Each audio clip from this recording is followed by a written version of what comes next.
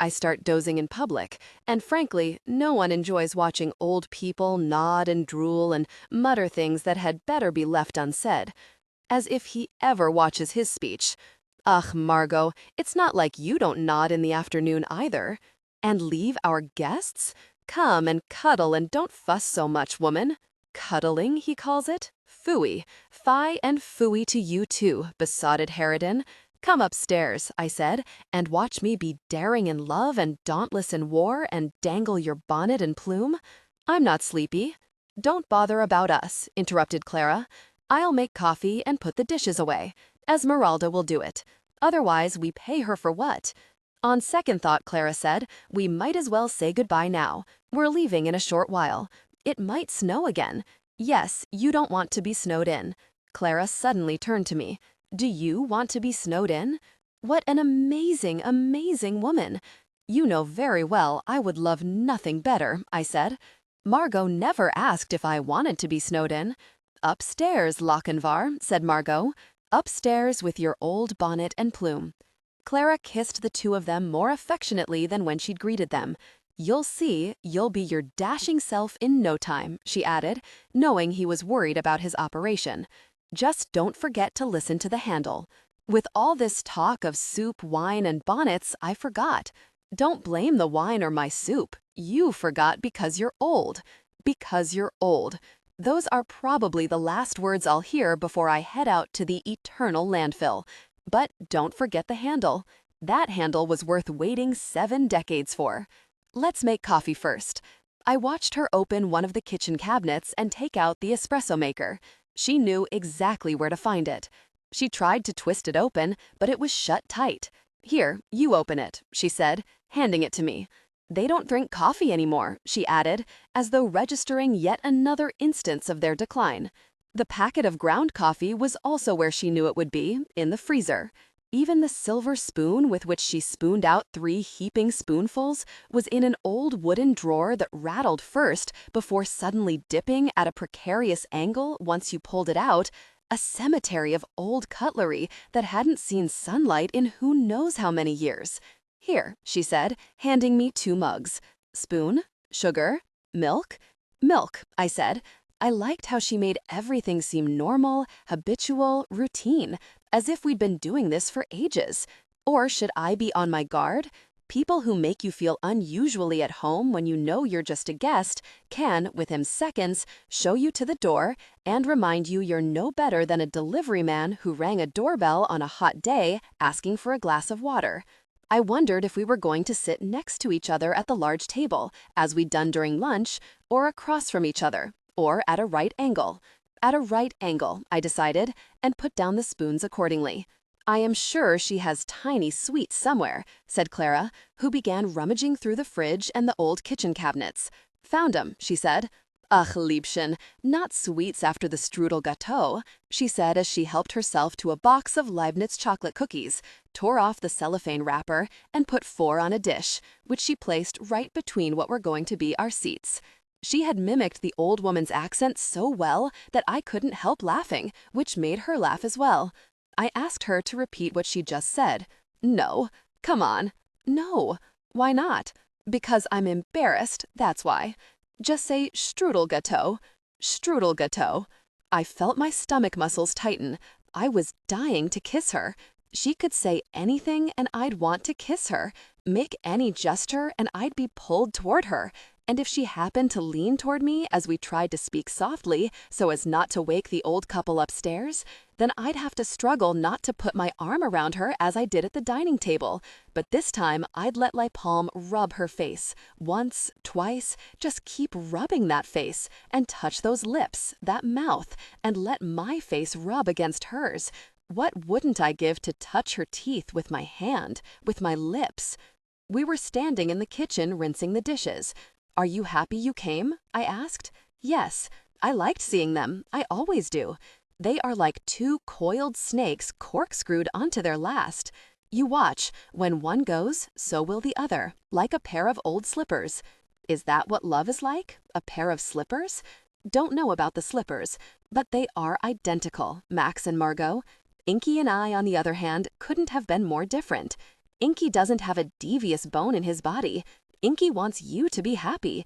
Inky misses you when you're gone, runs errands if you ask, fixes things when they break, will die for you if you so much as hint that you want him to jump from this or that ledge. He is kindness and health personified, which is why he'll never understand me. Because he is not all twisted? Not like us, he isn't. I liked this. So you said no to Inky because he's a healthy human being? So I said no to Inky. Pause. Here, eat this cookie, otherwise I'll eat it, and when I get fat, trust me, I get even more bitter and depressed. Bitter and depressed? You? As if you hadn't noticed. You're like me. We're chipped all over. Like these dishes. Jewish dishes, she smiled. I did as I was asked with the dishes. Then we loaded them into the dishwasher. We were standing almost hip to hip, neither budging, until our hips were touching. Neither of us moved away. She asked if I'd split another Leibniz cookie with her. Promise not to be bitter and depressed. I'm already bitter and depressed. Because of me? I had said it in complete jest, and couldn't possibly have meant what she heard. But she turned to me with her wet pink hand, and, with the back of it, touched me once on the cheek, and then, and again. And then she kissed me so close to my lips that she might as well have kissed me all the way. Which is when I let my lips touch hers, once, twice, rubbing her face with my own wet palm as I'd been craving to do all through lunch. She let me brush her lips, but there was forbearance in her lips, and I knew not to push. Authentic, never theatrical. So you will split another chocolate Leibniz with me. I have no choice. Inky calls these chocolate lesbians. We used to think it was funny. I wonder if there's anything we can take for the road. She ferreted through the cabinets. Nothing, just M&Ms, probably bought for the grandchildren or for Halloween. The large yellow bag was sealed with a giant clasp. Let's take a few. We found a small Ziploc bag and transferred M&Ms into it with the pantomimed complicity of amateur safecrackers. Thank you, she said, for the M&Ms. No, for coming here with me, for knowing, for everything else, and for understanding. Especially for understanding, I repeated with emphasis and mock humor. Thank you for understanding. What a way with words she had, saying everything and saying nothing. I told him I was the wrong woman for him, but did he listen? Then I told him he was the wrong man for me, and he still wouldn't listen. And he'll keep fighting it. I know him. He'll call them tonight and ask if I came by, and they'll say yes. And he'll ask if I came alone, and they'll say no. And he'll ask who with, and they won't know. And he'll call me, and it'll never end. Happy you came now? You answer. I think you still are. She dried her hands, passed me the towel, and began putting the wine away. Clara? She turned back. Yes, I want to tell you something. She was putting the corks back into the 2 bottles. This was going to be it. You want to tell me something? Again, the same restraint in her voice, in the way she held her body, and stared at me now. Don't you think I know?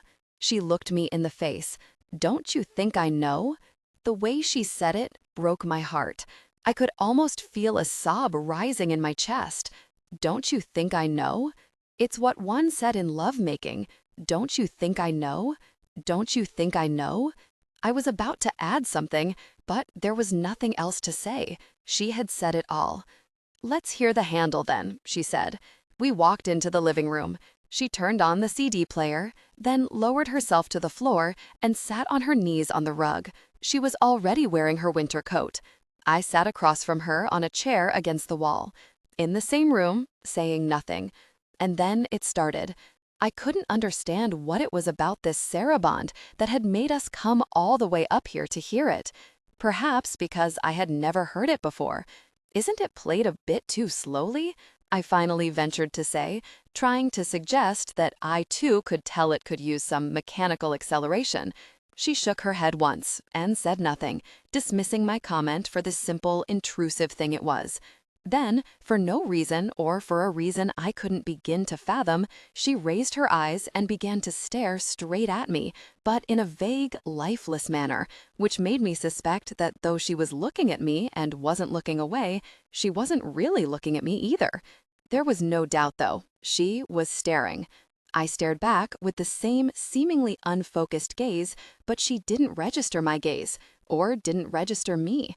And I thought, this is what happens to people who are entirely wrapped by music, whereas I am almost just pretending, the way I almost just pretend to be wrapped by food, wine, scenery, art, love. When others listened to music, they became one with music and just stared at you, past you, through you, and expected no reciprocity, no implicit eyebrow signal, because they were already one with things. Were we just going to stare at each other for however long it took to hear the music? So it seemed. So I left my chair and, all the while continuing to stare at hers, she was still following me with her gaze, kneeled down right next to her on the rug, my heart racing, neither of us taking our eyes off each other. I not knowing whether I was breaking some tacit understanding I hadn't altogether agreed to, she not knowing what I was up to, except that suddenly I caught her nether lip give a tremor, her chin seemed to cramp ever so slightly, and before I knew what was happening, her eyes were filled with tears and she began crying. I envied her even this freedom. "Clara," I said. She shrugged her shoulders, as if to mean, "Can't be helped. I don't know what's come over me. I don't know." I reached out and held both her hands in mine. "I'm a total mess, aren't I?" "It's the handle." She said nothing, just shook her head. I should have kissed her right there and then. Or maybe it's inky, I threw in. Or seeing Max and Margot, I added, trying to help her narrow down the cause of her tears, the way a parent might help a child find the exact spot where his arm hurts. "We're taking the CD. He made other copies," she finally said. She was trying to show she was quite able to compose herself. Poor man, him with his dead music and his rotting body and all that talk of eternal landfills. She began to cry again, this time in earnest. "You left out strudel, Bateau." I was trying to distract her and make her laugh, though I wouldn't have minded if she continued crying. Tears seemed to have removed every barb from her body, and, better yet, to have humanized her the way I'd seldom seen someone be so human before. It left me feeling totally rudderless. I attempted another joke, this time at the expense of art and pee-pee caca art. She gave a mild laugh, but wasn't falling for the diversion. "Does music always make you cry?" But my question was a weak diversion, and she wasn't falling for it either. "I'm not ready," she finally said. I knew exactly what she meant. Might as well bring it out into the open. "Because I am?" I asked, as though to undo any pretense that I might be. Were we saying yes by saying no? Or was it the other way around? Saying no to mean yes to say no? "What messes," she said. "Well, at least we know we're safe messes." She took this in. I thought I had finally comforted her. I don't know that I am safe, that is. Perhaps neither of us is. Even in the midst of tears, I could heed the light, wind-blown cheep of rusted barbed wire dangling on a long country fence. I took out my handkerchief and gave it to her. She grabbed it as though it were a jug of ice water in July, wiped her tears several times, then crumpled it tightly in her fist. I feared she might hold this moment against me. "You're the only person She hesitated a moment, making me think she was about to say something ever so sweet about me, "who still uses handkerchiefs." "What do most people use? Their fingers?" I asked. "Some do. Most use tissues. Others, gloves." I could sense that maybe humor wasn't going to work. "I'm just afraid I may never see this house." She was on the verge of tears again. "What if we promise to be back here in a week, together?" She looked at me point blank and said nothing, the same vague, absent look on her face, which told me she either didn't trust my motives or that she simply lacked the will to remind me how quixotic was my plan. For all I knew, she had other things lined up for next week, things I wasn't part of. For all I knew, this should have been the time to bring up her admonition yet again, but she didn't have the strength or the heart to do so now. Why not? You'll pick me up, bring me breakfast, and sing for me in the car. You're such a Prince Oscar. When she gave me back my handkerchief, I could feel its dampness. I put it back in my pocket, hoping it might never dry. "You're the best person to have Vishnu Krishnas with," she finally said. "Today was my turn. Yesterday, yours. Keep talking like this, and you'll make me have one this minute." "What wrecks," she said. On the way back, we listened to Handel's Sarabande again and again. Authentic, never theatrical. I knew that this would be our song, the song of December 26, and that wherever I'd be in the years to come, if, like a traveler in the desert, I should lose my bearings one night, all I would have to do was think of this saraband as played by a man who had disappeared into the hinterland of time, and like an anthropologist piecing bone fragments together one by one, I'd be able to bring back who I was on this day, where I'd been, what I'd wanted most in life, and how I'd fallen for it and almost touched it.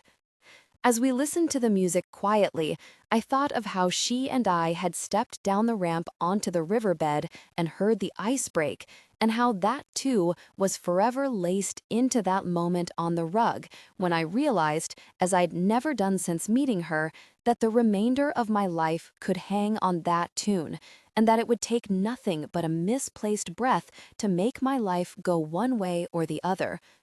"Clara Brunschvik," I said. "Yes, Prince Oscar?" "Clara Brunschvik, I'll never forget you," I was going to say, but then I thought it sounded too wistful. "Clara Brunschvik, I could so easily fall in love with you, if I haven't already. No, too laden. Clara Brunschvik, I could do this for the rest of my life, me and you, alone together, whenever, forever. Spend every minute the way we've done today, winter, car, ice, stones, soup, because 100 years from now, those minutes are all we'll have to show for ourselves, all we're ever going to want to pass on to others.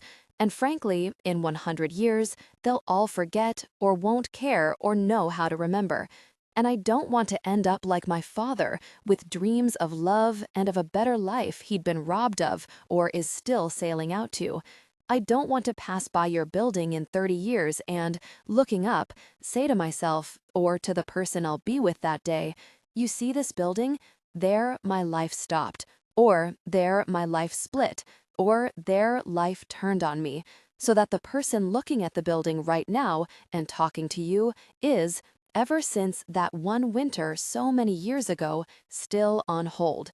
The hand holding your hand is a phantom limb, and the rest of me is prosthetic too, and I'm a shadow and she's a shadow, and, as in Verlaine's poem, we'll still speak shadow words of our shadow love while the decades trawl past us as we stay put and hold our breath.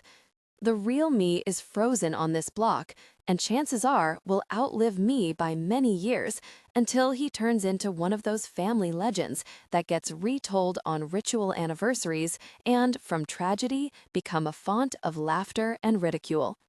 "So tell me the one about the man who was named after a large tanker," they'll say, the way I'd ask my father about ancestors who'd had their heads lopped off. "What were you going to say?" she said.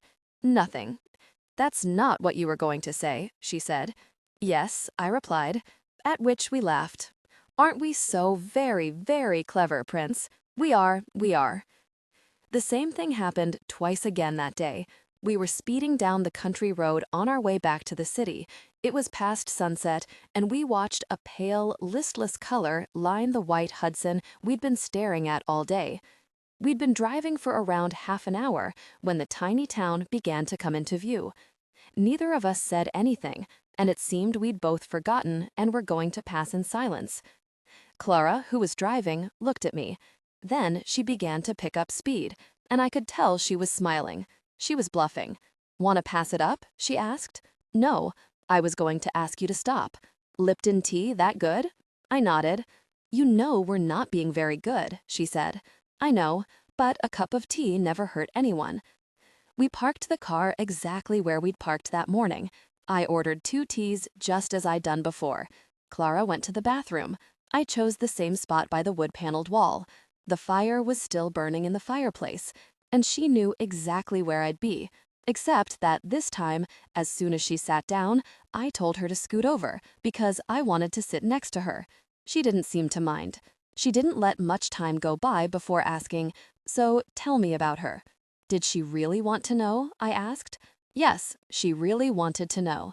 and as though to entice me, she snuggled into the corner between the end of the seat and the glass panel with the darkling view of the Hudson right behind her. "I met her right after college," I said. "The love of your life?" "No, not the love of my life." "So why are you telling me about her?" "You'll see, if you let me finish." She was a dancer, but by day an editor, a good cook, and 3 times a week a single mother. She was older than I was. By how much? 10 years, and don't interrupt. She cooked meals for me that I'd never eaten before, with sauces that would seem to require chefs and sous chefs days to prepare, but which she'd whip up in a matter of minutes. Here I was, almost a vegetarian, eating steak dinners every night. It took me a while to realize why she was feeding me so much protein. She, on the other hand, never ate. She smoked all the time. So we'd have those fabulous dishes on the tea table, and I would eat and eat and eat while she sat next to me on the floor and watched me chomp away.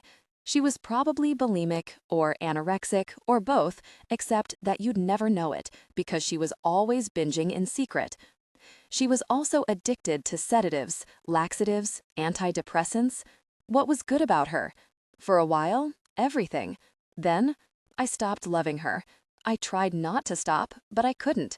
From not loving her, I started not wanting to listen to her, then to not wanting to touch her, to hating the sound of her laugh, or the rattle of her keys when she came home, or the sound of her slippers when she woke up in the middle of the night and went into the living room for a smoke and sat there in the dark because I said the light bothered me, down to the click of the television when she'd turn it off, which meant she was coming back to bed. It was horrible. I was horrible.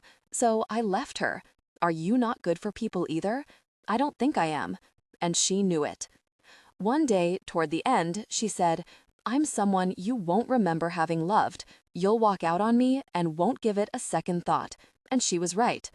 I feel silent. Well, go on with your story. Late last winter, out of the blue, one evening I got a call from her. We'd not spoken in 3 or 4 years. She said she wanted to see me. No, needed to see me.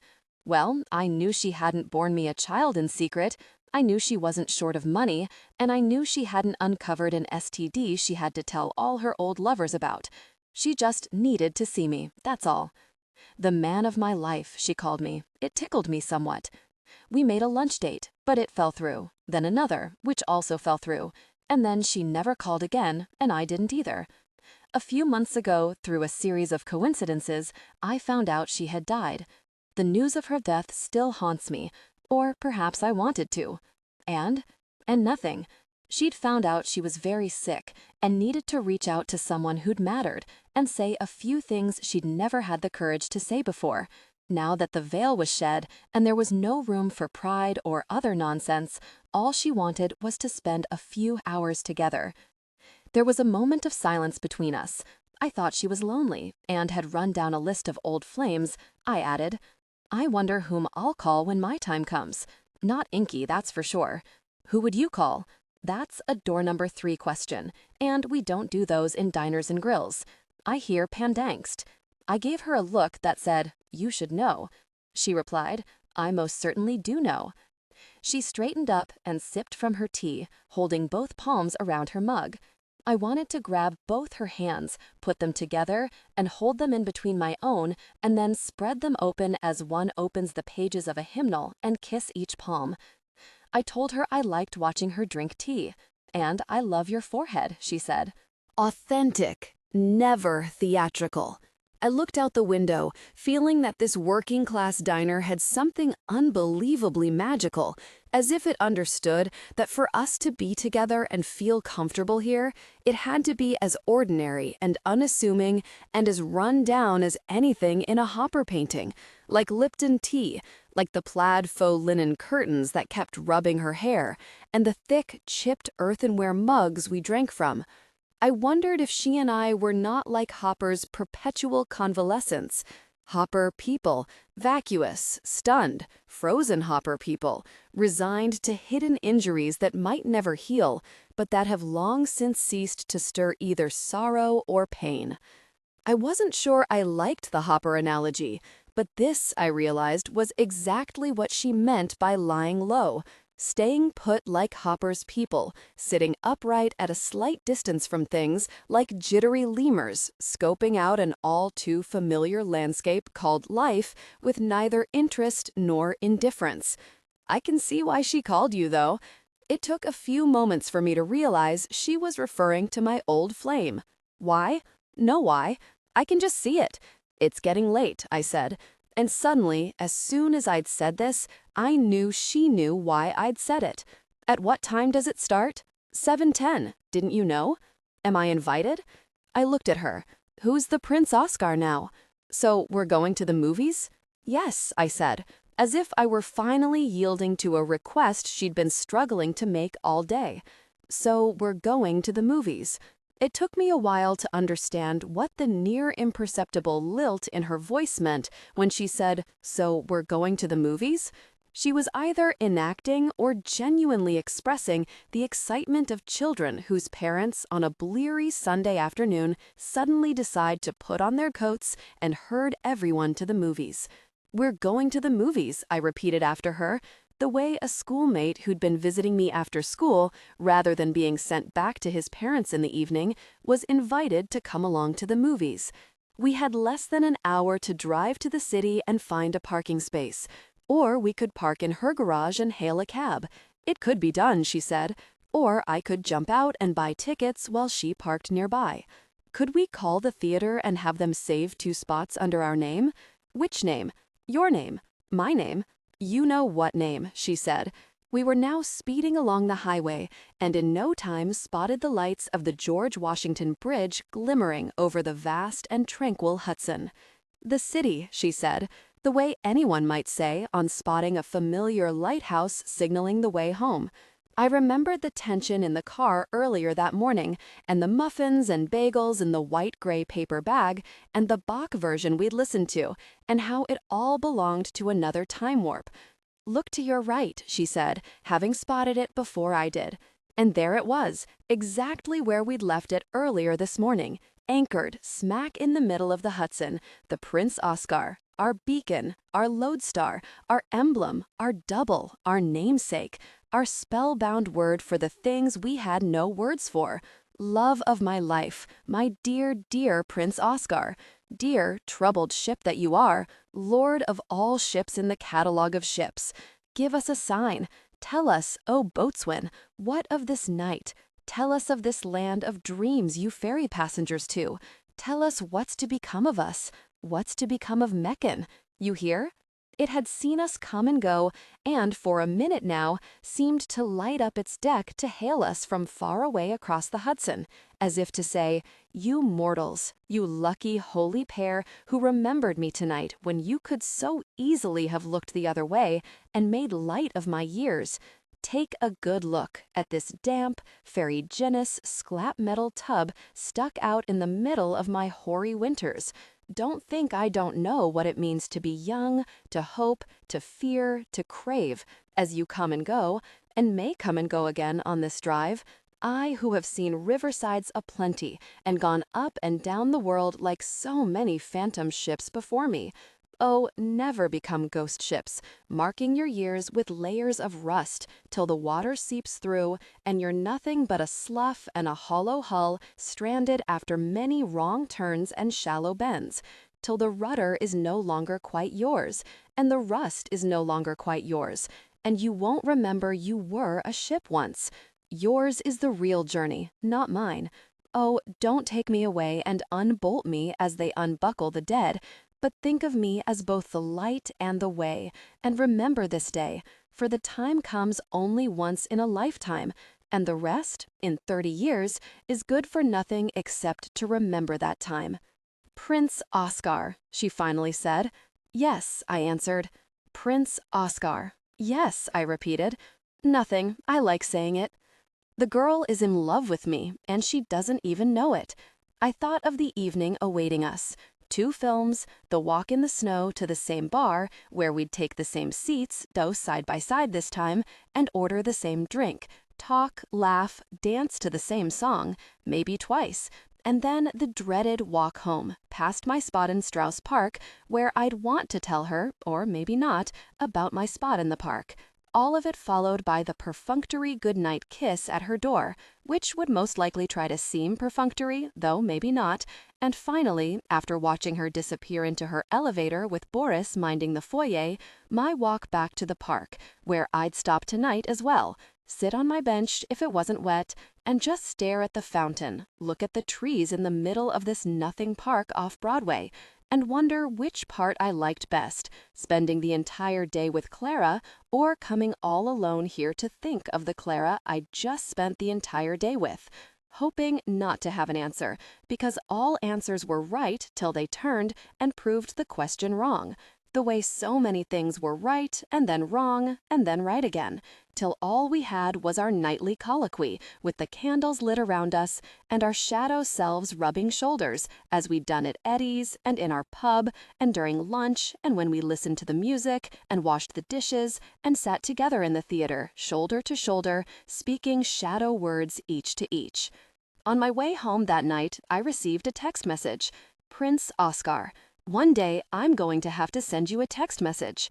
What is your hell? I had planned to ask her. It would have been my way of drawing her out and helping her lower her defenses.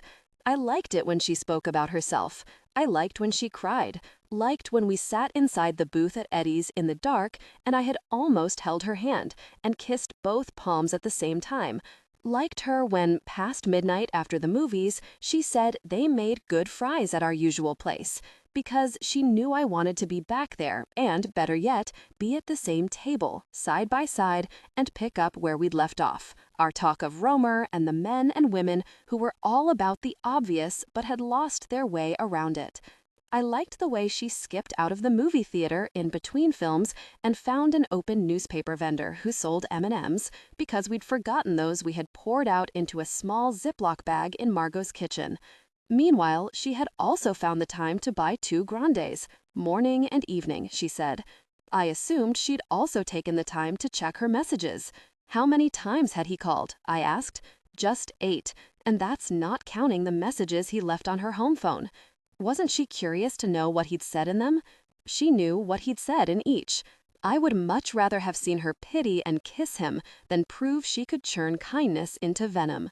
After we'd said goodbye at night, I'd made myself promise not to expect her to call me the next day, not to expect to see or hear from her in who knows how long, and certainly never to think of calling her, unless I had good reason to.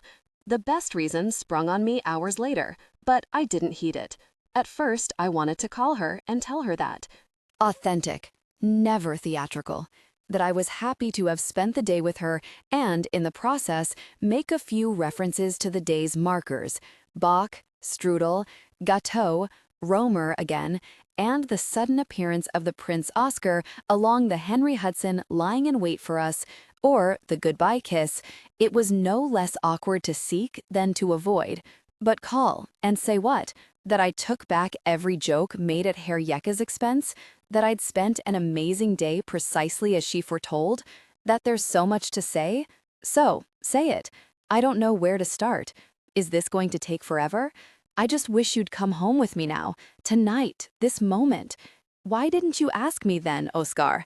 Because I just couldn't, because you're so really forbidding with your hot, cold, fire, ice, speak, don't speak airs, because I can't make out where you are, who you are.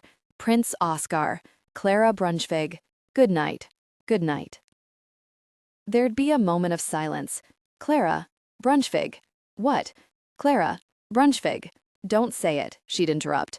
Don't want me to say it? No, then you say it. Prince Oscar, let's not do this now. Tell me why you don't want us to say it. Tell me, tell me. I could have called on my way back home. I could have called in the cab. I could have called once I got home. I could have called you while you were in the elevator, called your name while you were speaking to Boris, shouted Clara. I could have answered her message as soon as I got it. One day, I'm going to have to send you a text message.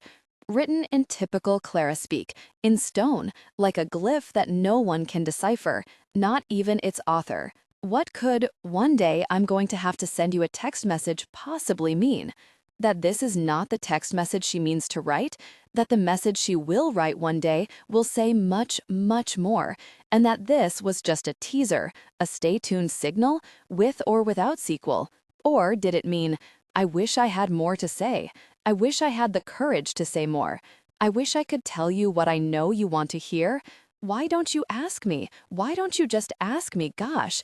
I wish you would read in between the lines, as I know you will and love to do, because you'll take nothing I say at face value, which is why I must speak in doublespeak, though I do not want to speak in cipher, especially to you, but am reduced to speak in the bleakest of codes. I kept reading the text message for at least an hour, as if it had come with a crib note I had accidentally lost.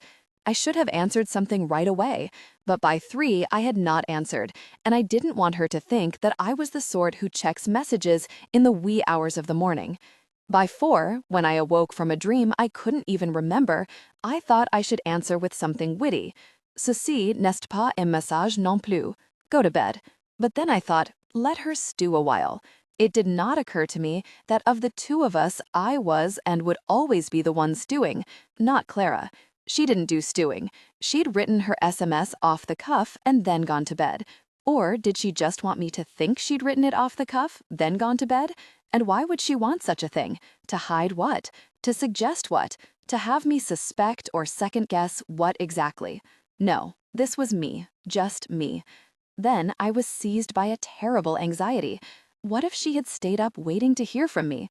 What if, left by herself, she finally did pick up the phone when it rang for the nth time that night and had one marathon tug-of-war session with Inky that always led to a listless, okay, come over if you really want. I wonder if she would have picked up the phone on seeing it was I calling? At 8 in the morning, when, contrary to every absurd expectation, it finally became apparent that she was not going to buzz me downstairs, I decided it was time to give up hope and head out to the beloved, no longer so beloved Greek diner. Now, yesterday's missed opportunity to be alone with eggs and the paper came back like a reminder of failure and despair. Before stepping into the shower, I eyed the telephone. No, you do not call the Claras of this world just to say hi. You call them with a purpose, with a plan, even if it is a makeshift purpose. Do you have a plan? I do not have a plan. But you want to call? I want to call. Lunch, I thought. No, a late lunch. Not too loud, not too many people. A late lunch in a nice place. CB, how about lunch? Pa. Let her think this is my natural texting voice, breezy, untrammeled, happening. By the time I came out of the shower, she had already answered. Here was someone not reluctant to show she was eager to respond. Where, when, what, how, why. She had seen and raised me. It meant, so you want to play curt and lapidary? Here's curt and lapidary. See who'll fold first. The why she'd thrown in as an afterthought was the thorniest part of the equation. Piranesi 2 p.m. Italian, 67 Madison. 'Cause terrible reason you don't want to know. The reason, name one. Handle, roamer. Last night, that was yesterday. I want today. To be like yesterday. Do I need to go on? I was on the verge of acknowledging something, though I had no idea what. SMS is at once more intimate and more distancing, more so sometimes than the spoken word. The accent is there, but louder, sharper, clearer, a reef of curt intentions, easily mistaken, but seldom misinterpreted. One more round, and we'd be quarreling, not kissing. I know of a better place. Pick me up at 2. I was going to utter a determined great, but then decided to soften the tone to the more upbeat but formulaic done, which I altered to the more compliant I'll be there, to the mock imperative be there, but which, at the very last second, I wanted to mollify to the more gentle and evasive. Until then, opting in the end for my original done. All so very guarded and shifty, posturing, on both our parts or just on mine. Afterward, I went to my Greek diner and did exactly what I'd longed to do yesterday.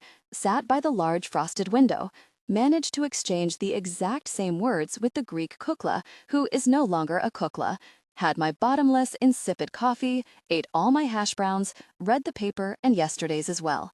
Then I went to a music store and bought CDs of all of Handel's piano suites and of the Bach Salotti. I would put on the music as soon as I got home and tried to remember how the ice had cracked to the beat of a prelude that cast a haunting spell all day. I walked into a Starbucks, ordered the same coffee infused with mocha she had brought along yesterday, and opened one CD box after the other. I liked the post-Christmas crowd, tourists milling around Lincoln Center, and so many New Yorkers off for the day. I still had 2 presents to buy. Then I realized that what I truly wanted to do was to buy Clara a present. Why buy me a present? Because. Because is a terrible reason. Because you changed everything. Because as soon as you touch a day in my life, it changes color, like one of those mood rings. Because if you so much as graze my skin, that part of me is burned forever. Here, see this elbow? You tapped it once when we walked back from the bar. It hasn't forgotten. See this hand? It held the tips of all your fingers when you cried. And as for my forehead, you once said you liked it, and ever since, my thoughts are no longer the same.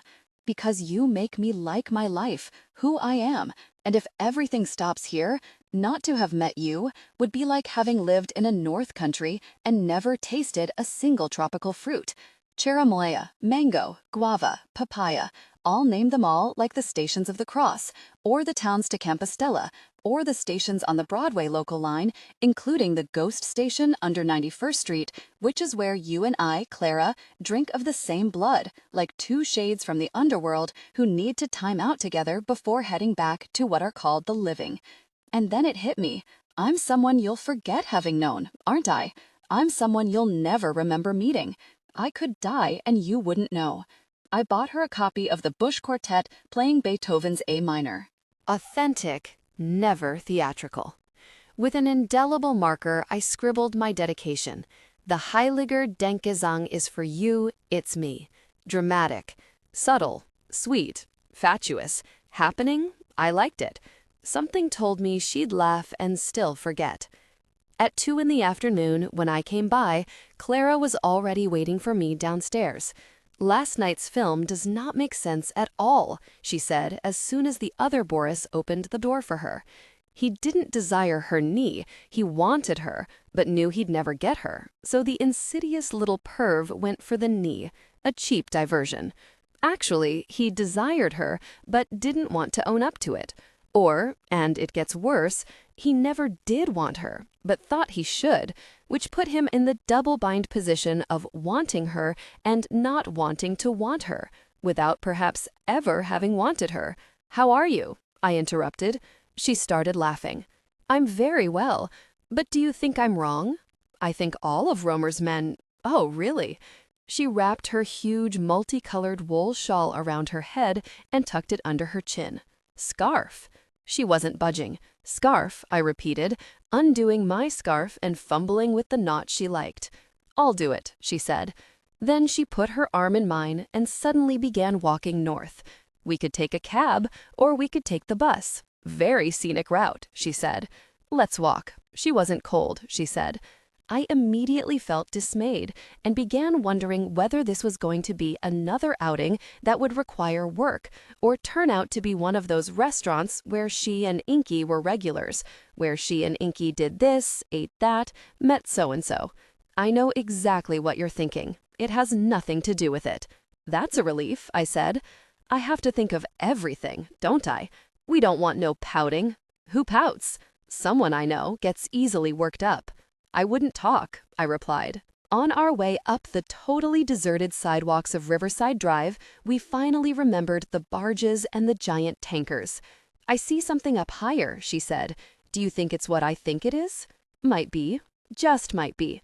But we both knew it couldn't be. It was just our way of resurrecting yesterday. As we walked, I kept looking at all the buildings along Riverside Drive. I hadn't walked on this sidewalk for years, and it hadn't changed a bit. Now they had Clara written all over them. At some point along the way, her phone began to ring. She looked for it in every pocket of her thick coat and finally found it. "I don't have my glasses. Who is it?" she said, handing over her phone. "It says Ricardo." She grabbed the phone from me, turned it off, and put it away. "Who is Ricardo?" I asked. I'd always felt that she was surrounded by men, but why had she never mentioned Ricardo before? It's Inky, spoken abruptly.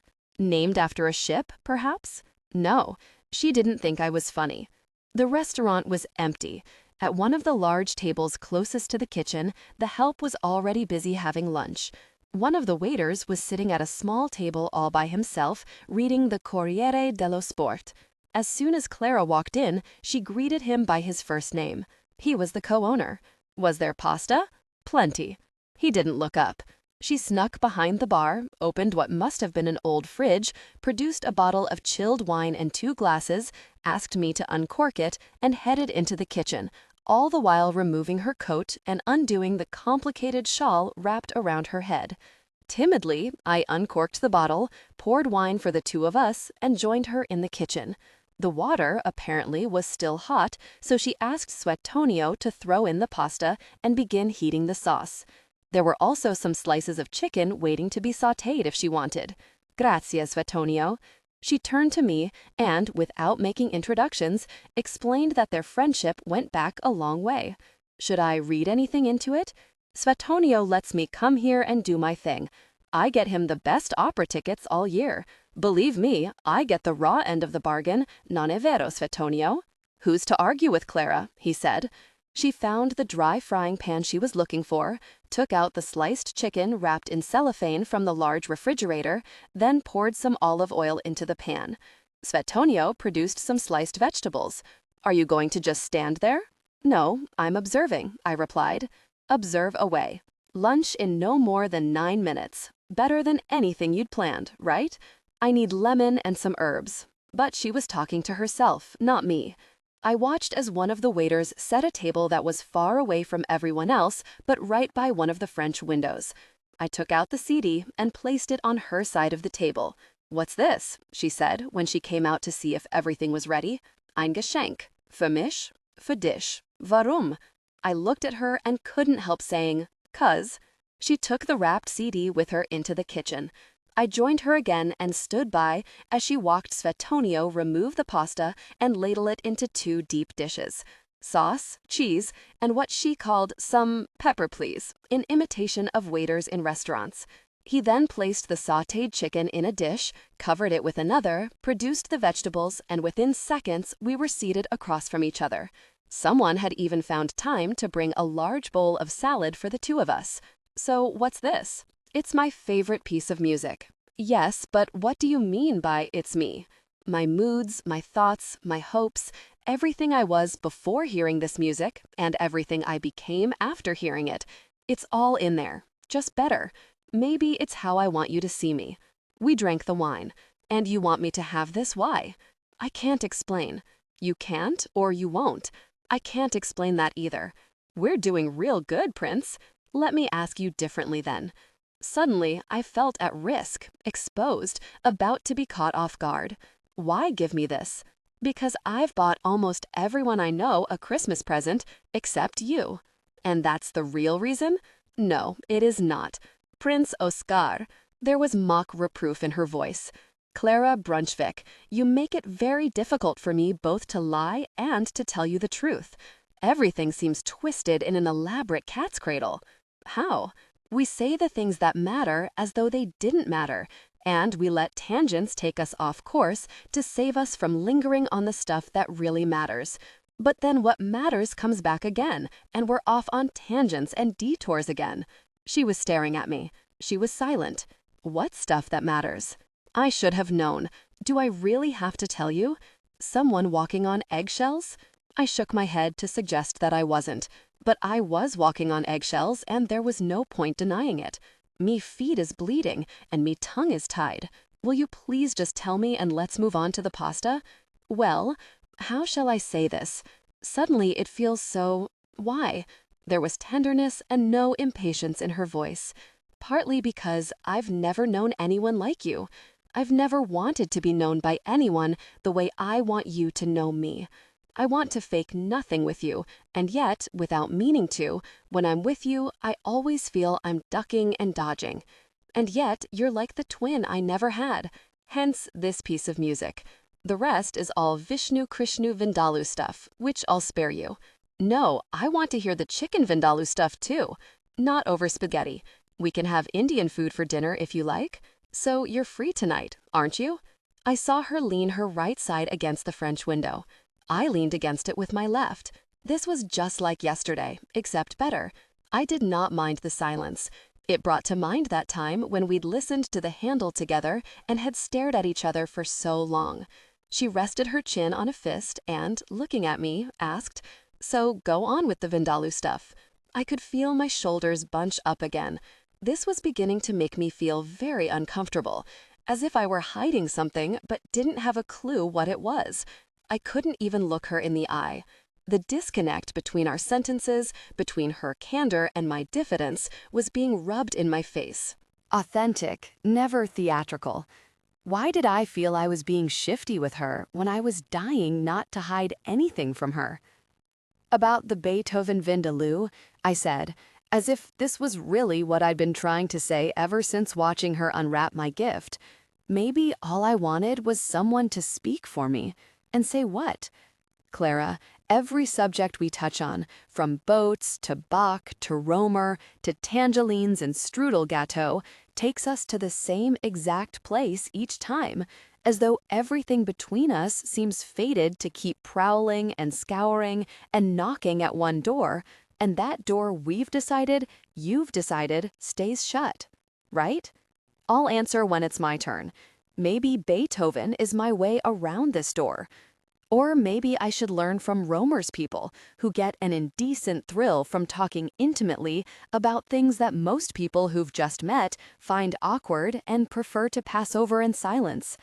I was running for cover, not realizing that I had just given away my hiding place. She interrupted me. "So this is awkward for you?"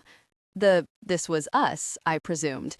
There was something savage and cruel in her question, as though she was striking back at something I'd said that had offended her. But it also seemed that all she wanted was to expose me for the sheer, perverse pleasure of doing so. 2 nights ago, she'd warned me not to hint at any of this. Why was she raising the subject when I was clearly trying to avoid it? Her 6 clipped words, "So this is awkward for you?" were a straight indictment of everything I was. They made me feel like a slithery trickster who should be punished for beating around the bush when he'd already been warned to stay off the grass. And yet, I knew she was right.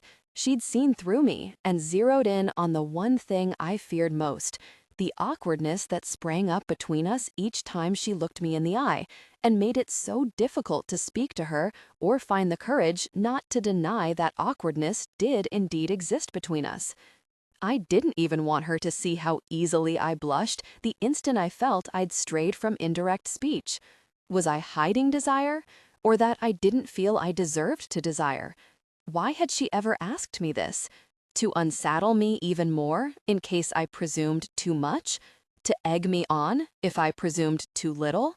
To rob the moment of its luster? To bring out the truth? To make me doubt everything about us? Or, as I was perfectly willing to accept, was all this taking place in my head only? I looked at her. I knew I could risk everything by saying something marginally wanton or clever. The Claras of this world seldom give men second chances. Say the wrong thing, and they're gone. Say nothing, and they're equally gone. She'll put on a dark skirt, a crimson blouse, and, with her daunting good looks, find any man at the first party she'll care to get herself invited to. I was observing her light green shirt now. No wonder she was wearing such a heavy shawl. I noticed her attire. Now this is getting really awkward, Prince. Is this another Vishnu Krishnu Vindaloo moment? Keep a lid on and out fly the barbs, I thought. You mean my silence? I asked. I meant your staring, but the silence too. Let's change the subject then, I said. And run away? No, talk to me about awkwardness. I want to learn. I cleared my throat. She removed the cover dish from the chicken plate and served me 2 slices of chicken and herself 2. 3 tiny potatoes for you, 3 for me, 1 more for you, because every man about to make a speech deserves a potato. 5 sprigs of asparagus for you, 3 for me because I need to make room on my plate, and finally, a bit of gravy for you and some for me to wash things down with. Okay, I'm listening. Then, realizing she'd omitted something, she added, and don't ruin the moment. I was thinking of how lucky I was to have gone to Han's party. Yes, cautious encouragement to keep going. Lucky for me, I mean, not for you. Of course, we laugh. We know why we laugh. We pretend not to know. Realize we're both pretending. Standard fare. I love it. Aren't we so very, very clever? Maybe I don't feel awkward at all with you, but feel that I should. Maybe the twinge of awkwardness sitting between us right now is nothing more than intimacy deferred, or waiting to happen, or failing to happen. And something tells me we both feel that this could easily be the best part, which is why we're both reluctant to fight it. This may just be the rose garden. What comes after could be trenches. And was I even speaking the truth? Was I lying? Why couldn't I believe a word I was saying? And, she insisted, and this is where I wish Beethoven might step in and make this moment last forever. This lunch, this conversation, even these twinges of awkwardness. I want nothing to change and everything to last. And at this point, she was teasing, and I was loving it. And here's a thought. In a year from now, when we go to Han's party, will we go there as strangers? Well, I am no stranger to Hans. I didn't mean Hans and you. She elbowed me. I know what you meant. Chances are we will have had a few arguments, maybe strong disagreements, ratted on each other, I'm almost certain, and probably hung up and sworn never to speak again. But I harbor no grudges and make up way too easily. So the jerk who'll ruin things will be you, not me. Ruin? Ruin what? I had finally managed to corner her. See, you're doing it now, ruining things, this time by pretending. So there was no boxing her in anywhere. Well, what if I am a jerk? What then? You mean will I make allowances and try to understand and get under your skin and feel your pain and see the world with your eyes and not through my own blinkered, selfish point of view? Why was she sidetracking? Put it this way, what if things suddenly die or are about to, and with their death, the desire to keep them alive dies as well? What will you do then? Without meaning to, I felt that I had cornered her once again. I will let you know they're about to die, but I won't do a thing more. So, it is conceivable that we will meet at Han's party next year. What am I saying? Next week. And though we'll stand this far apart, we could be total strangers. I was sounding peevish. Why are you doing this? Suddenly, she wasn't being flippant at all. We're having this most wonderful lunch, probably one of the best I've had all year. And look at us, we're playing chess. Worse than chess, because chess pieces move, but you're freezing us on the spot, like 2 blocks of ice stuck under a bridge. The idiots get past all our roadblocks and find all manner of shortcuts. The 1 or 2 life mates end up ruining things, and I'm the one who's blamed. Shall I keep going, or shall I flip channels? Please, please keep going, and don't change channels. Unlike you mean. A little dart, light and swift. Light and swift, just as I liked her. I let it slide. See, I know what you want, and the funny thing is, I can bring it to you, but I also know you. You want promises more than what I have to bring, and promises I can't make. Nor, for that matter, can you, not these days. Let's not fool ourselves. This ain't the rose garden.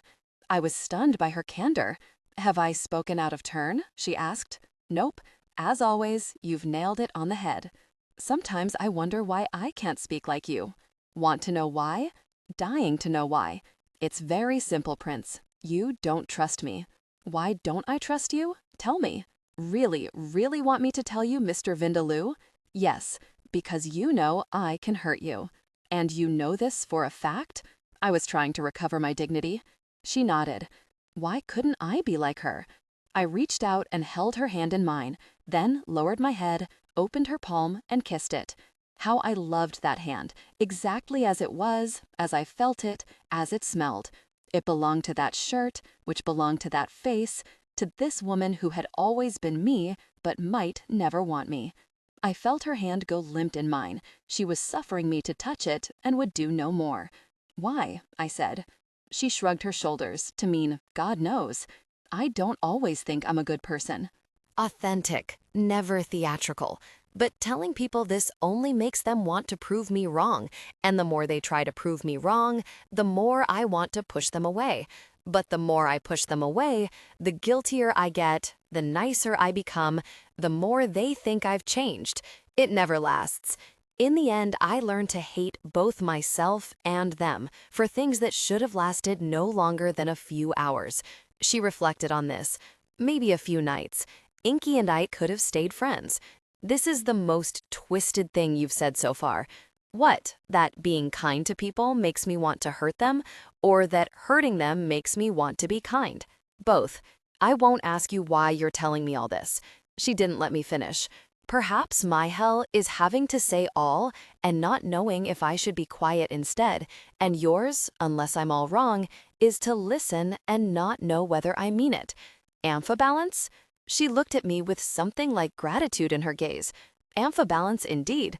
But let me put this on the table. But you can't raise me, okay? So typical. I nodded. I said you don't trust me, and I'm sure you have your reasons, and I won't ask what they are. But I also know you. You'll never ask me what we're doing here together. And one day you're going to have to. And when that day comes, she pursed her lips, gave another wistful shrug of her shoulders, said nothing. She wasn't answering. Door number 3? I asked. She nodded. That's my hell, I said. Unfair. It's mine too. I thought I understood. But she was right. One day I'd have to ask her what she meant. And that day, it suddenly hit me, was today, was now, and I didn't have the courage to ask. On the house, said one of the Mexican waiters who, along with the other waiters and cooks, had long finished lunch and cleared the staff's table. He had placed 2 squares of what looked like tiramisu and 2 cups of coffee on the table. Do you know what time it is? We were both dumbfounded. It was 4:30. She said she needed to walk. I did too. After coffee, we put on our coats. She did her complicated shawl knot, said goodbye to Suetonio, who was back to the sports pages, and we walked out to find a cold setting sun. Everything about her, about today even, was totally unusual. Not paying for lunch, helping the cook in his own restaurant, walking into places and taking over a home, a kitchen, a restaurant, a life, all these gusted through otherwise ordinary days.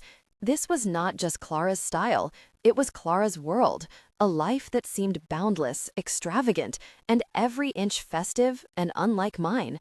And yet here we were, 2 beings who, for all our differences, seemed to speak the exact same language, liked the exact same things, and led almost identical lives. How could we be in 2 different rooms, let alone live streets and blocks apart, when we were made to share the same chair? Then I thought of Inky and caught a glimpse of his hell. He too must have thought they were identical beings, and yet there he was, living with the awful proof that being similar and thinking the same thoughts and feeling inseparable from someone was nothing more than one of the many screens that loneliness projects on the 4 walls of our lives. I told her it was doubtful we would have time for Indian food tonight. Why? She asked. We laughed. She knew exactly why. We had slightly more than 2 hours before 7:10. On the way down Broadway, she stopped by a botanica and asked in Spanish if the owner was there. The girl, who was hardly older than 14, went in, called her mother, who soon after appeared. Together or separate? She asked. You decide, said Clara to the fortune teller. The woman asked me to produce my palm, which I did, reluctantly, never in my life having done anything like this before. It felt no different than entering a slovenly tattoo parlor or opium den, something slightly disturbing, because I might never be the same person on coming out. Worth a shot, I thought. The beefy woman took hold of my left palm with one hand and with the pinky of her other seemed to point at things I wasn't seeing. Someone very dear to me had bad leg troubles. No, just the right leg. A sibling. And moments later, no, a parent, she said. Very serious leg trouble, she said, raising her head and staring at me. It's over, she corrected. I withdrew my hand before she had time to say anything more. "But you have a good line," she said, by way of compensating for the bad news. She asked for Clara's hand. "The bucket is full, but I see nothing anywhere." Was this a metaphor? Then she whispered something in Clara's ear. Clara raised her shoulders to suggest either indifference or that she didn't know. We walked out humbled and crestfallen creatures. "What did Madame Sosistress whisper to you?" I asked, once we'd left the palm reader's parlor. "You don't want to know." "Unfair. Actually, you do, but you really don't." "Inky?" I asked, knowing that, after our lunch, my cards were all on the table. Not telling. Clara wanted to buy a candy bar, she said. It was 5 o'clock. We had 2 hours. Yet, strangely enough, neither of us felt they were hours we had to kill. We could have walked, stopped in stores, bought presents, kept going. Kept going. Till when, Clara? Till tomorrow? Next year? Forever? "I can make tea," she said. I couldn't resist. "You mean walk into a coffee shop, dash into the kitchen, and produce 2 mugs with Lipton tea bags?" No, at my place. I had to control a sudden surge of instant panic and bliss. Part of me didn't wish to go upstairs for fear of what I'd be tempted to do, the other for fear that I'd never even dare. Boris, if he remembered me, must have suspected that something like this was bound to happen. She stamped her feet as he was holding the door. I did the same, and thanked him with a semi-flustered greeting. I was, without realizing it, uneasy and trying not to show it. We stepped into the elevator. This was where I'd met the woman in the blue overcoat. The elevator felt and smelled different. I didn't know this smell. A mid-afternoon in a strange new place smell. I had wanted to pretend I was coming here for the first time, that the party had already started, and that I was about to meet Clara any moment now. But before I knew it, we had already reached her floor. She unlocked the door. Then she removed her coat, unwrapped her complicated shawl, and showed me into the living room, which overlooked the Hudson. I felt that I was back at the party, except that everything had been cleaned up and put back together to look totally different. Partitions had come up where none existed upstairs. Furniture had been moved. The artwork looked different, older. The Hudson felt closer, and when I neared the bank of large windows, it seemed to me that even Riverside Drive felt different, more accessible than the far-flung vista that had made me think of Gogol, Byzantium, and Montevideo. "Give me your coat." She took my coat, and what almost moved me, because it seemed so unexpected, was her manner of handling it, as if it were going to break or crease if she didn't take deferential care of my stupid old coat. Was this a sign? There are no signs, I kept telling myself. "Come, let's go to the kitchen. Then I'll show you around." Was she going to show me her bedroom? The kitchen, like the entire apartment, hadn't been touched up in decades. Her parents, she explained, had lived there until the day of the accident, and ever since, she'd never had the heart or the time to fix much. There were walls to be broken through, others to put up, wiring to pull out, so many things to be given away. To prove her point, she showed me the gas range and asked me to light it. "Don't you just turn a knob or press something?" I asked. "No, you use this," she said, taking out a match from a large matchbox. "Does this thing whistle when the water boils?" "No, it chimes." She pointed at a very contempo-designed tea kettle, a gift. But major renovations would take so much time. Plus, I don't think I want it changed. Her whole apartment, it occurred to me, was lying low too. Authentic, never theatrical. We stood in the unlit kitchen waiting for the water to boil. I have no cookies. I have nothing to offer. Girl on perpetual diet, I thought.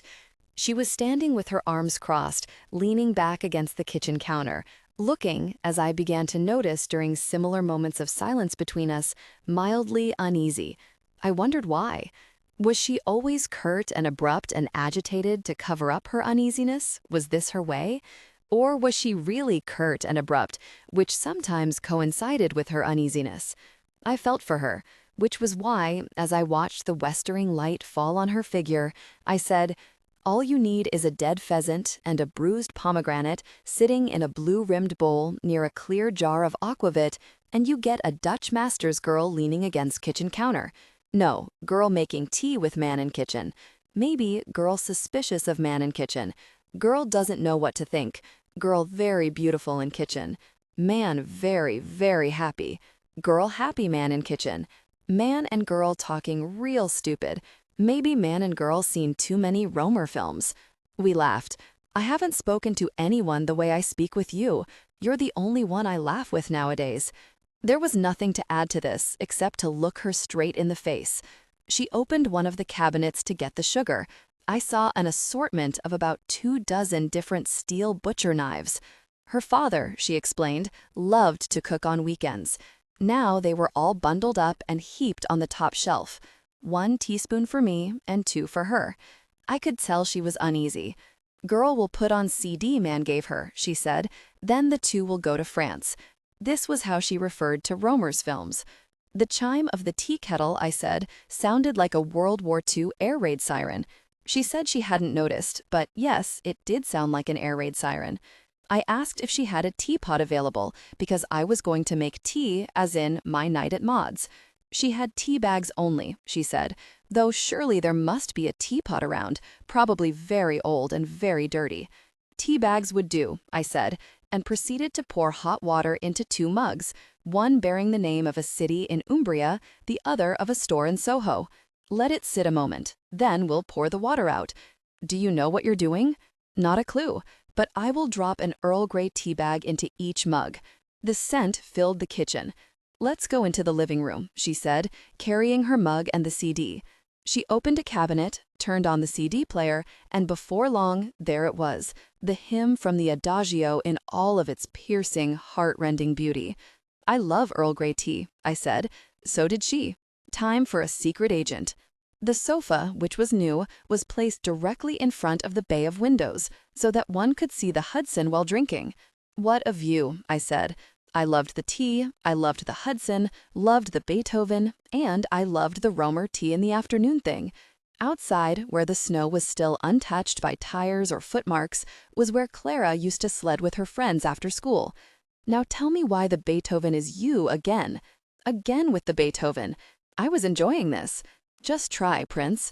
It's you because, she asked, imitating bated breath, because the Heiliger Danke song was written while Beethoven was convalescing and, like me, like you, like everyone really, was lying very low. He had come close to dying and was grateful to be alive. And it's about a simple handful of notes, plus a sustained, overextended hymn in the Lydian mode, which it loves and doesn't wish to see end, because it likes repeating questions and deferring answers, because all answers are easy, because it's not answers and clarity or even ambiguity that Beethoven wants. What he's after is deferral and distended time, a grace period that never expires and that comes like memory, but isn't memory, all cadence and no chaos. And he'll keep repeating and extending the process until he's left with 5 notes, 3 notes, 1 note, no breath. Maybe art is just that, life without death, life in the Lydian mode. The silence between us told me that, in her mind, Clara had right away substituted the word life with another word, hence her silence. Tea in the Lydian mode, sunset in the Lydian mode. I added to stir some humor between us, at which she almost snickered, meaning, I know what you're doing, Prince. Yes, that too, she said. I looked over the room. There must have been 20 pillows on the sofas and armchairs, and in one of the corners by the window, 2 large plants. The armchairs looked old but not dowdy, as if the rest of the room were trying to adjust to the new sofa without straining itself.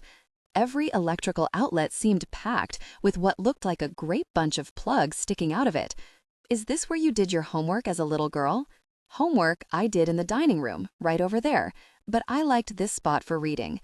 Even when we had guests, I'd sit on an ottoman in the corner and slink away to St. Petersburg. This is also where I played the piano. Perfect childhood? Uneventful. I don't have bad memories, or great ones either.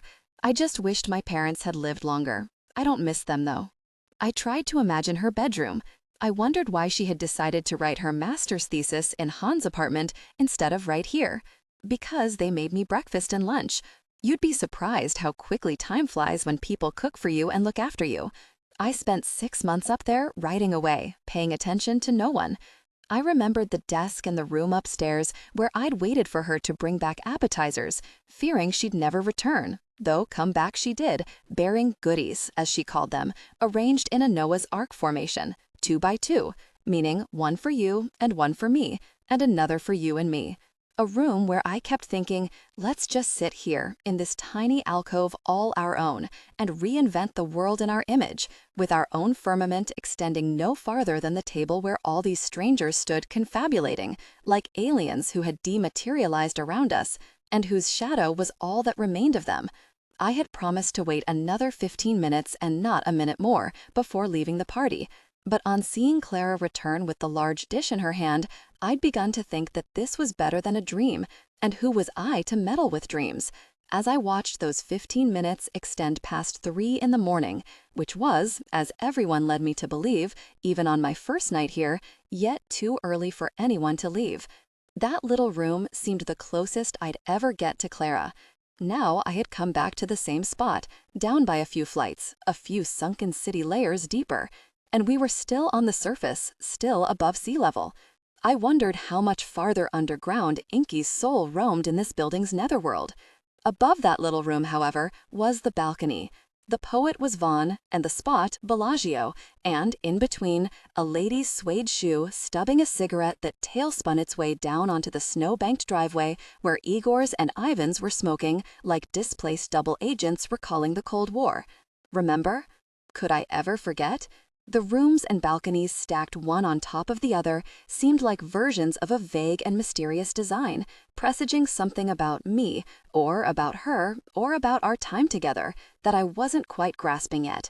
Was I closer to that something on her floor, or was I farther from it than I'd been there 3 days earlier? Did each floor point to a weaker or to a louder echo of itself? Or was it the echoing effect that was beckoning me right now? Rising and falling from floor to floor, like snakes and ladders, like Beethoven's overextended hymn, which comes on, and then withers, and then comes back again, timeless, spellbound, and imperishable. "So this is awkward," she had said at the restaurant. I wouldn't touch that, but I knew she was pleading with me to speak, to go beyond, just say something. Authentic, never theatrical.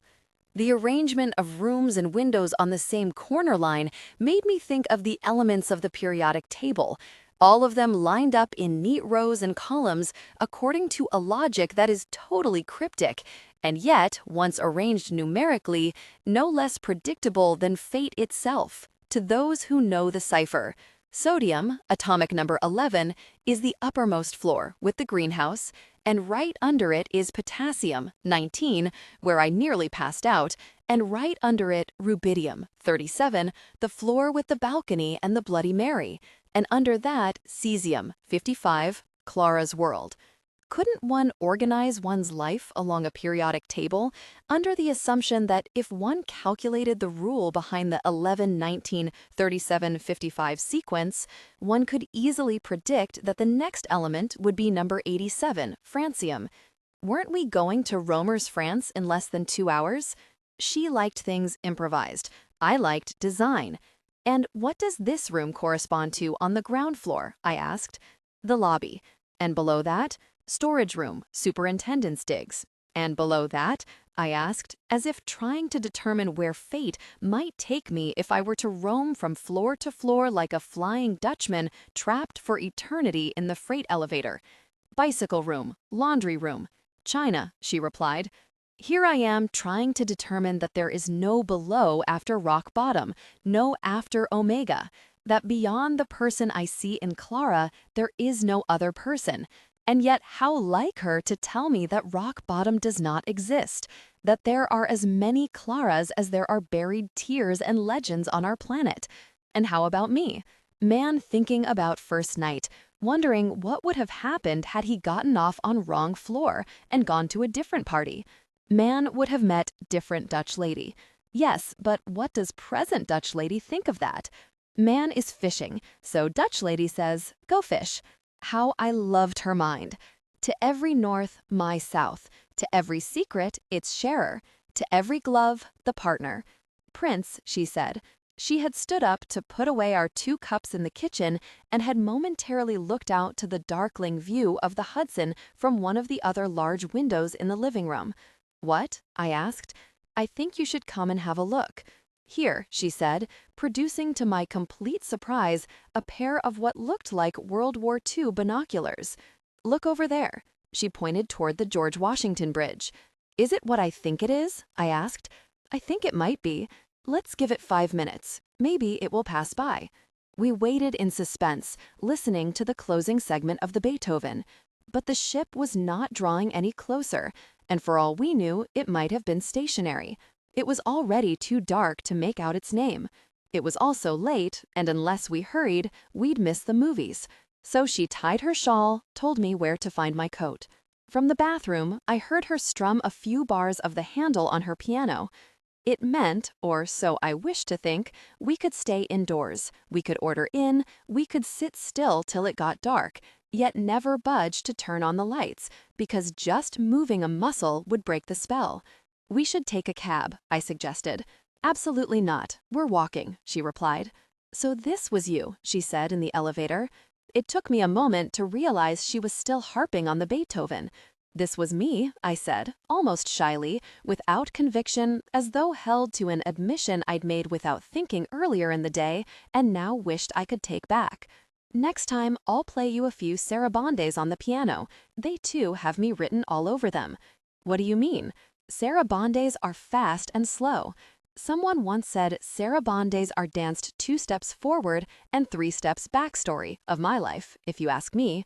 We took a shortcut down West End Avenue, which, unlike Riverside, had already been plowed, with the snow gathered in high banks along the curbs. The walk was all downhill, and when we got there, the ticket holders' line was longer than we'd anticipated. Someone said they weren't sold out. When we got our tickets, all I hoped was that we wouldn't be separated. And if we were? We walk out, she said. We recognized some faces from the previous evenings. Clara, as became her habit, said she'd try to get something from a nearby Starbucks. We liked the slice of lemon cake she had bought last night. In line, I started talking with a couple standing in front of us. She had seen many Romer films, he had seen only a few. They had come the night before as well, but he wasn't convinced. She thought that tonight's films might actually persuade him of the director's genius. Did I think he was a genius? He could be, I said. But real people never behaved, much less talked that way in the real world, he said. Well, interrupted Clara, who had gathered the gist of the man's objections as soon as she joined me online, Monet's paintings look nothing like the real world, nor would we want them to. What's the real world got to do with art, anyway? That seemed to shut him up. Perhaps the poor man was trying to make conversation. They were so clearly on their second date. I wonder where 710 with the sloping crew cut is tonight. Oh, there he is. I gave him our tickets, and she smiled at him. Danko, Philo Danka, she said in mock German, a clownish simper on her face. He growled in silence, as he had done 2 nights before. He could sense she was making fun of him. I don't like your attitude, he finally said. I love yours, she retorted. She didn't know whether to call him Fildenko or Fildenko, so she decided to call him Fildanka with a P. She was laughing all to herself until we saw Fildanka's face peer at the audience through the slit in the thick, dark curtain and, with the beam of his flashlight, point to an empty seat behind us. Madam, the seat, he said, which Clara instantly parodied into Madame Dasset. Can you see? I asked when the credits came on. Not a bit. Then she repeated Fildanka, Madame Dasset, and neither of us could stop laughing. Midway through the Les Rayons Verts, the situation became totally untenable. She opened her purse and produced a nip, which she twisted open and pressed on me to drink from. What is it? Oban, she whispered. My neighbor turned his head to me, then looked at the screen, as though determined never to look our way again. I think we got caught, she whispered. He tell Fildanka, you watch, Fildanka get furious. Suppressed laughter. Later, the film stopped rolling. At first, people sat quietly in their spots. Then they began to grow impatient, finally erupting in hisses and taunts that grew louder and louder, as in a high school auditorium. I told her that Fildanka was all at once ticket collector, usher, popcorn maker, and projectionist, which sent her roaring out loud, shouting, Fildanka, fix it to movie! Everyone was now staring at us, and the more they stared, the more she laughed. Fix it to movie, she hollered, everyone joining in the laughter. This the woman who leaned against her kitchen counter a few hours ago and looked so uneasy during an awkward silence between us that all she could do was speak in pidgin English.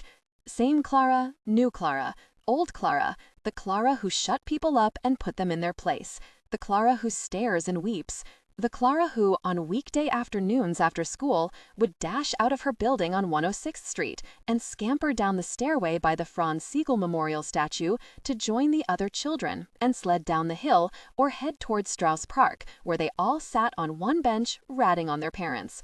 Clara who mourned her parents in silence when she heard the news, but then changed clothes and went to a party. Clara never outgrew the comfort of those hours when her parents drank tea with friends by the large bay of windows facing the Hudson, and all was well in this medieval town along the Rhine, which her parents and grandparents had re-resurrected this side of the Atlantic. Authentic, never theatrical. Was there a periodic table for her as she floated her way up, down, and across her various little squares, her folia and her solemn saraband wrapped in one and put under a panino press like a sandwich cubano sold on the corner of her block? Or was she like me, but so much better than me? What do we do now? I asked. I don't know. What do you want to do? I think we should have a real drink. In our rush to leave the theater before something might make us change our minds, she barely had time to throw her scarf over her head or tie her knot. What happened to the complicated knot? I asked. Leave the complicated knot alone, she said, as she snuggled under my arm, then under my armpit before I could even put my arm around her. Let's catch a cab, I said. Usual place? Absolutely.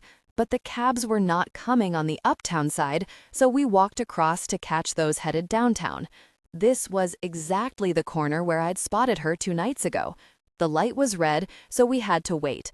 And in the island in the middle of Broadway, she began chanting with teeth clattering in the cold. Fildanka, Fildanka, thy larum afar brings hope to the valiant and promise of war. Who? I asked. Byron.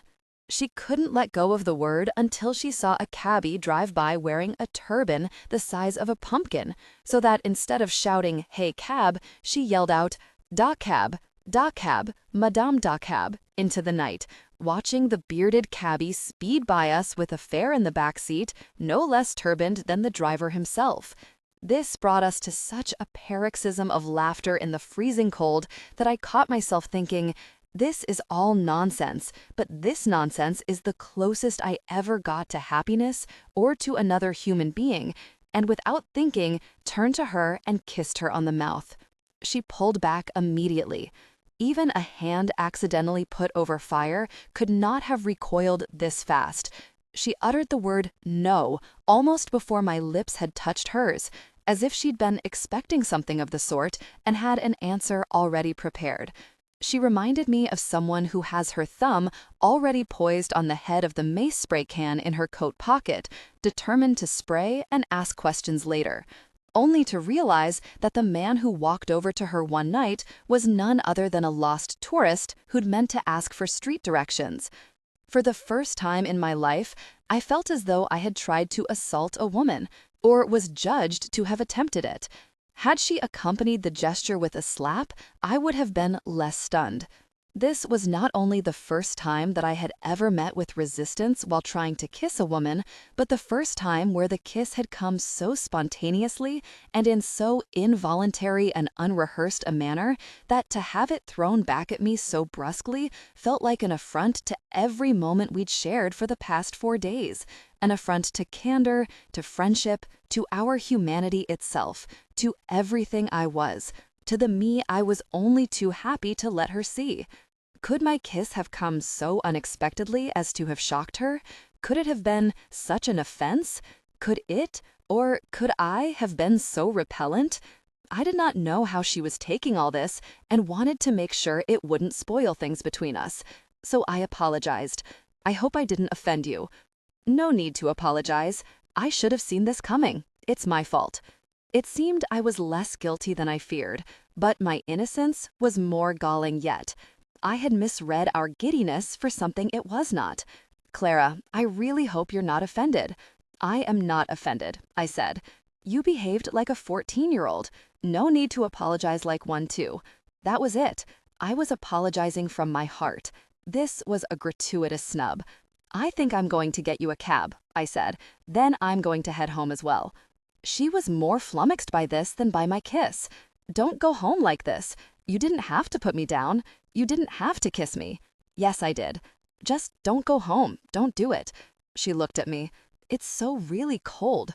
Let's have a drink. I don't want this to happen. Why? Why? Because we were having a good time together. Because if you think it's a marvelous thing we both ended up at Han's party, don't you think that I think so too? Don't you think that if you've never wanted to be known by anyone the way I know you, it's because I may want the same from you? So why not let me kiss you?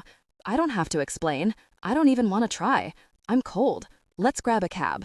Why not tell me you'd rather not kiss me instead of pushing me away as if I tried to rape you or had the plague? You scared me, okay? You wouldn't understand. Could we not talk about it now? We never talk about anything. That's not fair. She listened for me to say something, but I didn't know what to think except that I was happy to be heading back home. This is my hell. This is my hell, she kept repeating, and you're making it worse. Your hell? Think of mine. I shook my head, at myself, at her. Well, it's too cold, and we both need a drink. I couldn't understand, but she snuck right back under my armpit and put one arm around my waist, as if nothing at all had happened. There's a taxi coming. We hailed a cab, got in, watched the cab suddenly skid in the snow as it made a totally unflappable U-turn, and was soon speeding uptown. It got terribly cold, horrible weather, uttered Clara through the glass partition. The man was quietly and serenely putting out his cigarette, listening to soft jazz. American weather, he replied. You don't say, she commented, trying to sound earnestly intrigued by the cabbie's view of American weather. Did you hear that? She turned to me. American weather. When we got out on 105th Street, we were in stitches. We rushed indoors, found our usual shoulder-to-shoulder spot on the bench, which she called our banquette, where I ordered 2 single malts and French fries while she hastened to the bathroom. Minutes later, she was back. You won't believe what someone left in there, she said, this time truly bursting with laughter. It's too disgusting, as if the entire third world had come to take a dump in this bathroom. Did she need to go elsewhere? No, she had used the men's room. Were there any men in the men's room? Yes, she said. This guy. And she pointed to a lanky-looking young man at the bar who probably needed a drink to recover from the shock. And don't look at me like that, she said out loud to him. You didn't see nothing, and if you did, consider yourself lucky. Cheers, we said when our drinks came, once more, and once again, and many more times again. I looked at her and couldn't help asking, are we just laughing, or are we really very happy? Did you by any chance see a Romer film tonight? Just give us $1, mister, and let's dance. As had become our habit every night, we left the bar well after 2 in the morning. The walk home never lasted long enough, and the cold didn't help. What was not unpleasant was watching how the two of us, while very conscious of the wind chill, tried not to pick up our pace. We had drunk more than usual, and as we walked, my arm was around her shoulders. Was anything ever going to be unconscious between us? The problem was how to say goodbye. Kissing was out of the question. Not kissing, too staged. A normal peck, totally perfunctory. I know this is awkward, she said, but I think we'd better not say goodnight. As always, on the same wavelength. So we shouldn't kiss at all and forego all motions of saying goodnight? That's an idea, I thought, almost admiring her ability to avoid a yet more awkward moment at her door. Meanwhile, not a word about my aborted kiss, not a word about the song, nothing about the tango we danced 4 times tonight. Why wasn't I surprised? Maybe you're right, I said, and maybe she was. With her hands deep in her coat pockets, she darted forward to where Boris stood, while I, after waiting a few seconds to see that she got in, spun around and headed toward Broadway. Well, it's been nice, she had said, clearly aware she was using formal Hollywood dating lingo. Authentic, never theatrical, but without a trace of irony. Later, when I reached the park, I began to think that perhaps it was time not to see Clara any longer, that this had gone far enough and should go no further. Too much chaos, too many doubts, and far too many jabs and darts, everything bathed in a caustic brew that could peel off the outer layers of your body and leave you no less denuded than a newborn mollusk. End it, I thought. Just end it. She'll mind, probably, but of all people, she'll recover faster than you ever will. Within hours, she'll forget to remember, then forget she's forgotten. As for me, it would take a while. Perhaps it was time to reconsider my own lying low practice. For the first time in weeks, I found myself itching to buy a pack of cigarettes. Was I going to call them secret agents? Yes, why not, at least for the time being. But my name would never again be Oscar. The park by night, as always, felt as welcoming as a church on a rainy day when you have an extra 10 minutes to yourself during lunch, and, because you don't belong to the faith and have no ritual to perform there, simply step in as you please, asking for nothing, expecting nothing, giving out nothing. Just an empty pew, where you sit and think, just sit and think and hope you can intone something like a silent hymn. I had passed by here just before 1 o'clock today, thinking to myself that tonight, after walking her home, I would indeed stop by here.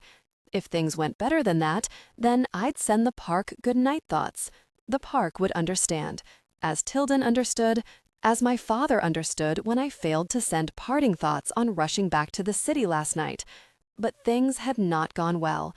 Now I was back, no closer to her than I'd been on our first night. 2 floors up and 3 floors down. Just treading water, as always treading water. How I hated this feeling. I sat in the freezing cold for a few moments, knowing I'd have to leave soon, trying all the same to summon up the splendor of the party and how everything seemed touched by luster and legend that night. No more magic, none left, none here. My magi with their heads ablaze, gone home. Go home, Oscar, go home. I stood up and watched the city at 3 in the morning, the city I loved at 3 more than at any other time perhaps. It knew nothing about any of this, did it? Nor could it do anything to help, except watch and go about its business, and from time to time look up again, the way zebras continue to graze and watch as their predators quietly scour the plain for their young. Go home, Oscar. I decided to get another drink at our pub and sat at the bar. Perhaps all I wanted was to stay in her neighborhood. There was almost no one left inside, just the waitress and 2 men sitting at the bar and a couple farther down. Would I ever in my life be able to come back here and not think of her? Or come back here and not hate my life, myself? I was, I recalled, sitting exactly where the lanky young man had been standing after inadvertently sharing the bathroom with Clara.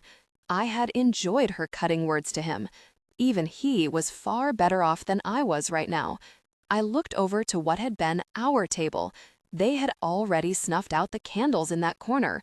The whole place reminded me of an empty theater when management allows you to go back to retrieve the small umbrella left under your seat, but all the actors, from King Lear to Lady Windermere to the cleanup crew, have gone home already, including the underpaid mopping crew who's already taken the subway and is on its way to the outer reaches of town, counting the minutes before each man can sit to eat the food his good wife has kept warm for him. Traces of our presence were everywhere.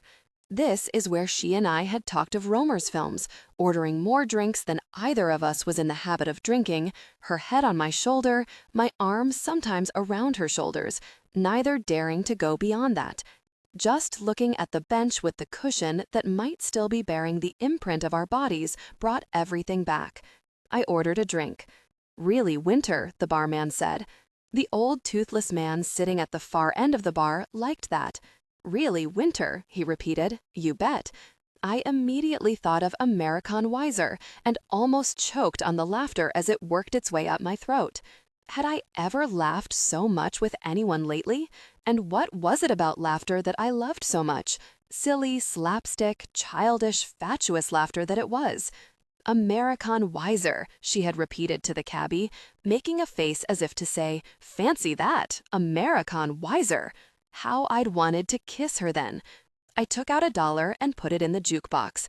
It would be just like me to come back and play our song again. I stood there, transfixed by the door of the bar, listening to the song, not caring a bit what the people who'd seen us dance together might think I was doing now, all by myself, en soledad. So she didn't let him have his way with her, did she? And after all their dancing and boozing, not caring, because nothing mattered to me now but that moment when she put her hand to my face 2 nights ago with so much kindness. Yes, kindness, that thinking of it now could make the tears come again. Not tears of self-pity or of self-hatred or self-anything, or even love, though it must have been something like love, because 2 beings, 2 objects, 2 cells, 2 planets cannot come so close and not be altered by a hindrance and a disturbance called love. I could have let myself cry, because prolonged confusion could do this each time.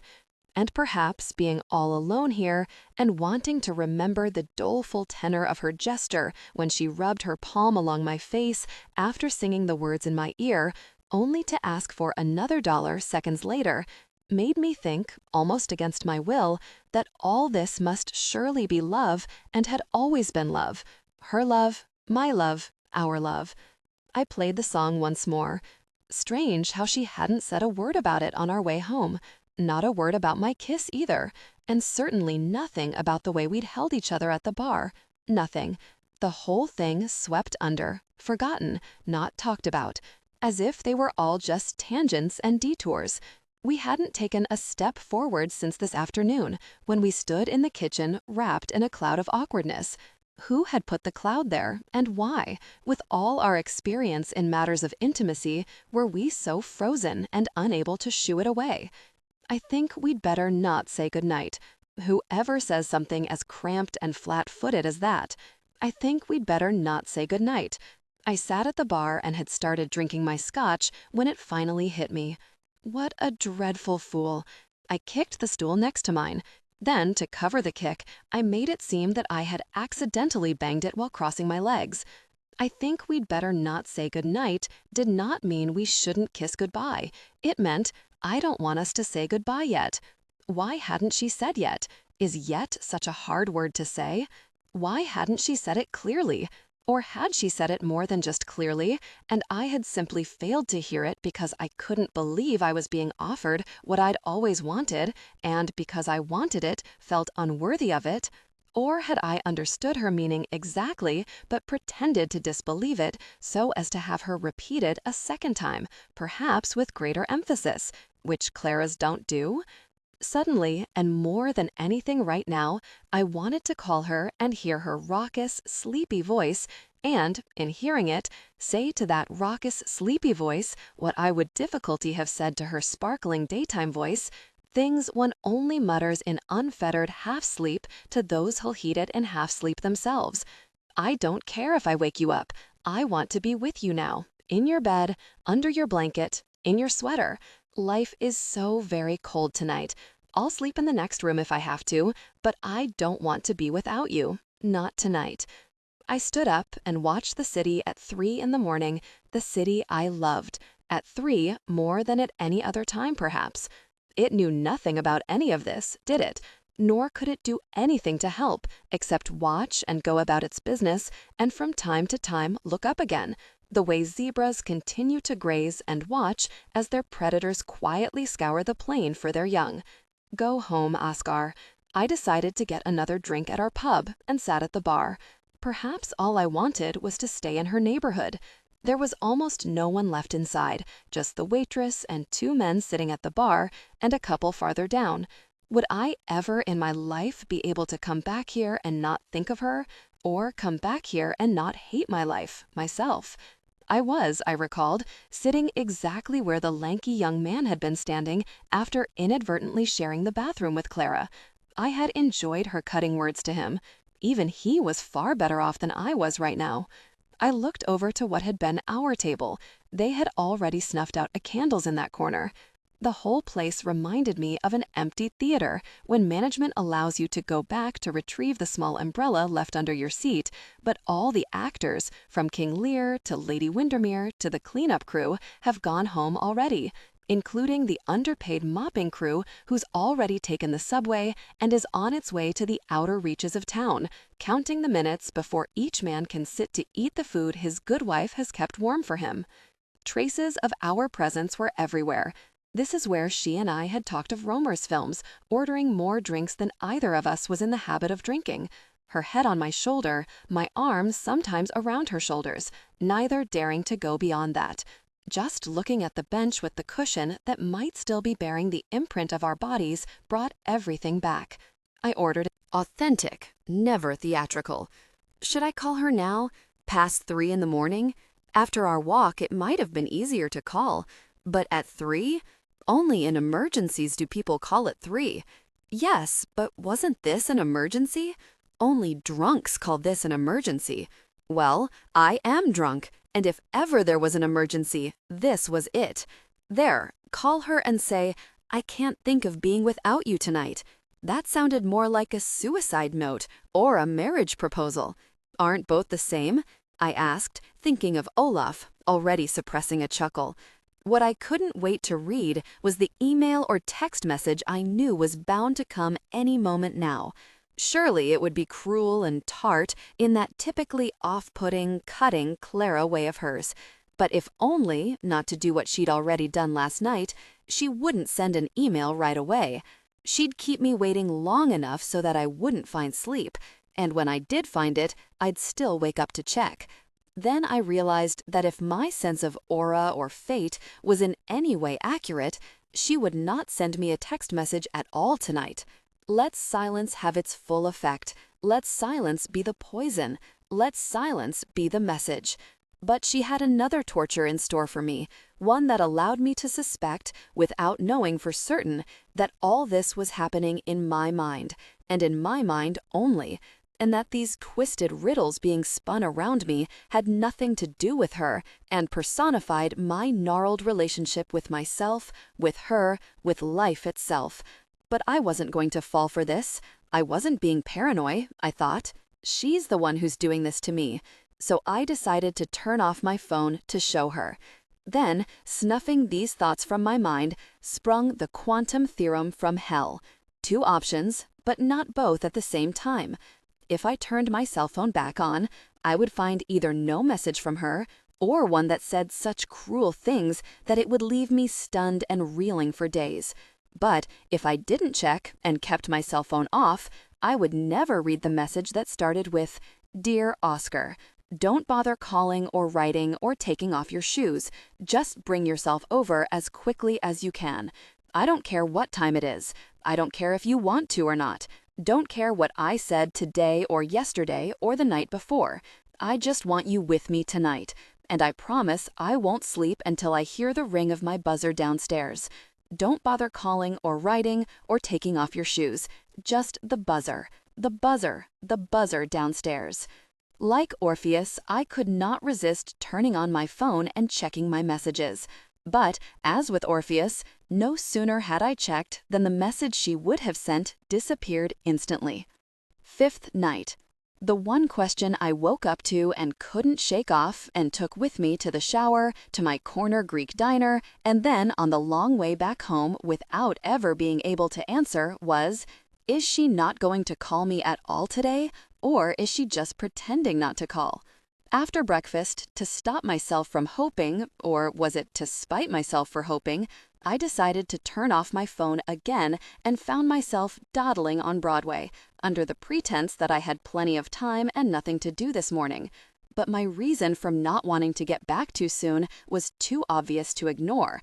I wanted to prove, to myself, to her, to the gods themselves, that I was in no rush to know whether she had written or called or come by, because the last thing I wanted to know this morning was that she had made no effort to call or see me.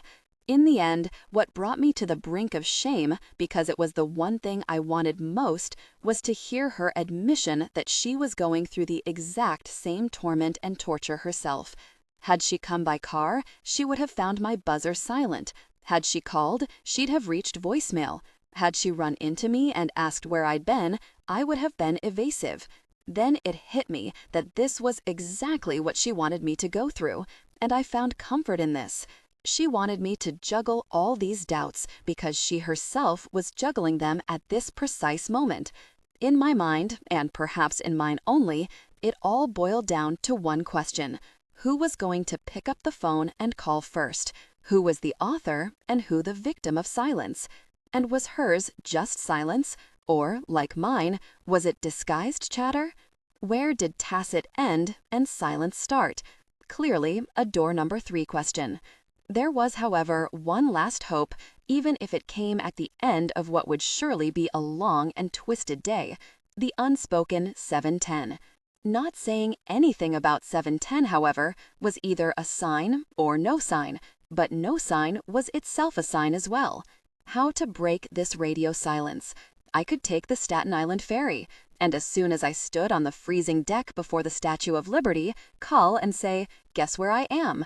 and send her a picture to prove it. But I also imagined her reply, gruff and unresponsive. Your point being? Or I could stand on the Brooklyn Bridge, or sit on one of the pews inside the Cathedral of St. John, scarcely 10 blocks from her home. And your point being?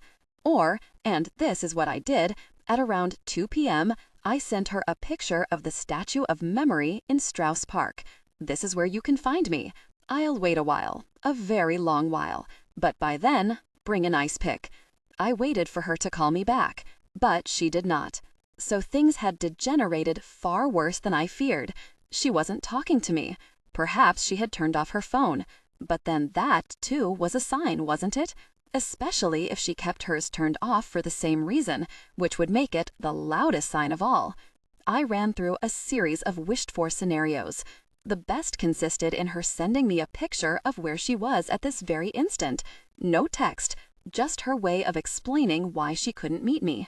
For some reason, I imagined her sending me a photo of the Temple of Dender, Bergdorf's, the road to Darien, a bathroom bowl. Then I began to wish that her reply might come in the form of Leo Chernovitz, playing the Bach. Then that she'd call me back, saying, "What? What do you mean, what?" I'd reply, "You called.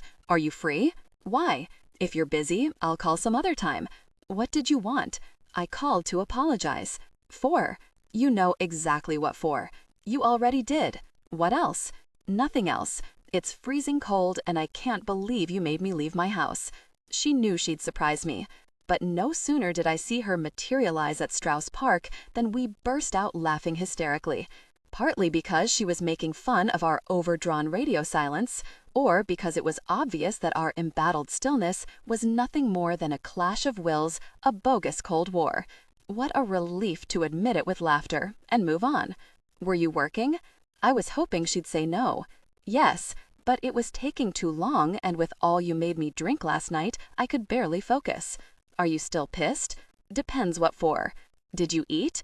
She made it clear she was changing a delicate subject, though I was not quite sure what precisely that subject was. Standard MO. No, me neither. Want to do ethnic? Within minutes, I knew there'd be new people in our lives, new ways of naming things, new foibles to pick up on, in a storehouse of characters sprung out from the mind of a girl I couldn't begin to understand except by thinking she was my spitting image, but my image in reverse, the mirror image of her own replica. We walked down Broadway, examining several places along the way as possible restaurants for lunch, and yet, for one reason or another, dismissing each. The truth is, neither of us was hungry and would have settled for an intimate cafe. I missed the sextant and the oversized meerschaum pipe and the picture of a lurching bull. There were, as usual this time of the year, lots of people about, lots of tourists and young residents of the many two-star hotels that had sprouted around the neighborhood. Every place was full, and there was a ferment in the air which gave our walk its hasty, spirited pace. Clara decided she needed to buy candy. Authentic, never theatrical. Did one really buy candy at her age? I like candy, okay? At some point, we decided to take the crosstown bus and head to the east side. But did we want to run into more crowds of people? There's the Guggenheim, I said. Did we really want to go to the Guggenheim? Actually, no. We could go to France, I suggested. But at this time in the afternoon, it would be all wrong. Yes, about the movies, she started. I know this will upset things, but I don't think I'm going to be able to make it tonight, she said. Did she mean upset things or upset me? Bummer, I said, trying to show I'd taken the news with no less equanimity than if I'd received a regrets only from someone I'd invited reluctantly. It won't be fun without you. I couldn't have found a dumber comeback. It hurt. The question was, where? I didn't mind going alone. I had always liked going to the movies alone. I just didn't like having to cancel what, without totally admitting it to myself, I'd taken for granted. I didn't like finding, as I always knew I'd eventually find, that she had another life, that I played no part in that life, and that the part I played in her lying low phase was so small that no one, other than Max and Margot and the few who'd seen us together at the party, had the slightest inkling I existed. Perhaps what I didn't like was having to change my life back to what it had been before Clara. 4 nights, and I'm hooked. Is that it? A dead silence had fallen between us. I was afraid this would happen. But so soon? I'll live, trust me. Silence again. Well, aren't you going to ask me why I can't come? With most people, not asking means they're dying to ask. I was trying not to ask so as not to seem curious or cranky. Nor did I want to sound indifferent. I didn't know what to do. Perhaps I didn't want to know what she did when I wasn't with her. I cared only for what we did together, or so I wished to believe. What she did with others didn't matter, especially if it did not interfere with our being together. In this, it took me a while to realize I was thinking and behaving like every jealous man. You really don't want to know? Doesn't matter. Obviously, you're dying to tell me. Other people's, she said, her way of remaining vague and all too specific at the same time. But it hit me hard, as though she'd finally taken a large spade and with it shoved dirt at my face. The streets became gray, and the sky became gray, and the festive people crowding the stores around the crosstown stop on Broadway lost their color and became gray. And life, having lost the dimple in its smile, had turned sullen and gray. Once again, I decided to have nothing more to do with her. This was the time to put that resolution into effect. This is when it should happen. Man may be buckling at the knees, man may have aimed too high, but man splits now. Why bother having lunch under the circumstances? Do they serve tea in your house? I looked at her in total surprise. Yes, all the Twinings in the world. It's just that the pre-check-in crew arrives tomorrow, so the place is a mess. Is there a clean corner? There should be. And ill-yet things to eat? Very old ham, green-flecked cheese, and the potatoes in the bottom drawer have grown trees. Always wine, though. How could she do this? From ice to scalding hot. Suddenly, a party erupted in our lives. On Broadway, we stopped and decided to stock up on food. The store was mobbed, but neither of us minded. 2 cheeses, 2 baguettes, 1 ripe avocado, some ham, raw and cooked. Why the avocado? Goes with the ham and mustard. Did I have mustard? Yes, but very old. By God, when were you last in the rose garden? Told you, eons ago. Some fruit? Winter or summer fruit? Does it matter? They're all imported from faraway places whose fruit matures nowhere but on board the giant dark containers piled on beaten-down tankers called Prince Oscar that shuttle up and down the Atlantic to bring berries of all colors and no taste to people ready to sit around Yule logs and sing carols over spiked fruit punch. All right, you get it, she said. Did we have milk? We did, I said, and made a humbled shame face, but it might have turned to yogurt. At the last minute, we remembered what would have made all the difference in the world: caviar and sour cream. We were once again playing house. How about some junk? Junk and candy, she said. By the time we were done, we had filled 2 large grocery bags. Suddenly, I'm hungry, she said. I was starting. Before we go any farther, is the kitchen clean? She asked as we entered my building. Was she asking if my sheets were clean? Senora Venegas comes twice a week, but she is not allowed to touch anything in the refrigerator or in my study. I got out of the elevator, forgot to tell her that its doors shut very, very quickly, and suddenly saw Clara with her package violently shoved out of the elevator by the closing door. The really nerve. She kept cursing at the door all the way down the corridor to my apartment. She fell in love with my rug. She had an idea, she said. Let's picnic in the corner room. I'll take care of everything. You take care of the wine and the music. For a second, we stood next to each other, looking out at the view of the park.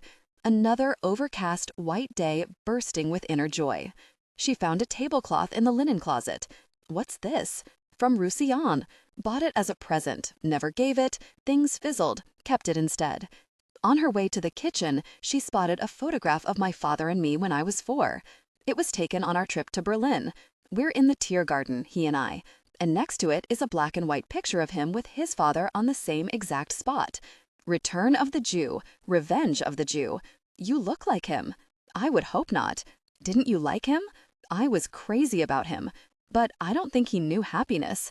With what happened after this picture was taken, difficult to imagine happiness anywhere. He had his chance, I think. You think. I know. And he let it go. Meaning, why the sudden interest in my father?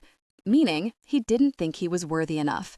Meaning, he knew love once and only once, yet never got close enough or risked enough to go after someone who might have asked for nothing more than his love.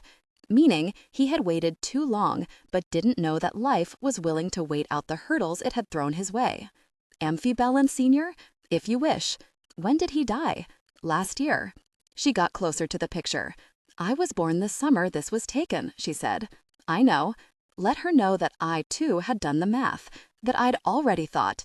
Did I know, as I was ambling in a small park in the Tiergarten with my father, that somewhere in a hospital in Manhattan, someone who'd be named Clara, what I didn't tell her and would never have dared hint at was that I was also thinking, did he know, as an anonymous photographer was busy snapping our photo, that the one person I wished he'd meet someday would stand before his picture and ask me about him? Did he know that the Persian rug we bought together at an auction sale one Sunday 5 years ago would inspire Clara to make a picnic? How do you know so much about his private life? Because we had very few secrets. Because he was so unhappy sometimes, he couldn't afford secrets. Because he went over all mistaken turns in his life, so I wouldn't make the same ones myself when the time came. And have you? That's a door number 3 question. Has the time come? That's another door number 3 question. And since we're into ramming doors open, let's say the matter is being weighed, even as we speak. Deep, very, very tray deep. We uttered it at the same time. Vishnu Krishnu. She took the tablecloth from Roussillon, threw it briskly on the rug with one determined flap that made the cloth rustle like a pennant on a windy day.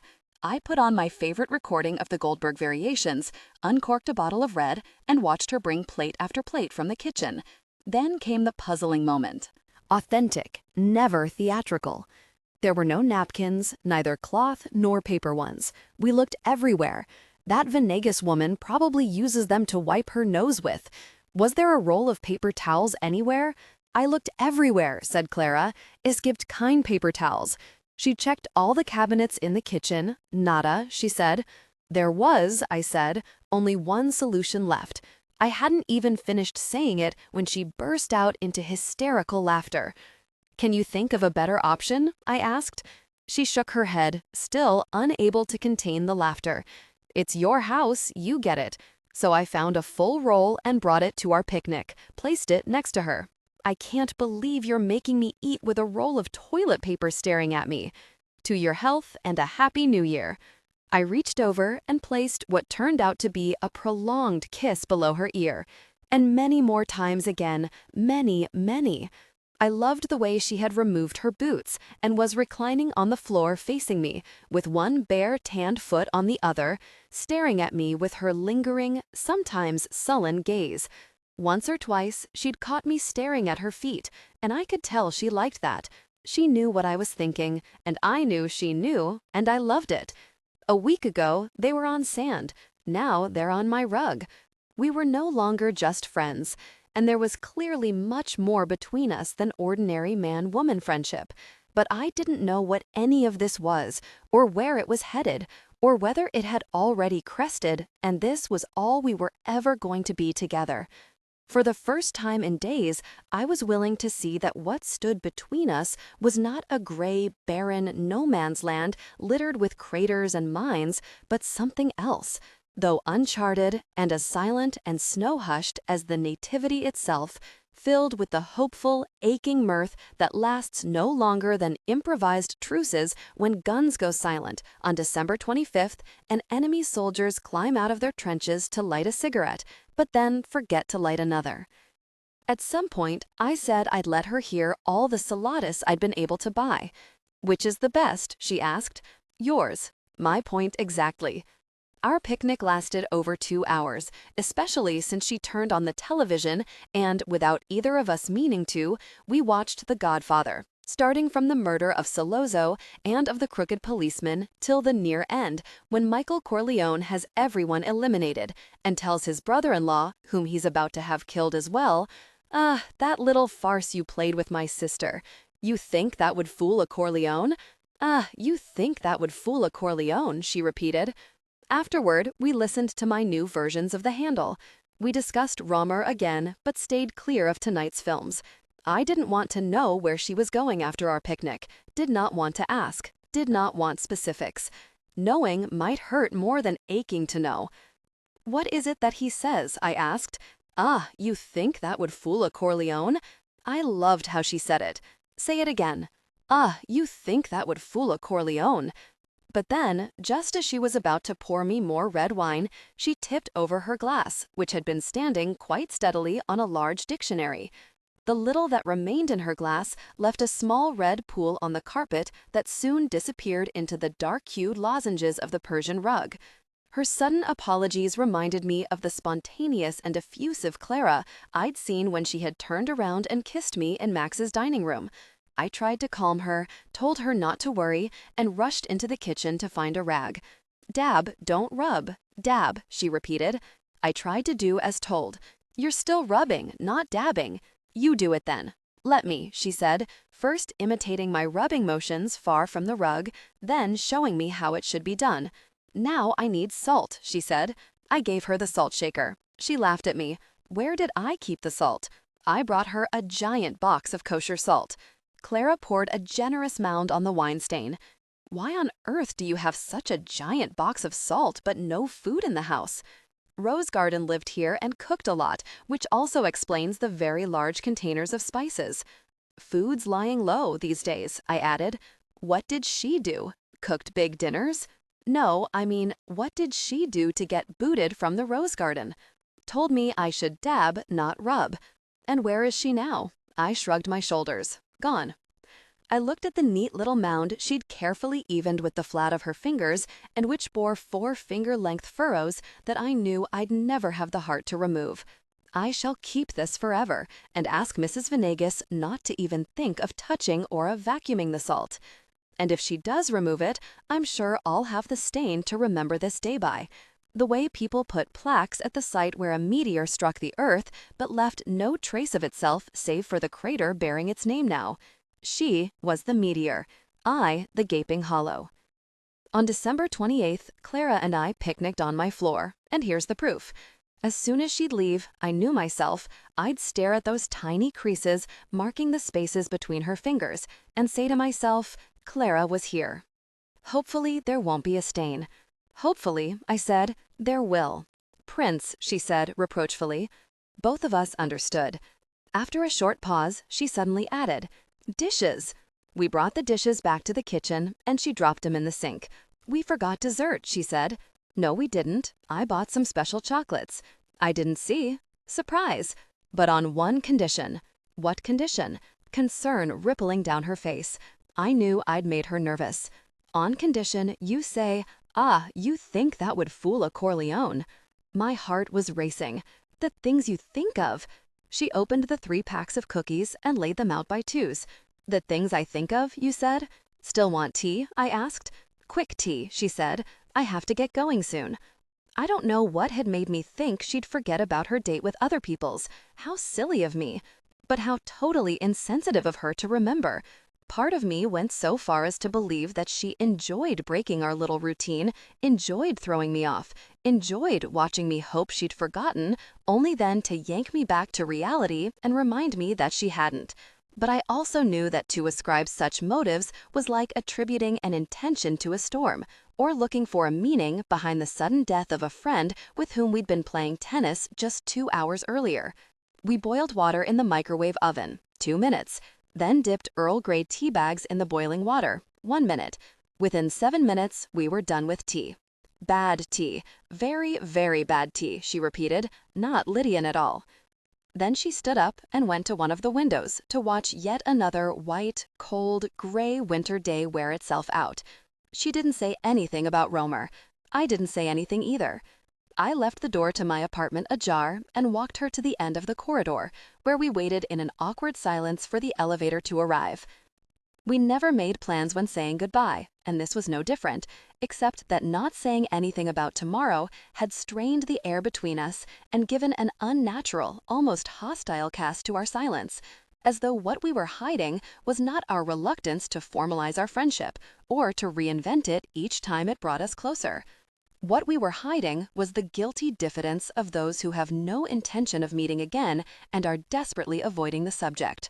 When the elevator did come, we were back to an abrupt and hasty peck. Soon, I said. Soon, she mimicked. As the door began to shut between us, I knew I was seeing her for the last time. The really door, I heard her yelp once the door had slammed into her. I'd forgotten to remind her about the door again. I could hear her laugh all the way down.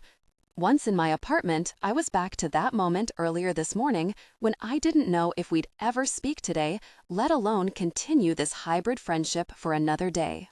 Authentic, never theatrical. The late afternoon hour, which I remembered having set as that time of day when I'd finally let myself break down and make the dreaded phone call, had come and gone, and yet I was no better off now, after spending a few hours with her, than I'd been in the morning when my resolutions stood out like the last beacon, the best morsel you leave for last, because after that there's nothing left to look forward to. I looked out the window. Dreary, dreary, dreary. Tea time, I thought, but I had just had tea with her. I could feel the air closing in on me, as it does in everyone's image of London in this unnamed pre-dusk hour that could last anywhere from 15 minutes to an entire day. Time to get out, but there was nowhere to go. I should call a friend. Half of them were out of town, the other half might not be free. There were Rachel and her sister, but the first thing they'd do was give me a hard time for lacking courage, gumption, and, above all, honesty. Besides, I didn't want to see them again without bringing Clara to meet them. I decided to head out to the gym, take a book, get on the treadmill, maybe swim a few laps, and by 7:10 be where I had always planned to be, except that now it felt as though I'd be doing it failing anything better. Maybe I'd have dinner after the movie, ironically at Thai soup, of all places. Sometimes it's not bad to be alone. She had cut the avocado into thin slices and superimposed a series of green half-moons obliquely on the baguette, then added 2 layers of ham, then the cheese, then a drop of hot mustard, finally flattening the bread down a bit under the panini grill, licking the excess mustard that had stained her fingers. "This is for you, Prince," she had said, handing me the sandwich on a plate with something any half-wit wouldn't have called just friendship. But there was the caviar, too. She insisted on spreading it on the sour cream herself. "Why?" I'd asked. "Because you don't know how to do it. I can do it just fine." Then, "Because I want to." The words, "because I want to," simply undid everything protecting me from her and shot straight to my heart. The afternoon went faster than I expected. What surprised me was the sense that things hadn't turned out as badly as I'd feared. One could always live through this. All I needed was to overcome the haunting regret of having come so close, only to lose her. I'd live. Or was she, like John the Baptist, a sign, a precursor of worse things to come, of sorrows, like photographs that hadn't even been developed yet, much less hung out to dry? When I arrived at the movie theater, I noticed that the line was shorter than usual. These were not Romer's better films, and the Finn audience tonight confirmed it. After purchasing a ticket, I decided to get a grande coffee next door and, without bothering to ask myself why, bought a candy bar. Then I bought her brand of cigarettes. Time, I wanted to think, had stopped last night at the movies, and like a sports trainer, I was intentionally holding the stopwatch down to mark the moment when the race ended, to mark the high point of the week, of the year. Fildanka Madame Dosset was there, unchanged and stout, same haircut, same scowl, same shirt. Without her, though, he was not funny, simply smug and thuggish. He took my ticket, stared me down with a "stood you up, didn't she?" then grabbed someone else's ticket. I found a spot 3 seats away from people at either side and sat down. Coffee at the movies was her invention. I'd always had a cold drink, never coffee, and certainly not a nip. I wondered which of her many ex-boyfriends had taught her to bring nips to a movie theater. How many times had she resurrected with me habits picked up with old flames? In the dark before the film started, I suddenly remembered how I had put my coat on the seat next to mine the first time with Clara when she'd gone to make a phone call, trying to pretend that I had come alone that night, the better to enjoy waking up to her presence when she returned. Had I squirreled away the memory for this evening, the way a time traveler on a mission to alter history buries an automatic pistol now to retrieve it in ancient Rome tomorrow? Then came the film credits, and my mind tried to drift and think of someone else with whom I'd been to see this film a few years earlier. This was not bad, not great, but not bad. The opening sequence was exactly as I recalled it, and I was happy to see that for all my ability to recall it in detail, the film still seemed very fresh and would have carried me exactly where I wished to be taken, had there not been more noise than usual in the theater. A latecomer unable to decide where to sit, a couple chit-chatting about changing seats, Fildanka's beam traveling over my head, and finally the banging of the door, and behind it, the repeated clank of a soda dispenser that seemed to be stuck. There was a rumble of voices. I heard someone try the dispenser again, clank, clank, and clank again. Then I heard the thud of several cans crashing into the dispenser's bottom tray. "You've hit the jackpot," someone shouted. The audience laughed. This should have been Clara's line, I thought. But just as the film was starting, the door opened once again and another couple walked in, both their heads cowered in typically considerate Upper West Side self-effacement. The light from outside intruded for a second, but disappeared when the door shut. Another intruder was having a hard time finding a seat. That too distracted me. Then I heard the cough. Not a nervous cough, but an intentional cough, as when people cough to remind others of their presence in a room. Again, the very cough interrupted both the credits and the voiceover that had begun as soon as the credits had run their course. Cough, cough. I was convinced I was making it up, but the cough was whispering, "Prince Oscar." I couldn't be making it up, but what wouldn't I give? Seconds later, without the cough this time, but whispered all the same, almost as an inquiry to mean, "Are you there? Can you hear me? Prince Oscar?" The whole audience turned in the direction of the door. This was unbelievable, but who else would say such a thing in a movie house once the film had started? I raised my arm, hoping she'd spot it. She did, and walked immediately in my direction. "Very sorry, most very, very sorry indeed," she said in mock apology to those standing up as she tried to reach my seat. The really Fildanka wouldn't let me in, and right there and then she burst out into uncontrollable laughter, arousing universal hisses from everyone in the theater, while I couldn't let go of her as soon as I embraced her, holding onto her head and kissing her head and pressing her head against my chest as she quietly began to remove her shawl. Can I watch the movie now? My lips must have been all over her neck. Do you have any idea how happy I am? She took off her coat, disturbed more people, sat down, took her glasses out. Yes, I do know. I knew, however, that I'd have to let go of her. I didn't want to let go of her. I liked being like this. I knew that, once released, she'd be impossible to touch again, and that soon enough the water that had bubbled between us for a few seconds would freeze, and, for miles of cracking ice, would loom the old no-man's land between her mainland and my distant shore. So I let my hand rest almost casually on her shoulder, knowing, though, that she'd spot the studied nonchalance of the gesture and, in all likelihood, make fun of it. So this is awkward for you, isn't it? When she spotted my coffee, she immediately reached over and drank from it. Why hadn't I put sugar in? Because I never do. I can't believe you didn't buy me coffee. "So this is your revenge, not buying the poor girl coffee? Anything to eat?" I handed her the candy. "At least that," she chuckled. "What?" I said. "Nothing." The man behind us asked us to lower our voices. Clara turned to him and threatened to wash his hair with her coffee if he didn't take his feet off the seat next to hers. Coffee at the movies was her invention. I'd always had a cold drink, never coffee, and certainly not a nip. I wondered which of her many ex-boyfriends had taught her to bring nips to a movie theater. How many times had she resurrected with me habits picked up with old flames? In the dark before the film started, I suddenly remembered how I had put my coat on the seat next to mine the first time with Clara when she'd gone to make a phone call, trying to pretend that I had come alone that night, the better to enjoy waking up to her presence when she returned. Had I squirreled away the memory for this evening, the way a time traveler on a mission to alter history buries an automatic pistol now to retrieve it in ancient Rome tomorrow? Then came the film credits, and my mind tried to drift and think of someone else with whom I'd been to see this film a few years earlier.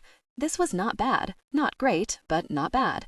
The opening sequence was exactly as I recalled it, and I was happy to see that for all my ability to recall it in detail, the film still seemed very fresh and would have carried me exactly where I wished to be taken had there not been more noise than usual in the theater.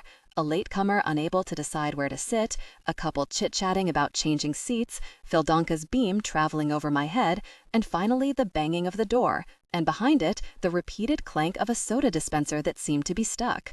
There was a rumble of voices.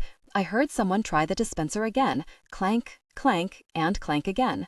Then I heard the thud of several cans crashing into the dispenser's bottom tray. "You've hit the jackpot," someone shouted. The audience laughed. This should have been Clara's line, I thought, but just as the film was starting, the door opened once again and another couple walked in, both their heads cowered in typically considerate Upper West Side self-effacement. The light from outside intruded for a second, but disappeared when the door shut. Another intruder was having a hard time finding a seat. That too distracted me. Then I heard the cough. Not a nervous cough, but an intentional cough, as when people cough to remind others of their presence in a room. Again, the very cough interrupted both the credits and the voiceover that had begun as soon as the credits had run their course. Cough, cough. I was convinced I was making it up, but the cough was whispering, "Prince Oscar." I couldn't be making it up, but what wouldn't I give? Seconds later, without the cough this time, but whispered all the same, almost as an inquiry to mean, "Are you there? Can you hear me? Prince Oscar?" The whole audience turned in the direction of the door. This was unbelievable, but who else would say such a thing in a movie house once the film had started? I raised my arm, hoping she'd spot it. She did, and walked Authentic, never theatrical. Until she appeared in the movie theater, I'd been more or less resigned to an evening by myself. I was even able to stare straight ahead and not be too scared of the bleakness awaiting me as soon as I walked out into the empty street. It was not going to be so terrible, I'd been telling myself, just as it wasn't so terrible that she had found yet another cutting way to remind me she had a life outside of mine, other friends, other people's. Not terrible that a day that started poorly should end no less poorly.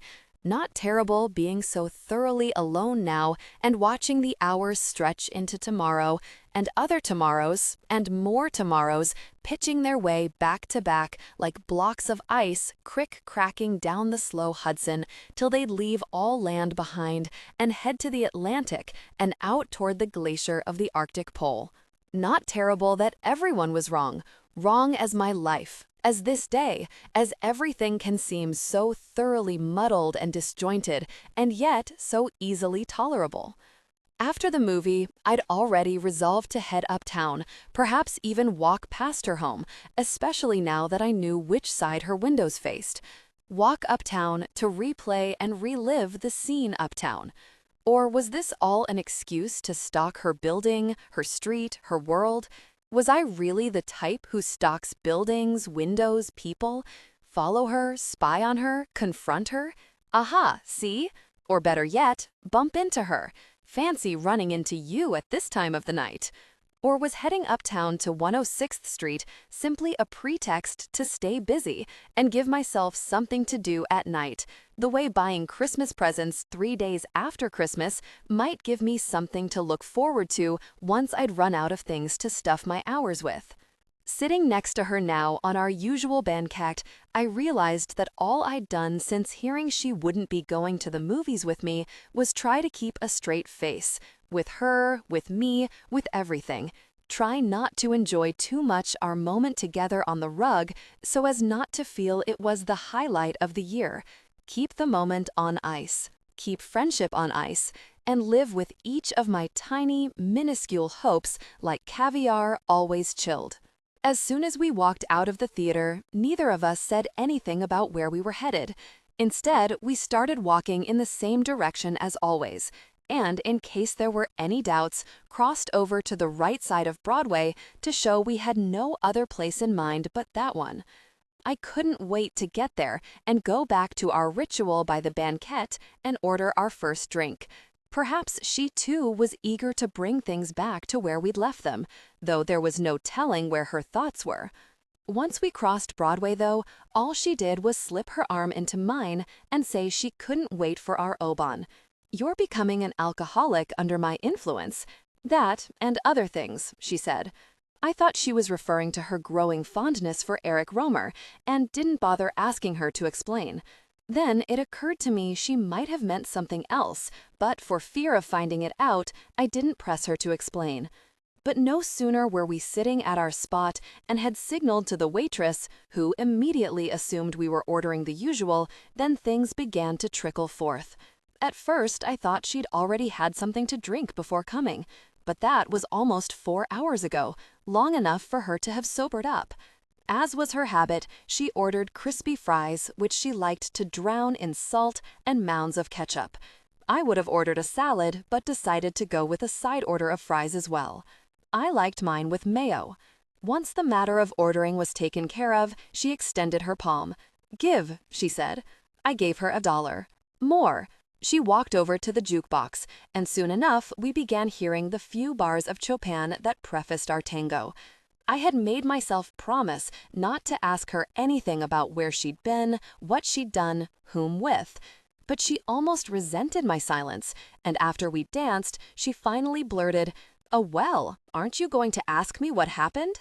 This time, I don't dare ask. Because you're too polite to ask? Because you don't care?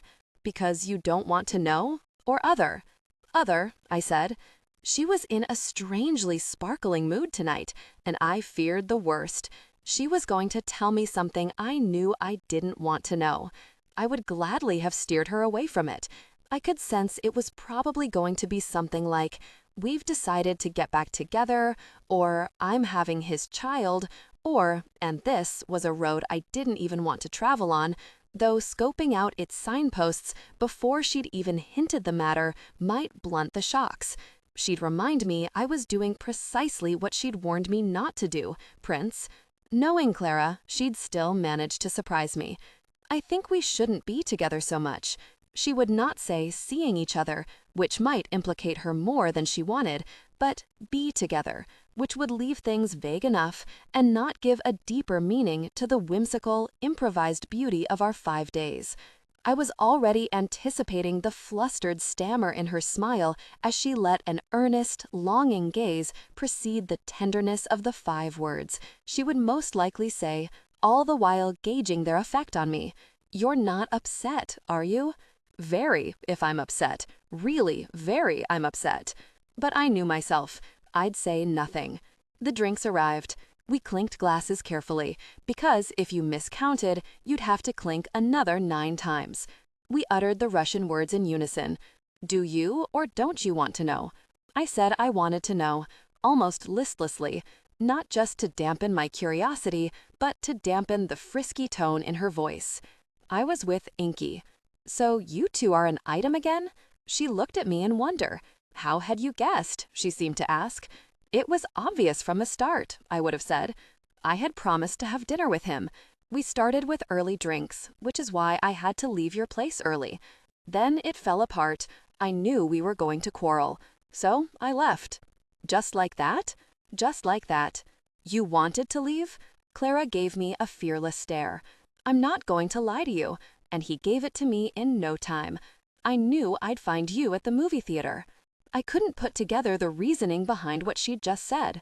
Are you two over then? So very over. I was on the verge of asking if she was sorry things had taken this course, but she seemed so bubbly, there was no point in asking. Now it's your turn, she said, leaning sideways toward me. I knew what she meant, but pretended not to understand. My turn for what? What did you do after I left? Went to the gym, swam, went to the movies, that's all. She wanted something from me, and I wasn't responding. She started doing what she'd done the first night, wrapping her napkin around the base of her wine glass. It was her way of collecting her thoughts before speaking. I knew exactly where she was headed. There should be others in your life, not just me. I don't want to mislead you. And besides, I am still lying so very low. I didn't know the exact order, but these were going to be the highlights of her little talk. Because from long experience with my father, I could sense a little talk coming. No sooner had the waitress passed by than Clara ordered another round. That was fast, I thought. So I'm the one who's going to have to say it then, she said. All I could do was stare her in the eyes till she looked down. Was this how she had started with Inky? Want me to be the one to say it then? Twice in one day? I hated conversations that threatened to leave me totally exposed, even when I didn't know what exactly I'd be exposing, even when I knew that exposure, as an abstract concept, was far better than being so bottled up.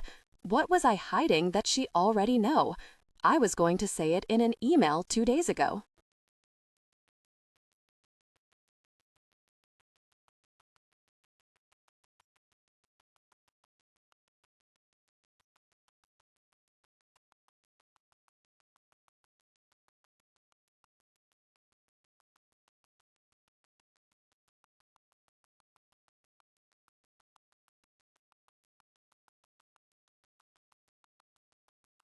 Authentic, never theatrical. What was she being so cagey about? Why didn't you send it then?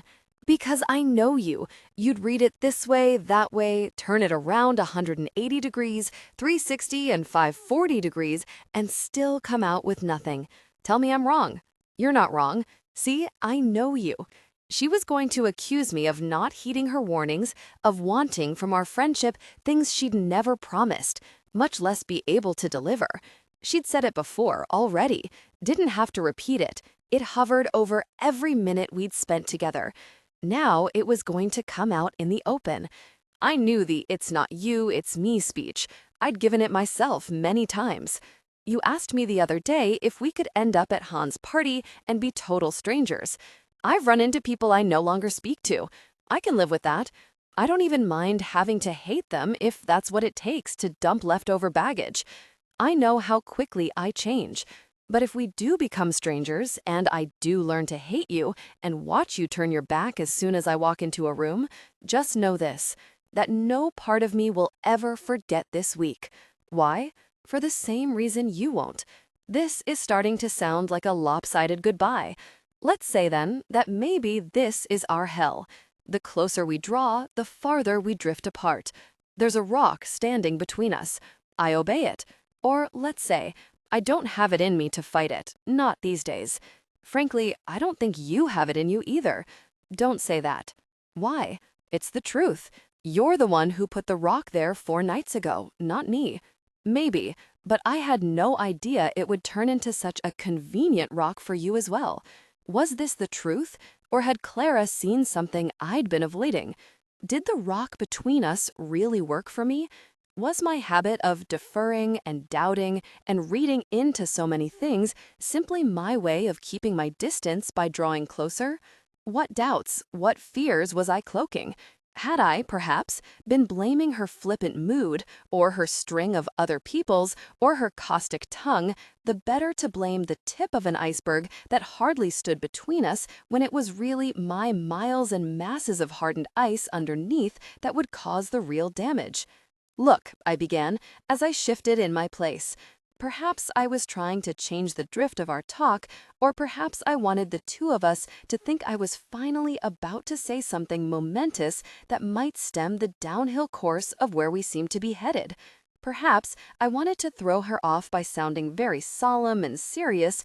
This was going to be a time for calling a spade a spade. In fact, I had no idea what I was about to say. The other night, I read you loud and clear, and ever since, I have not strayed. I haven't even raised the subject. I said it already. We're like two blocks of ice trapped under a bridge. You're lying low, and I'm too frozen on the spot to risk anything. Let me just say, though, that this is unlike anything I've known. You read me better than I read myself, and part of the joy of being together is just that, discovering that you and I are the same person in two bodies, like identical twins. This was worse than I sing in the shower. The same person in two bodies? Seriously? We're not twins. Clara overlooked nothing. I know you'd like to think it, but we're not. We're very similar, but we're also very different. One of us will always lapse into wanting more. And this someone is me, of course, right? It's me too, if you cared enough to look.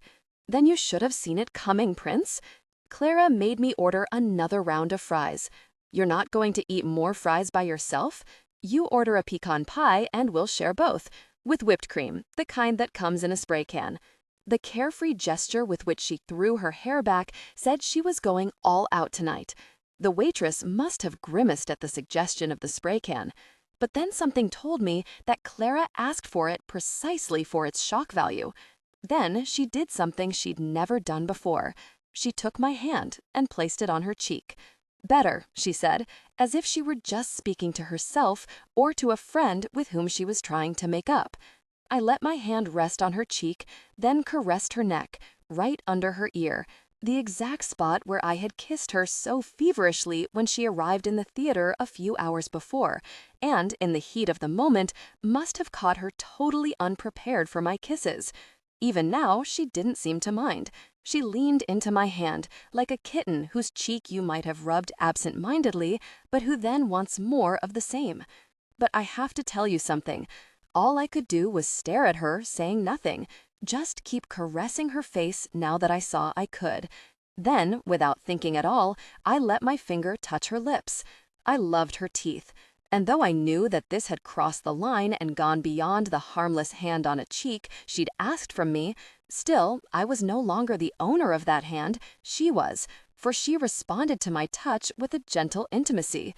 I loved her forehead and rubbed it as well, and the skin of her eyelids, I loved it too. Everything, everything. And that smile that made silence come and go and made my heart skip the instant it left her face. What were we doing? I want us to speak, she began, because I want you to know something. I had no idea what she meant, but knew that if she seemed to be yielding with one side of her, she was just about ready to take back everything with the other. Time for a secret agent, she said. Wait. I put my hand in my coat pocket and pulled out a sealed packet of her brand. You're joking? She tapped the pack, then opened it. I won't ask what this was doing in your pocket. Don't bother, you know already. I've always envied people who put their cards on the table even when they don't have a hand, people who are willing to call a conveniently ambiguous situation by its name if only to clear the air. She was right. I didn't trust her. I feared being set up. Any moment now, she'd tell me the one thing I dreaded most. You do know what I want to say? I think so. What? And I'd fall for the oldest trick in the world. Chastened by her frank gaze, and by that hint of reprobation to come, I caught myself tempted to preempt her, if only to say it myself and not hear it from her. That we should cool it, maybe, see other people, not misread this for what it's not. It's not you, it's me. I'd been expecting this speech for days already.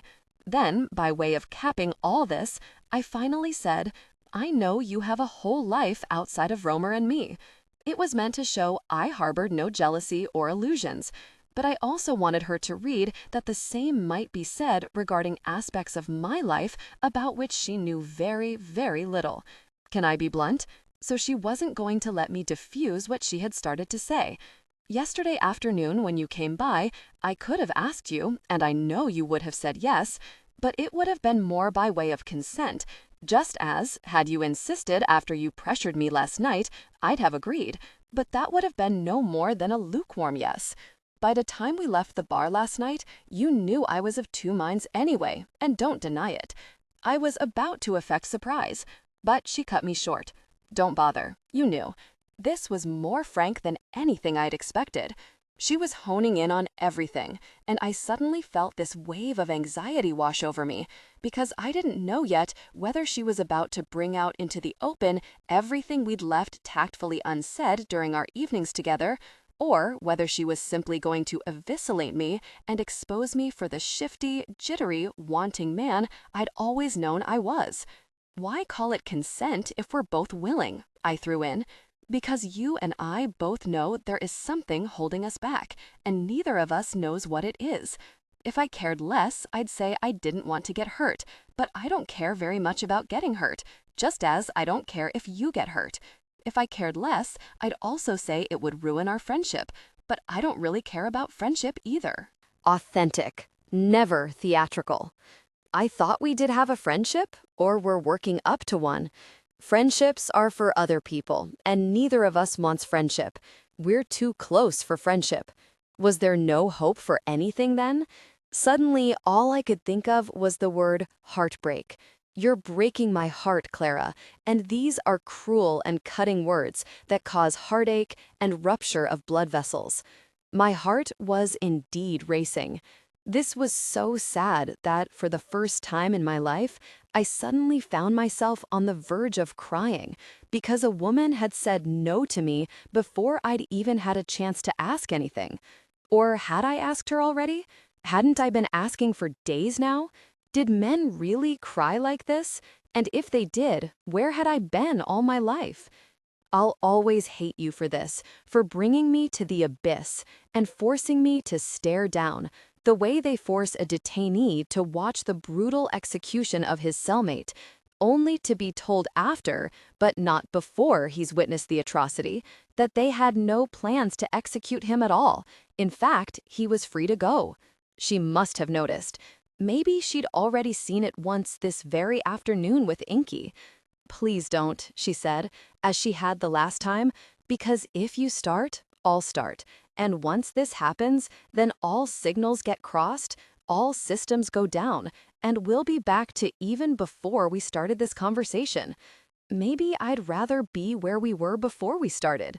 This talk is going to places I'm not going to like. Why? You're not surprised. I'm not surprised. It swept through me before I knew what was happening. This was going to be totally out of order, and it might bring everything we'd been saying down to a crappy, hackneyed plane. But I had nothing left to lose. No dignity, no ammunition, no water in my gourd.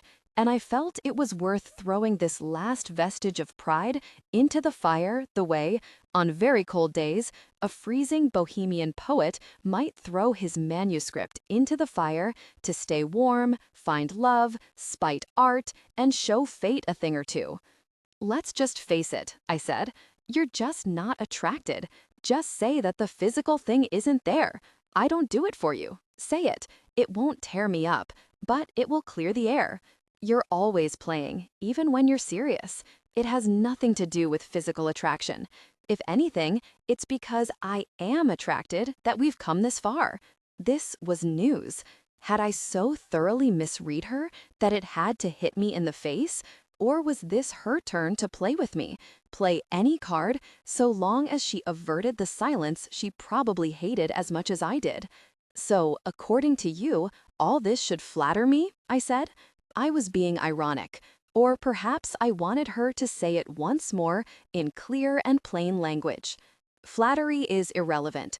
I don't give a really about flattery, and neither do you. It's not what either of us wants. Why? Do you know what you want? Do you? I think I do. I've wanted it from the very first, and you've known it. Not true. You're knocking at a door, but you're not even sure you want it opened. How about you? I'm not knocking. I've pushed open the door already. But I can't say I've stepped in either. Maybe it's because you don't trust me. Maybe. And then it hit me. You're not afraid of getting hurt or of being rejected, are you? I said. You're terrified of what you may not find. You're afraid of being disappointed, aren't you? She asked right away, as though she'd known it all along. Petrified, I replied. I was exaggerating. Petrified, she repeated. This doesn't flatter either of us, does it? Or maybe we're just two grown-up scaredy cats. Just scaredy cats. I didn't like where this was going either. Petrified or not, let me say this then, I said.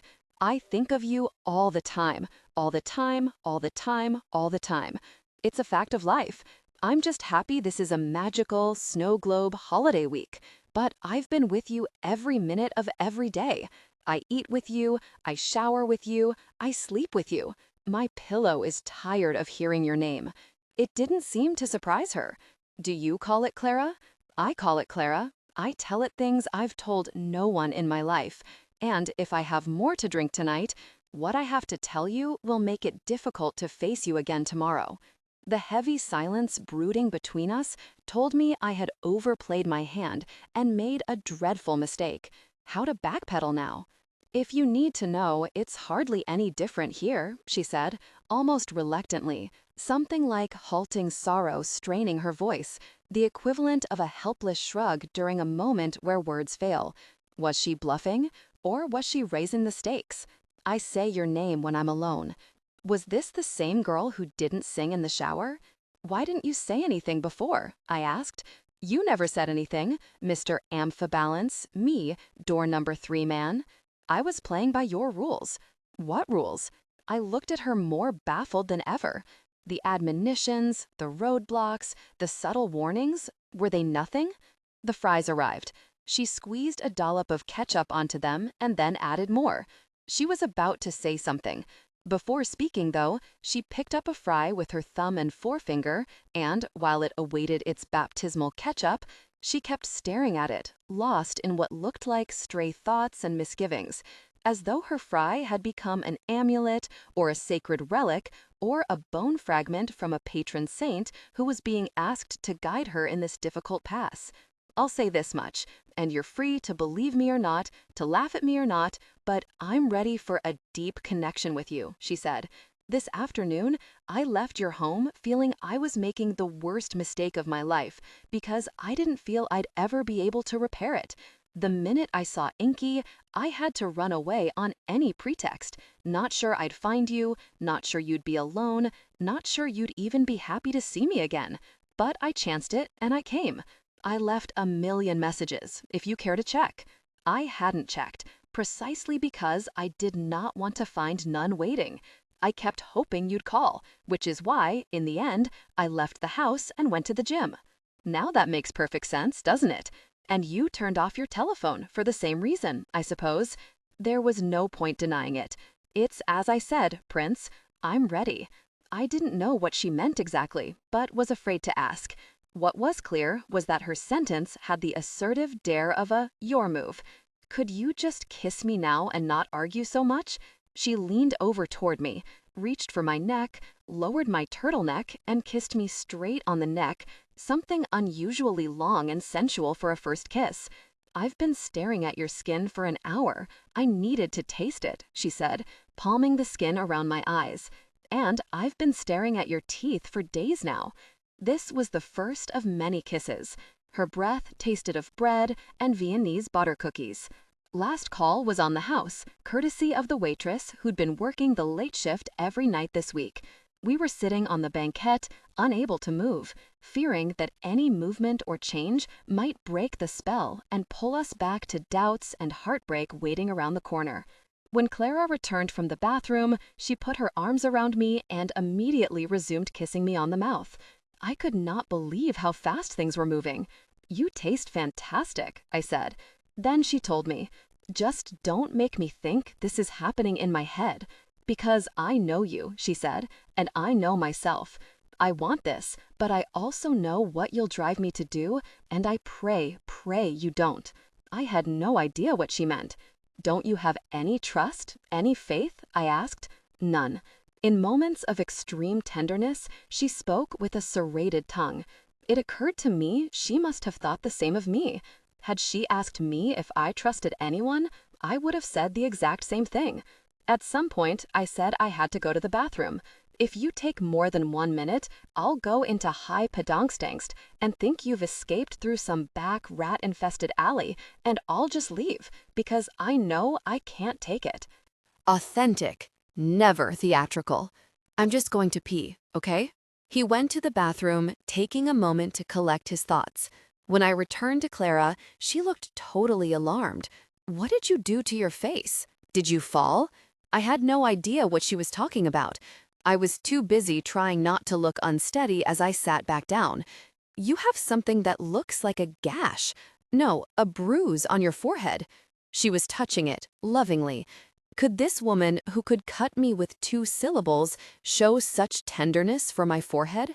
I touched my forehead. No doubt about it. There was an indentation in my skin.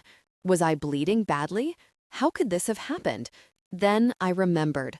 The steel nut. I must have been leaning forever against the large nut on the steel pipe. Just looking at it makes me want to touch you. What took you so long? What were you really doing in there, Prince? Clara Brunschvig, you shock me. And we kissed again. In the fog of our caresses and shared moments, I understood why people bring their mouths together. This is why people kiss, I kept thinking. The way an alien from distant constellations might say to himself, after trying out a human body, so this is why they do it.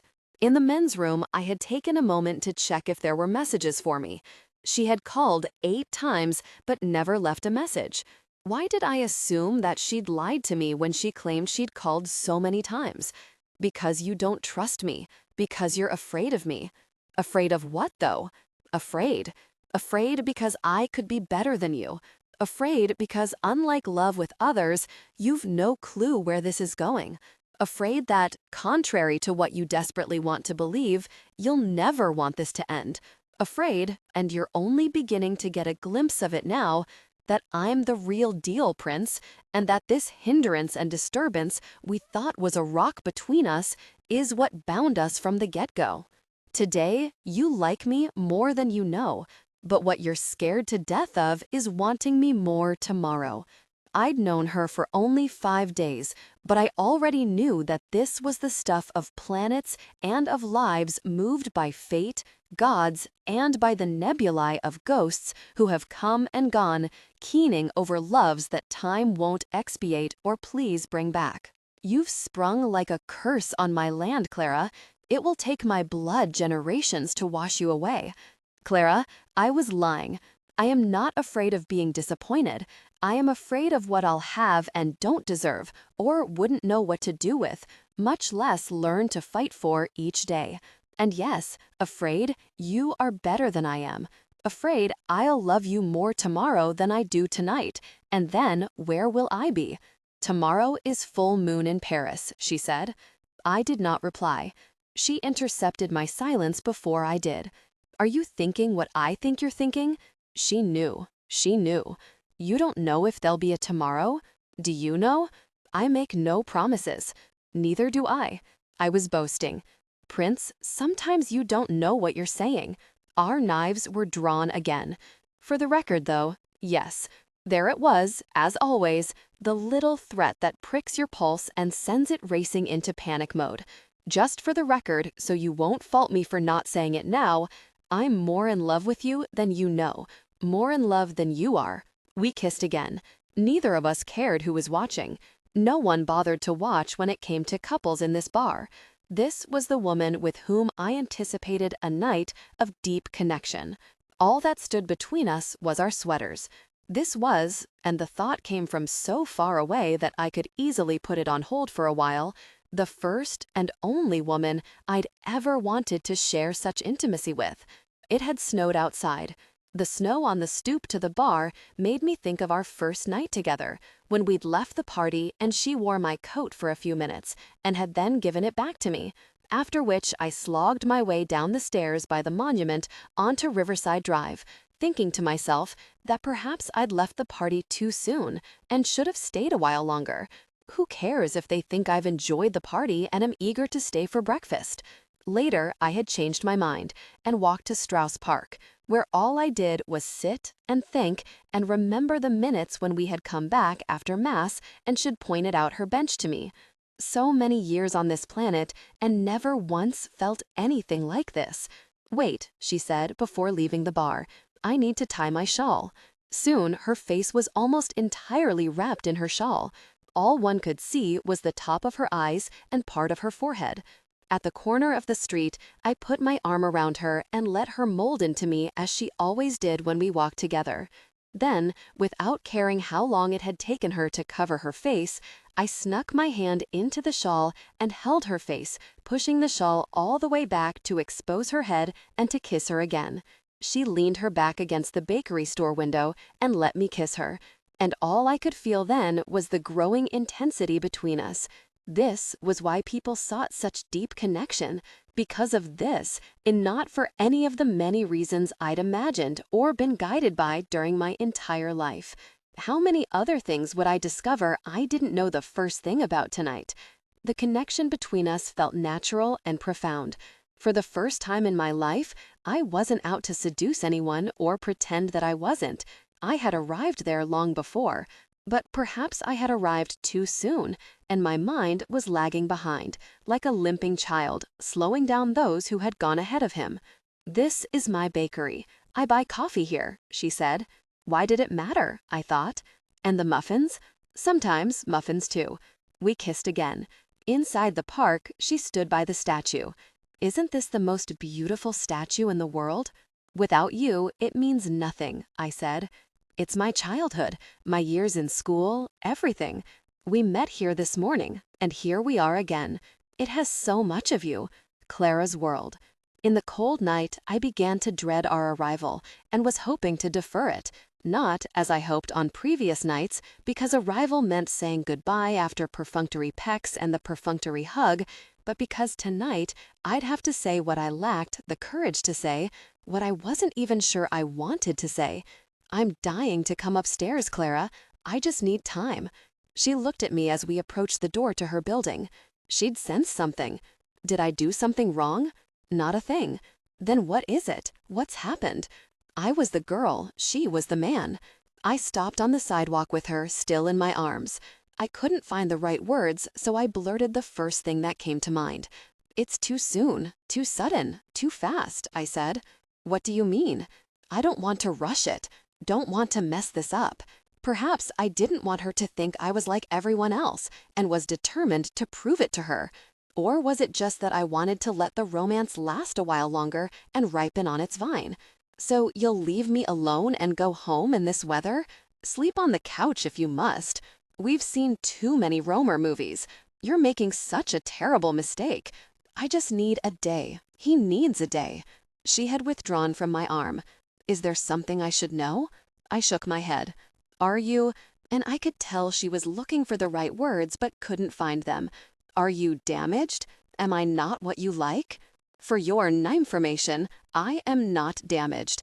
And as for that other thing, you're so off track. Still, such a mistake.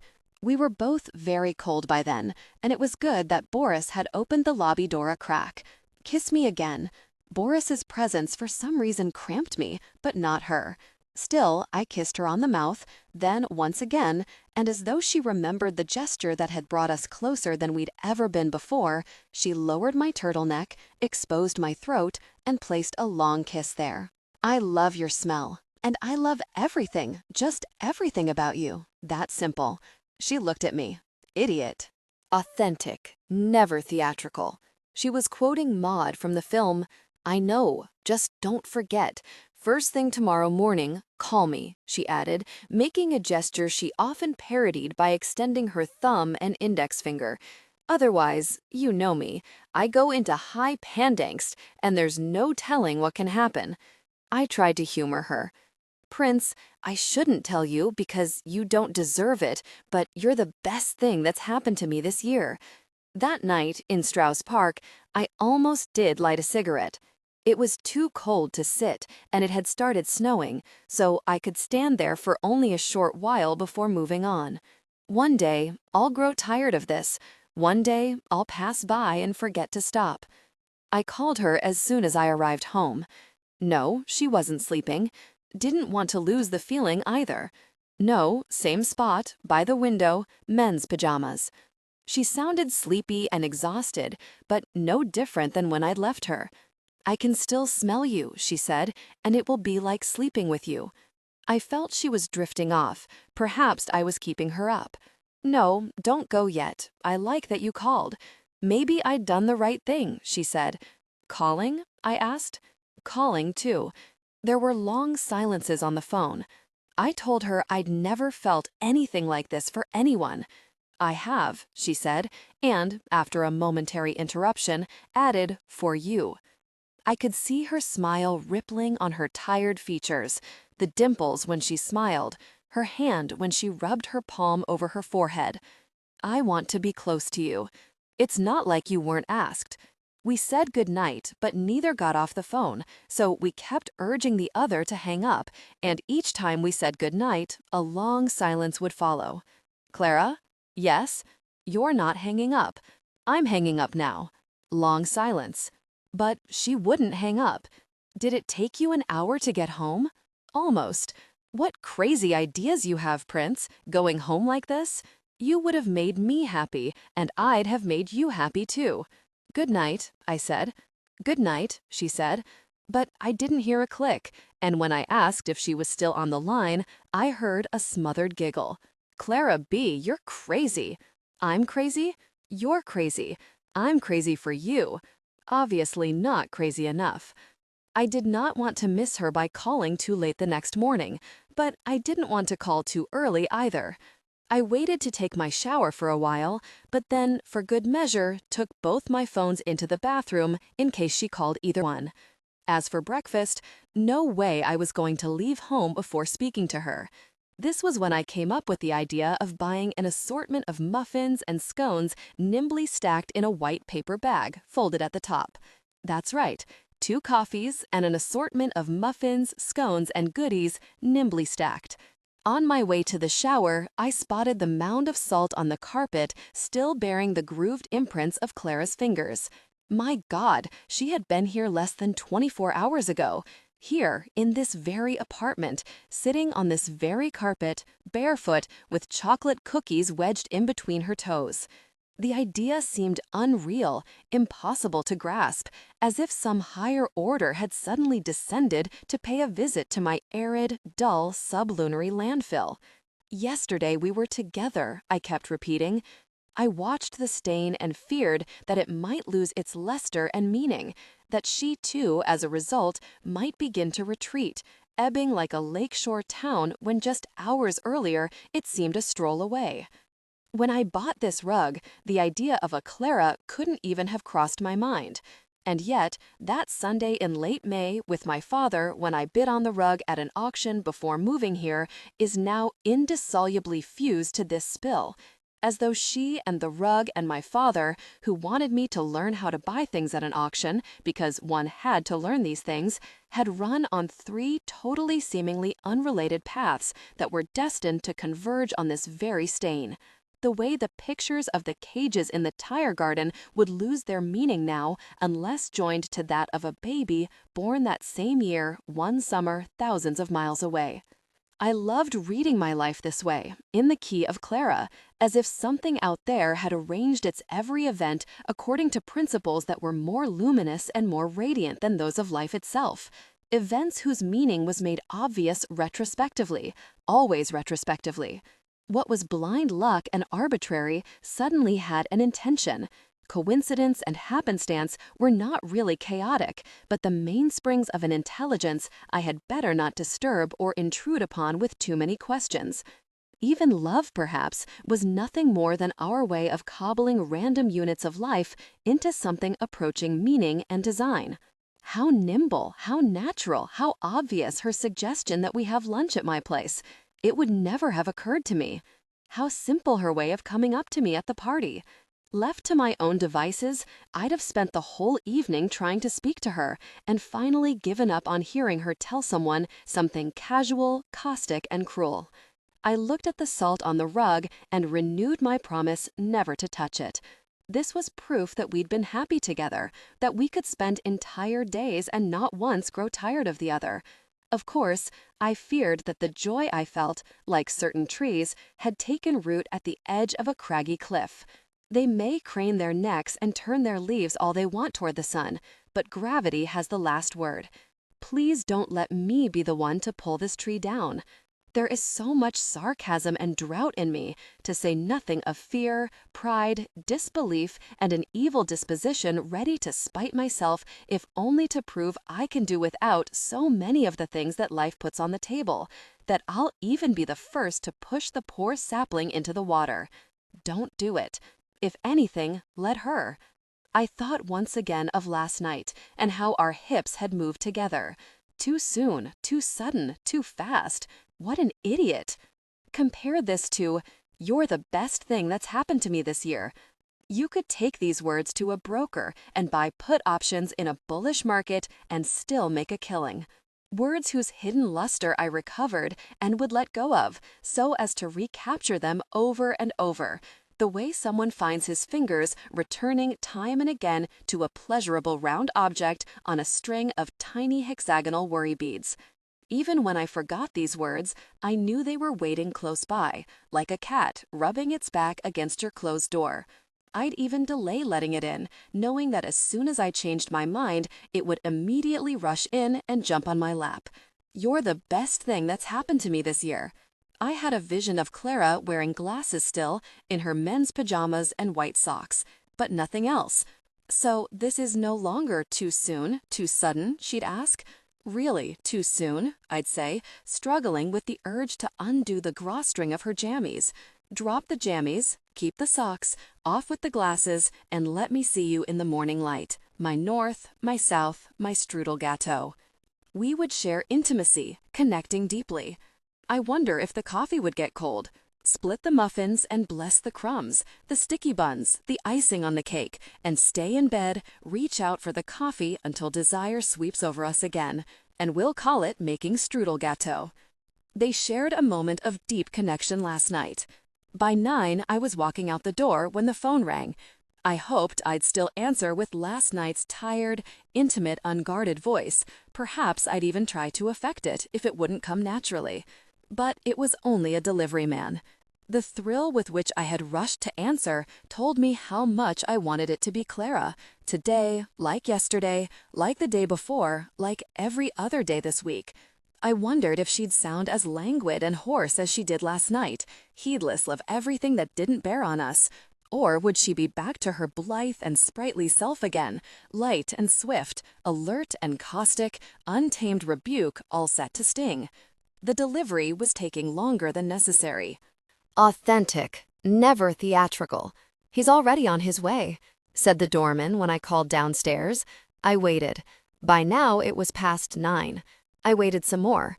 Then I buzzed downstairs and told the doorman to see why the delivery was taking so long. I hung up. The phone rang again. "Yes," I said. "Didn't you know I was going to call?" Obviously, I must have sounded miffed and was sending the totally wrong signal.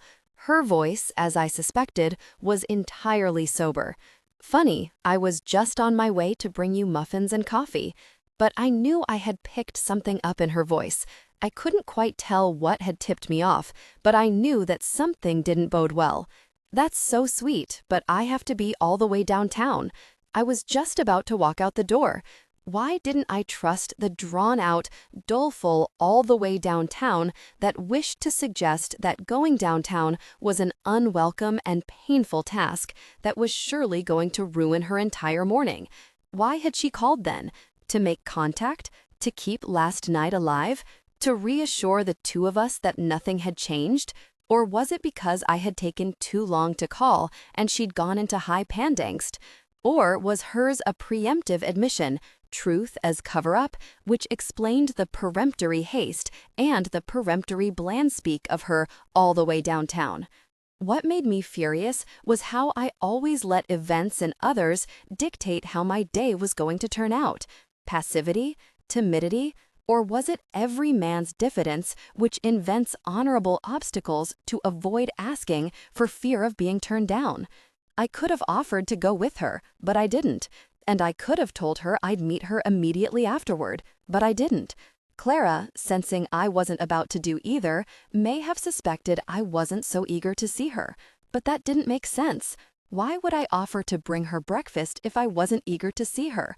But then, why was I making it so easy for her not to change her plans downtown? To hide my disappointment? I knew I was letting the whole day, and Clara along with it, slide like sand between my fingers. Her uncompromising tone had snuffed out my desire to put up a fight or even attempt to. "Where will you be around lunchtime?" I asked. I was expecting something like, "At a place where people eat." "Well, I'm having lunch with a friend."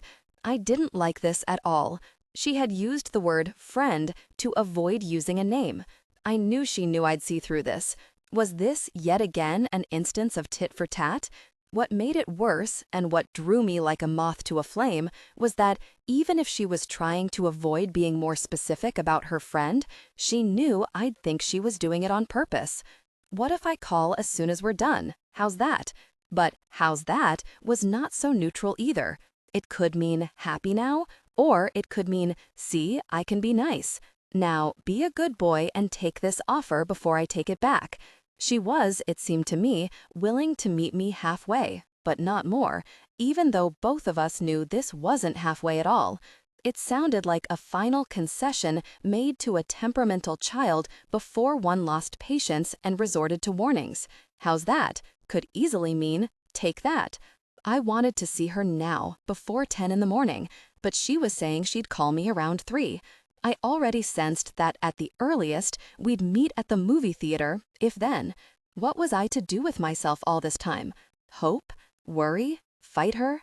Sit staring blankly at my walls, at my carpet, at my windows, like one of those hollowed-out Hopper characters? Trundle up and down Broadway? Start calling friends I'd been too happy to neglect? Swim in my bathtub? Live with myself?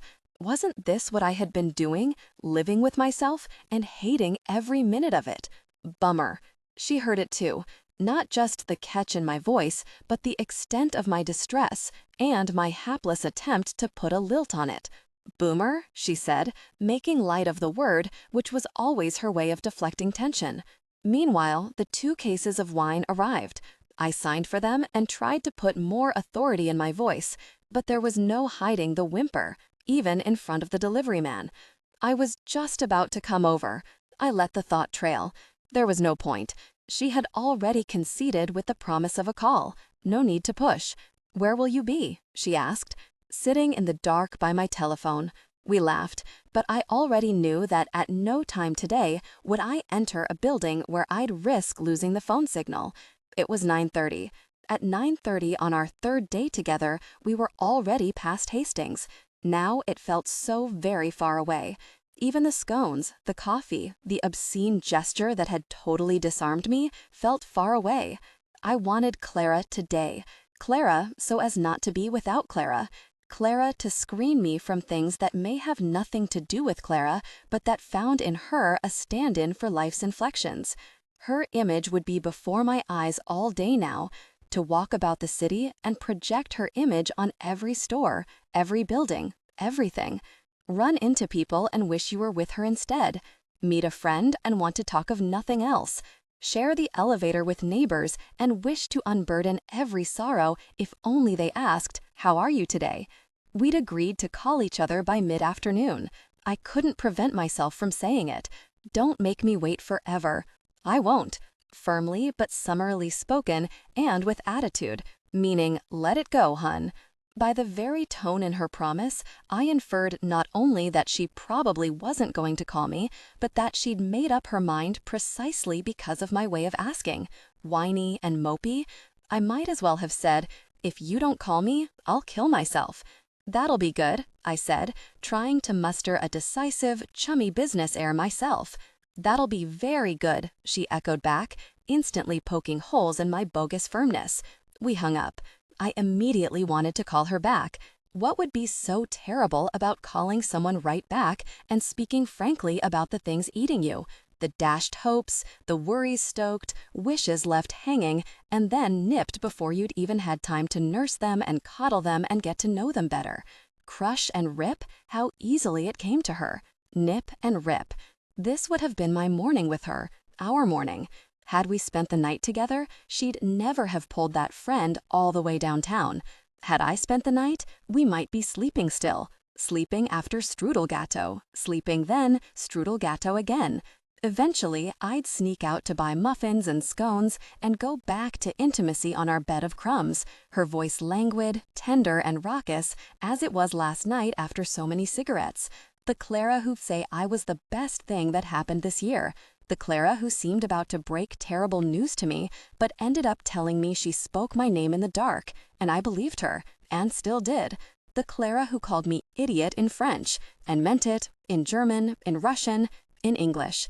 This was definitely going to be the ugliest day of the year. I had hated this year. Now I had every reason to want to put it behind me. Put her behind me, forget the party, Strauss Park, Leo, and Strudel, and the ice cackling away on the frozen Hudson. Forget. And if I couldn't forget, then learn to hate. Suddenly, I wanted to find a way not just to hate, but to hurt her. Or rather, not so much to hurt her as to watch her suffer. She wants to play rough? I'll show her rough. I'll not answer my phone. I'll go to the movies with someone else, and then head out to the same bar afterward. That's what I'll do. But I thought we had a date. Authentic, never theatrical. Fat chance. Just you barging in on people when you want to and spilling your venom all over their lives, trashing and sweeping everything they hold for dear life, and in your wake, when you're over and done with them, nothing but stains and salt on a rug, a glass trinket from a factory worker's den called Eddie's, and the taste of your mouth on their breath, taste of your mouth in my mouth, the bread of your mouth, the food of your mouth, the crumbs from your mouth, that I'd pick up one by one, just leave them at my door, blood-stained and wine-stained and heaped with salt and dollops of bile, and I'll watch over them. I wanted you to call me, to want me, to be patient and kind to me, not this friend downtown malarkey. But what was I thinking? What if I had offered what she'd offered me last night and waited for a call that never came this morning? What if she's doing what I had been doing myself from the very start? What could possibly have made her beg me not to keep her waiting last night at the bar while I went to the bathroom if I hadn't already signaled that I was Mr. Reluctance amphifibbing personified? This, I could tell, was not going to be a good day. I'd have to put myself on hold, find a quiet spot somewhere, and, like an animal about to hibernate, stop breathing, hold still, make no plans, just wait for her call. By 11, I couldn't stand it. I tidied up the place a bit, if only to start working. But working at home was not what I wanted, so I put everything aside, decided to pay some bills, tried to answer some emails. But I couldn't focus on anything. I picked up my wallet and keys, put my coat on, and headed out. Life without Clara had officially started. Going down in the elevator where I'd heard her laugh so loudly, I repeated to myself, life without Clara has officially started. I knew that there was no reason to despair, that we might be back to the movies this very evening, but I also suspected that something had cracked and that I had better start rehearsing the loss now. It occurred to me that rehearsing loss to dull the loss might bring about the very loss I was hoping to avert. What crazy ideas you have, Prince! The thought amused me. Just trying to think the worst-case scenario would most likely bring it on. The anger I felt each time I thought of losing her would, if she suspected it in my voice or on my face, turn her against me. I walked down Central Park West and then decided to cross over to the east side and head to the Met. I liked walking on the bridle path, liked the chalk-white city on winter mornings that could take a miserable day and white out the sun long before sunset. I even liked the frozen, way-hued ground that made me focus on my steps as I crunched my way across the park, step by step, like an invalid learning to walk again, her image before me all the time and the sound of my footsteps going crick, crack, crack, crick, crack, crack. How I had loved that day. We'd enjoy this too if we were together, she forever nipping every moment of effusion by adding a livelier form of effusion herself. She and I just crunching along together, step by step, each trying to be the first to break the icicles along the way. You'll never forgive me for last night, will you? I never held last night against you, but maybe you're right. Don't keep saying that.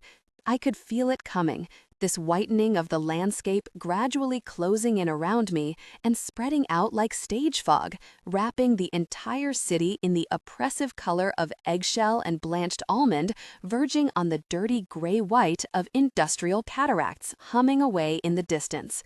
The oppressive whiteness of the day swimming before my eyes. I was going to be alone all day. Who knows, tomorrow as well. And the worst was, there was no one I wanted to be with to stave off the loneliness. I could have called people, but I didn't want them. I could go to the movies early today, but movies, especially after the past 4 nights, would drive the point home even more fiercely now, as though even movies, from being my staunch allies, had gone over to her side now. Why were people so easily available to her?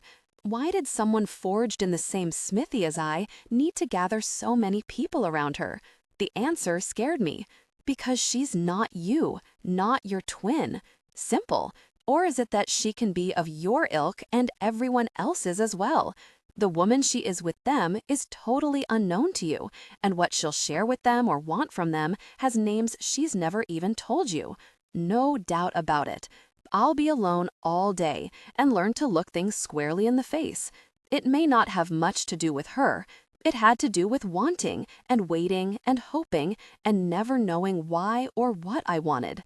And this creature made of flesh and blood and a will so strong it could bend a steel rod simply by staring it down, was she another metaphor, an alibi, a stand-in for the things that never worked out, for what draws close but never yields? I was drowning, not swimming to Bellagio. I was on the outskirts of things, and being on the outskirts of things was how I lived life, while she'd simply flipped on me. Yes, that was the cheap, petty, sordid word for it. She'd flipped on me. From extreme this to extreme that. Tit for tat. And the worst part of it was that there were no explanations. When I reached the east side, I watched the traffic lights turn red, one after the other. Pip, pip, pip. Their blotchy red halos suddenly reaching all the way down into the 60s, casting a premature evening spell, which seemed to wipe off this entire big mistake of a day to restore a semblance of peace by sundown. But when I watched the lights suddenly turn green again and the day prove far younger than I'd hoped, I saw that I was hours away from her promised mid-afternoon call, 5 long, grudging hours, with the weight of 5 long winter afternoons before I'd leave the Met, watching the tourists wander through corridors abutting to each other, leading to an overwhelming question. Are you losing your mind, Prince? I looked at the green lights dotting Fifth Avenue. They seemed so cheerful, like office receptionists blinking their false eyelashes while uttering tame, perfunctory, upbeat greetings to clients who've lost everything. A poinsettia at one end of their desks and bonsai evergreens at the other, festive and mirthless like all seasons' greetings. Like today, like Christmas itself, like Christmas parties, with and without Clara's or a bowl of punch sitting right in the middle of them. If you didn't bring your own warmth, these lights had none to give. They just glittered like party sparklers across the city, bringing neither joy, nor love, nor light, nor certitude, nor peace, nor help for pain. All these words, coming to haunt me, not rescuing, just waving. Why was I losing my mind? Could I really be losing my mind if I knew I was losing my mind? Tell me, Clara. Ask the pumice stone. Tell me why. It's quantum stuff, dear, for the answer is both yes, you could be, and no, you couldn't, but not the two at the same time. But if I know that the answer is yes and no, but not the two at the same time, am I still losing my mind? Hieronimo doesn't know. Hieronimo won't tell. I knew what I was doing, cobbling fragments together the way my father, once he began losing his memory under the spell of morphine and more morphine yet, would quote long stretches from Goethe and Racine to show he remembered each in the original. I was reaching out to the poets like a cripple lurching for a cane. The Met, when I arrived, was mobbed with tourists. Everyone was milling about me like flat, two-dimensional cardboard figurines capable of producing stentorian sounds when speaking French, German, Dutch, Japanese, and Italian, their children especially. People fretted their way about the Great Hall like souls awaiting transmigration in this great grand central of God's kingdom. Authentic, never theatrical. They're all craving to be New Yorkers this time around, I thought, suddenly struck by the notion that I would give anything to be a native of their own sunless, pallid cities. Montevideo, St. Petersburg, Bellagio, how distant they all seemed this morning. Wipe this life clean and start all over again, less shipwrecked, less wanting, less damaged. Are you damaged? Am I not what you like? Really, lady? Suddenly, all these aimless, jittery foreign souls threading their way about me seemed to strap on billboards like sandwich men, displaying large playing card portraits on their fronts and backs, some parading as kings, others as queens, and still others as jacks. The handsome Jack of Hearts and the Queen of Spades, the Gorgon and the Joker. You Gorgon, me Joker.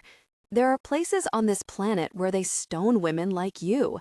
Then the man slits his own throat or hurls himself off a bluff. I had never hated myself so much as I did now. I'd brought this on myself, hadn't I? Me with my quixotic, too soon, too sudden, too fast gosh, and she with her cheap, petty, sordid flips. My gosh, and her flip? Flip for gosh, tit for tat.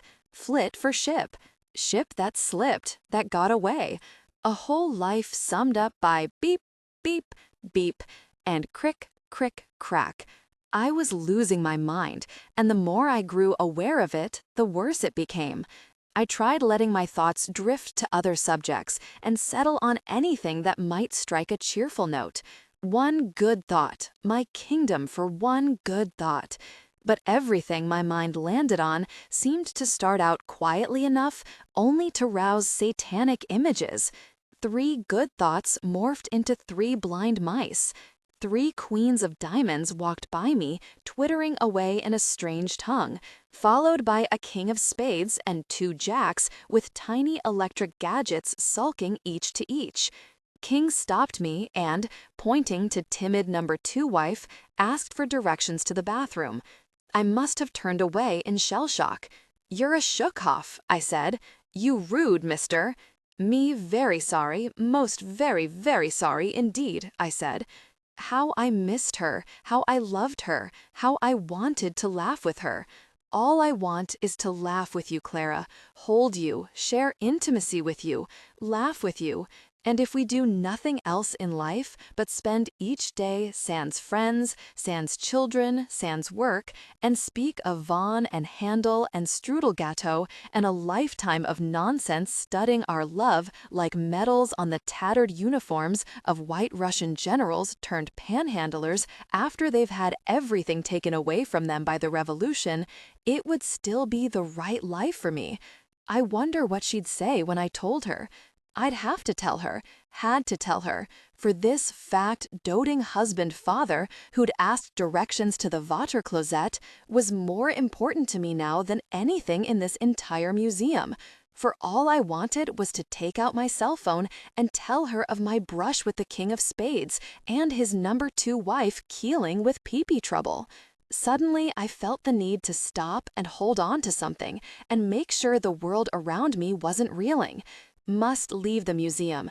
I rushed out into the cold and saw the steps of the Met before me spill like the Spanish Steps, all the way down onto Fifth Avenue, turning white-gray before me like the cold waters of Venice, flooding the embankments and reaching down to the pretzel vendors, whose diminutive trucks seemed bolted to an ever-receding sidewalk. I directed my path down to one of the vendors. Heading toward him gave me a direction. When I finally reached his stand, I saw him spread mustard on one of those large salted pretzels. The sight turned my stomach, and I felt something surge in me, something like nausea, but not nausea, more like seasickness after a forgotten nightmare. The sweat was collecting on my face, despite the cold. I grabbed a pole around which a rider had chained his bicycle. I could hear my heart racing. And what didn't help was the antiphonal whine of a bus bickering with its inability to kneel for an old lady with a cane, as if heart and bus were busy arguing like the piano and violin in the Kreutzer Sonata, talking back each to each, tit for tat, pip for pip, gosh for flip, all loose ends tied together into a crusty, warm pretzel with bilious mustard dolloped on top. The whole pretzel resting on my nose like a pair of binoculars.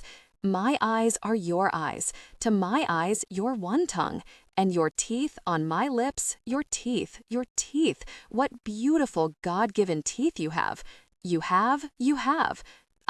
There was no question, losing it, yet obviously faking composure quite well. No one was staring at me, no one even noticed me, so I wasn't about to embarrass myself. I finally understood why people who have heart attacks in public suffer on many counts. For the pain, for the shame, for the pure fear of falling to pieces in full view of every tourist and every messenger and hot dog vendor. Just don't let me soil myself. If I have to die of a broken heart, let me go gently and vanish at dusk through narrow streets and put an end to this bungled life that started on the wrong foot. Was I dying? No sooner had the question crossed my mind than I decided to rush myself to Mount Sinai. I hopped into a cab and told the driver to take me to the emergency room. I knew the drill well from taking my father there several times.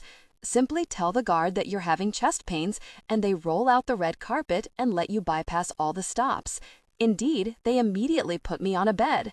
Next to me with his mother was a 10-year-old boy who was bleeding from the leg, while a nurse was patiently removing shards of glass with a pair of surgical tweezers, speaking softly, telling him that there were a couple more and a couple more pieces after that, but that he was such a brave boy, not one tear, not one, she kept saying with her comforting Jamaican lilt, as she dabbed the wound ever so softly with a piece of gauze held delicately in between her thumb and her index finger. The resident intern was wearing Crocs. I explained that my heart was racing. I had nausea too. A strange film was clouding over my eyes, as if fog were closing in. Were, I couldn't decide which. Any disorientation? He asked.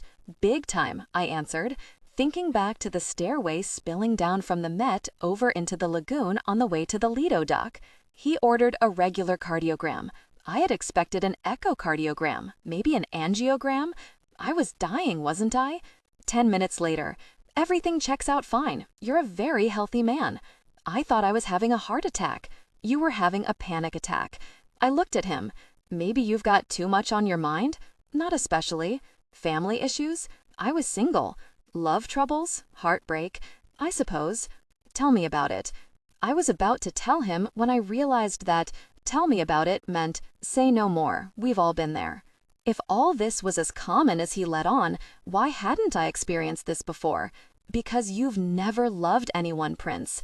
What had I been doing these past 8 and 20 years then? Barely been alive, Prince. Barely been to the rose garden. Waiting for me, that's what. You came to life when we stepped onto the balcony on that first night and stood watching the beam together, you and I, Prince. And you watched my suede shoe kick the cigarette butt down to floors measureless to man. You and I, leaning together on the parapet like two notes on the same staff, both of one mind, as you stared at my form in my very crimson blouse. Where had I been all this time? Where were you? You were waiting, except you grew to love the waiting more than the love you waited for.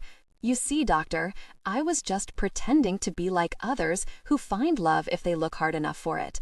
But I wasn't like them. I was just pretending. I'm like her. It's love I want, not others. Take this, he said, producing a Xanax in his palm like a magician, bringing his hand to your ear to retrieve a coin. Authentic, never theatrical. He watched me swallow it with the help of a tiny plastic cup of water, then tapped the front of my shoulder a few times and let his palm rest there in a sympathetic gesture of fellowship and male solidarity. We're all in this together, bro. The last time someone had touched me on the shoulder was less than 12 hours ago. You'll be all right. Just rest a while. He grabbed a stool and sat next to me to take my pulse again. Just having someone sit next to me like this was comforting.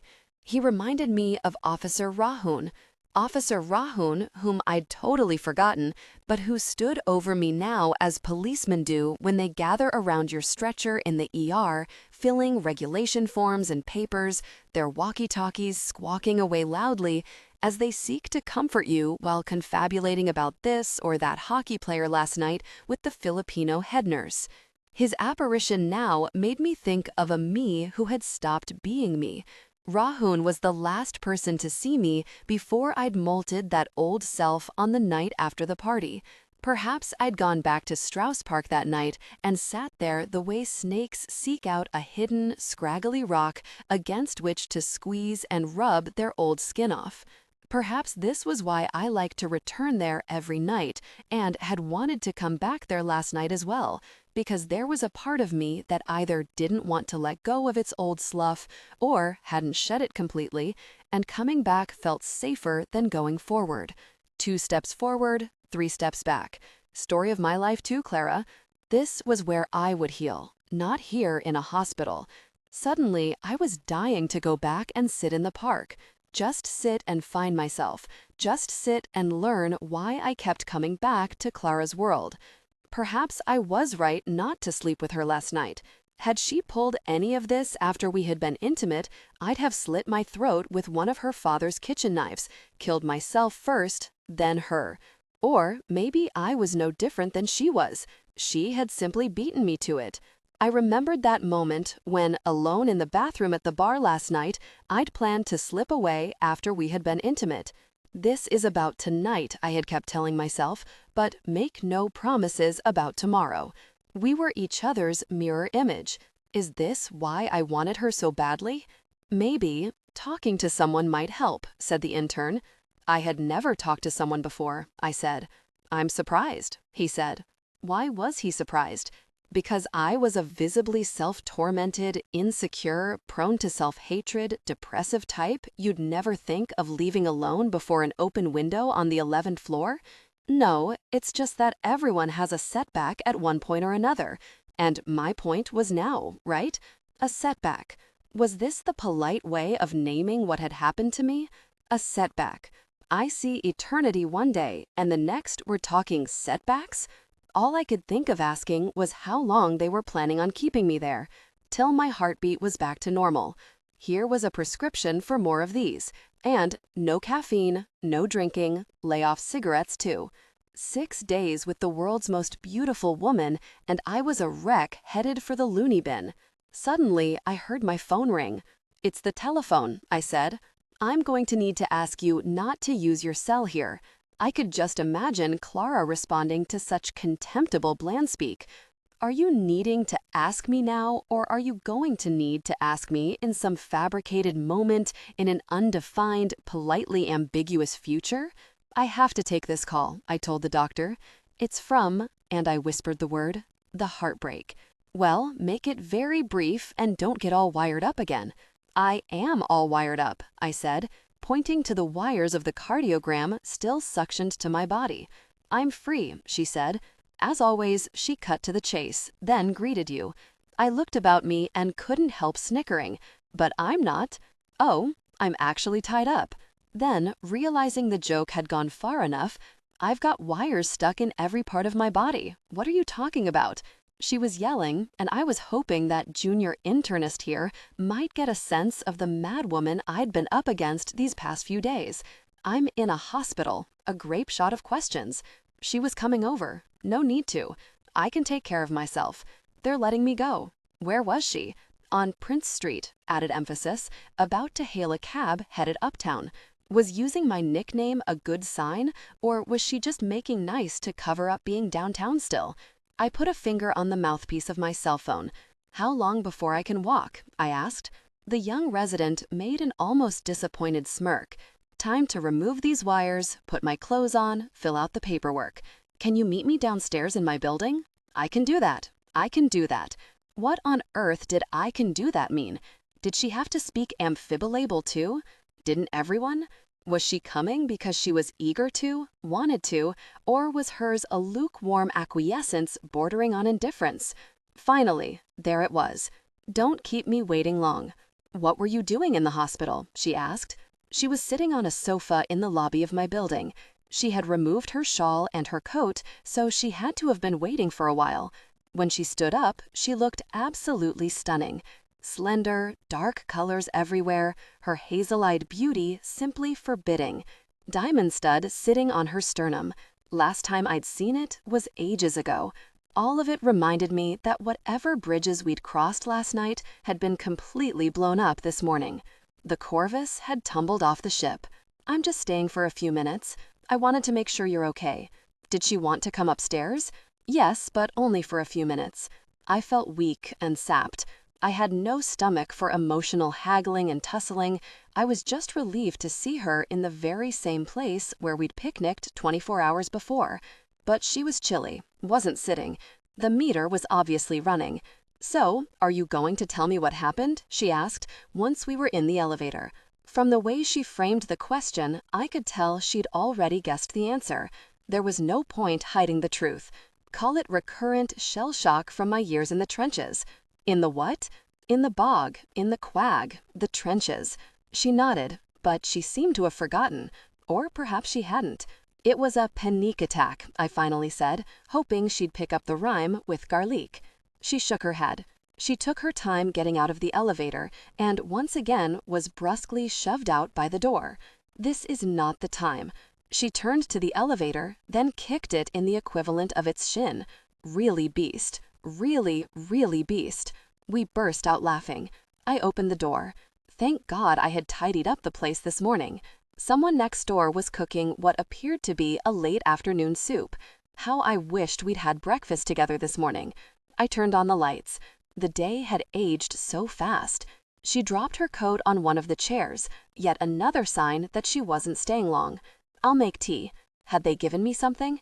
Yes, they'd given me something. I disappear a few hours and you end up in the ER? Nice. I looked at her. I didn't have to say anything. You're blaming me, aren't you? No, not blaming. But the tone this morning was so different from last night's. It sent me into a tailspin. So you are blaming me. It's not a question of blaming. It's more like, I don't recognize me and I don't recognize you. That's right. That's right what? We change. We change our minds. That fast? Maybe. What happened to yesterday? You're one to ask. She paused for a second. Besides, I can't be tied to yesterday. She walked over to where she must have stowed away the chocolate cookies, found the box exactly where she'd left it yesterday, and freely took 2 out. It thrilled me that she was behaving as if she were at home. At other times, though, I'd seen her take out a dish and stack 4 to 6 of these cookies, arranged, as I suddenly remembered from our very first night, in a Noah's Ark formation. Neither of us had made a gesture to boil water. Authentic, never theatrical. She'd obviously given up on tea and had headed directly for the cookies. Bad tea. Very, very bad tea, I remembered. Look, I don't want us to fight. Obviously, I must have raised my voice when asking about yesterday. What makes you think I want to? Well, you're obviously upset. Any idea why I might be? Why don't you tell me, since you're about to anyway? From the tone of her voice, I could tell she'd been through this exact conversation endless times before. She dreaded its coming and could probably spot all of its signposts, its shortcuts, cross streets, tangents, and escape routes long before I could. I'm sure you already know what I have to say. I think I do, but go ahead, she added, with an implied, if it makes you feel any better. Maybe there's no point. Maybe not, meaning, suit yourself. Let's just say I'm sorry you changed so fast. She stared at her cookie like a child being chastised, or like someone trying to gain time, collect her thoughts, and come up with the right answer, or just sitting out a cloud.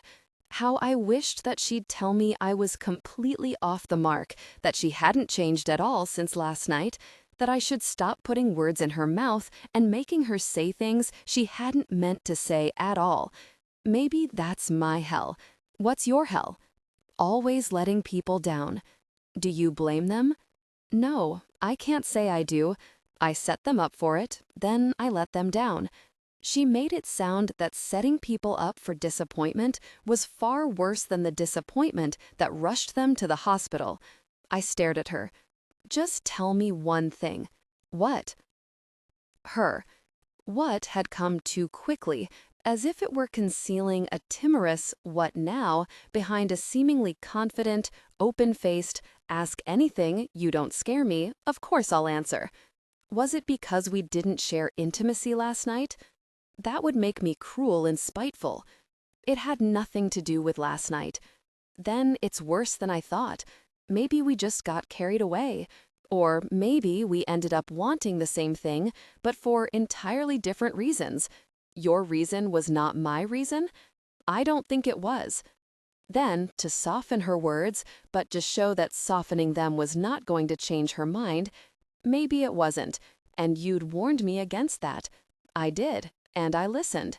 You did, until you told me that I shouldn't have. Until I told you that I shouldn't have. We're a mess, aren't we? A big mess.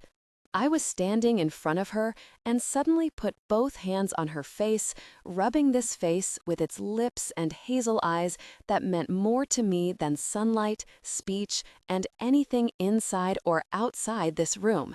I kissed her, knowing with a certainty I had never encountered before that she would kiss me as passionately and as desperately as I longed to kiss her, and that she would do this because the escape hatches between us were wide open and tomorrow was no longer in our vocabulary.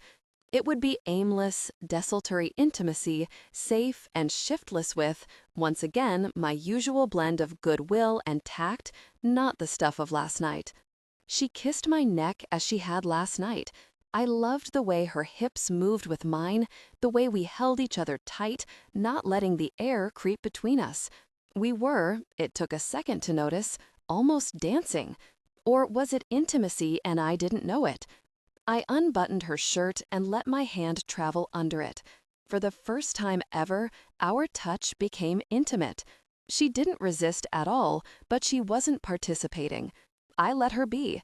Moments, just moments later, she was already buttoning her shirt. Please don't, I asked. I want to see you, want to think of you when you're gone, want never, ever to forget that you stood in this room by the failing light of the day, close to me, with your breath that smells of bread and of old Vienna and of the bakery by your house where last night you and I, just you and I really have to go. I'd known this from the very start.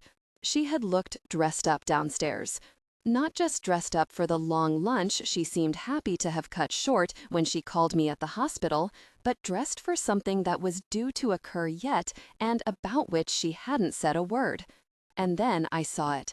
She had kissed me no less savagely than she'd kissed Inky or Beryl at the party. She probably didn't know how to kiss otherwise, which was why so many got hooked and tangled. They took for large bills what for her was loose change. She probably shared intimacy no differently. What was a mere gesture, consent, as she called it, for others was a profound experience, the once-in-a-lifetime you get to tell your grandchildren about when they're old enough to ask about the woman who called you by the name of a ship. I wondered if there was, or might soon be, a third party who was going to be given minute-by-minute dispatches of this fellow called Prince who came after another called Inky was spurned, kissed, sent packing. Pretty soon, I'd be leaving messages on her answering machine or calling her at the movies while she'd ask whomever it was she was with to look at the caller ID and mutter a muffled curse on being told my full name. "It's Prince," she'd say. I wanted to be cruel to her, say something that would scar her for years, or at the very least stick on her like a stain or a bruise that was sure to ruin her whole evening. "Clara, I feel this is the last time I'm going to see you. Clara, the moment you walk out my door, it will be as though we'd never met. Clara, I don't want this to tailspin.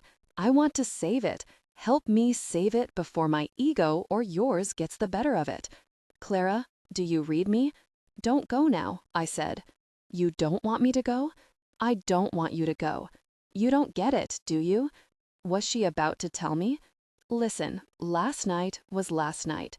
As you said, too soon, too sudden, too fast. It ends there. I don't want it to end. This is not just about last night. It's what we both know is bigger than either of us. It's about our life. I don't know how else to say it. You are my life. You are, she repeated, clearly not the sort of thing one said in Clara's world.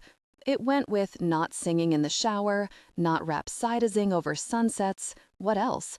I hated her. Do you enjoy making me sound stupid? Maybe I am stupid.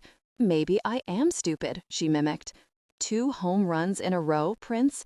Now it's my turn, and I don't know if you're going to like it. With or without tea, I interrupted, reaching for humor, however lamely. Tea time is long past. Here is what I have to say, and live with it as you please. Shoot. A touch of fading irony in my voice, but I was buckling up for the worst. The truth is this, and I'm not the only one who says it. The soothsayer woman said it too. I care for you. Call it what you will, love, if it pleases you. You, however, just want to get me out of your system, and if mistaking this for love helps you, you'll call it love. I want you in my system, not out. I know what I want from you, and I know what I have to give for it. You haven't got the foggiest idea what you want, and certainly not what you're ready to offer. You haven't thought that far, because your mind isn't really interested. Your ego, yes, and your body, maybe, but the rest of you, not a clue. All you've been giving me so far is the hurt, sorry puppy face, and the same unasked question in your gaze each time there's a pause between us. You think it's love. It's not. What I have is real, and it's not going away. That's what I have to say. Now can I go? She had so persuaded me that I started to believe her. She loved me. I did not love her. She knew what she wanted. I had no idea. Made perfect sense. Just stay, will you? Don't go yet. No, I can't. I promised I'd meet someone. Someone? Is this a friend of the friend who lives all the way downtown? I was trying to show I was mimicking her. No, this is another friend. Do you care for him, too? She gave me a withering glance. You want war, don't you? That's not what I want at all. What do you want, then? She was right. I had no idea. But there was something I definitely did want, and it had to do with her, or it was through her that I would find it. Authentic, never theatrical. Or it was her I wanted, and all my doubts were just my last-ditch way of avoiding seeing this simple truth, that I wanted her, that I was destined to lose her, that I had exhausted my efforts and didn't have a single card left to play. I want you to give me another chance. People don't change. You certainly won't. Besides, what does another chance mean? Is this something you picked up at the movies? You're always tweaking and putting me down. That's because you've been giving me palaver. When you're good and ready, I want this, she said. I want you, not the puppy face, not the snide antics, nor your evasive asides. I want you in the moment, here and now. For this, I already told you, I'll go the distance and do anything you want. Anything, anything. When we're good and ready. She paused. But don't ruin it. You ruin it with your silly games and your cold feet and your other nonsense. And you'll never live this down. This much I can promise you. Tension broke. They gave in to desire, connecting deeply. I want this. Now can I go? She asked, as if I were holding her back. I nodded. Are we going to the movies this evening? I hated my voice. Yes, we are. Why? I asked, not knowing why I'd asked her why. I thought I just told you why. And what are you doing now? I couldn't help myself. Now I'm going to meet someone who's been kinder to me than I deserve. I had already purchased our tickets and was waiting outside the movie theater drinking my large cup of coffee to keep warm. I was doing penance, and she was late. Something had already warned me she'd be late. I was trying not to let it bother me. I knew that 5 more minutes of this would make me more anxious, that anxiety might upset me, that I'd try hiding being upset, but that it would all leak in so many oblique and treacherous ways that were sure to draw her fire and finally erupt in all-out war. I tried keeping my anxiety in check. Please don't stand me up, Clara. Just don't stand me up. But I also knew that it wasn't the fear of being stood up that had caused the surge in anxiety. It was the image of her doing to this other friend what she'd done to me, her hand touching him intimately, making the same speech. No, not the same speech. She'd share intimacy with him totally and completely, then hop in a cab headed uptown and show up at the movie theater, all wired and frisky, didn't want to miss the credits, had been thinking of you all afternoon. Not upset? Who knew what she'd been doing on the afternoon of our first movie? But if I was sincerely worried about her someone, it was also to avoid thinking how she'd touched me, or at least not use up the thrill of that moment by thinking too much on it. I wanted to dip into it, take furtive nips, and then run to safety, like a bird nibbling tiny tidbits. I was a leave some for later type. She, the here and now, guzzle all you can in the moment. No woman had ever been so bold in her touch without first knowing that she could. Even my caresses last night, for all their boldness when we leaned against the wall of the bakery at 3 in the morning, had none of her nerve. I wondered if her intimate touch was merely symbolic, or whether she had pressed me with the heel of her palm to tease me, to stir a deep attraction, to show what she was capable of. In between the worrying and a fading memory of how her hand had held me hovered hazy reminders of what had happened earlier outside the Met, things I didn't want to think about and could still manage to banish, but that were still there, like an enemy waiting for the gates to open, but equally capable of breaking them down or of digging under them if he wished. This morning, I'd almost buckled on the ground. The tourists, the stands, the children, the crowd milling everywhere, the sandwich man dressed as playing card kings and queens, everyone sucking the air till I seemed to be floating on helium. I'd never forget this day. It had started bursting with desire, and look at me now, sipping coffee, which I wasn't even supposed to drink, humbled, crushed, vulnerable, prone to new setbacks as soon as the Xanax wore off. I did blame her. Why had I allowed this to happen?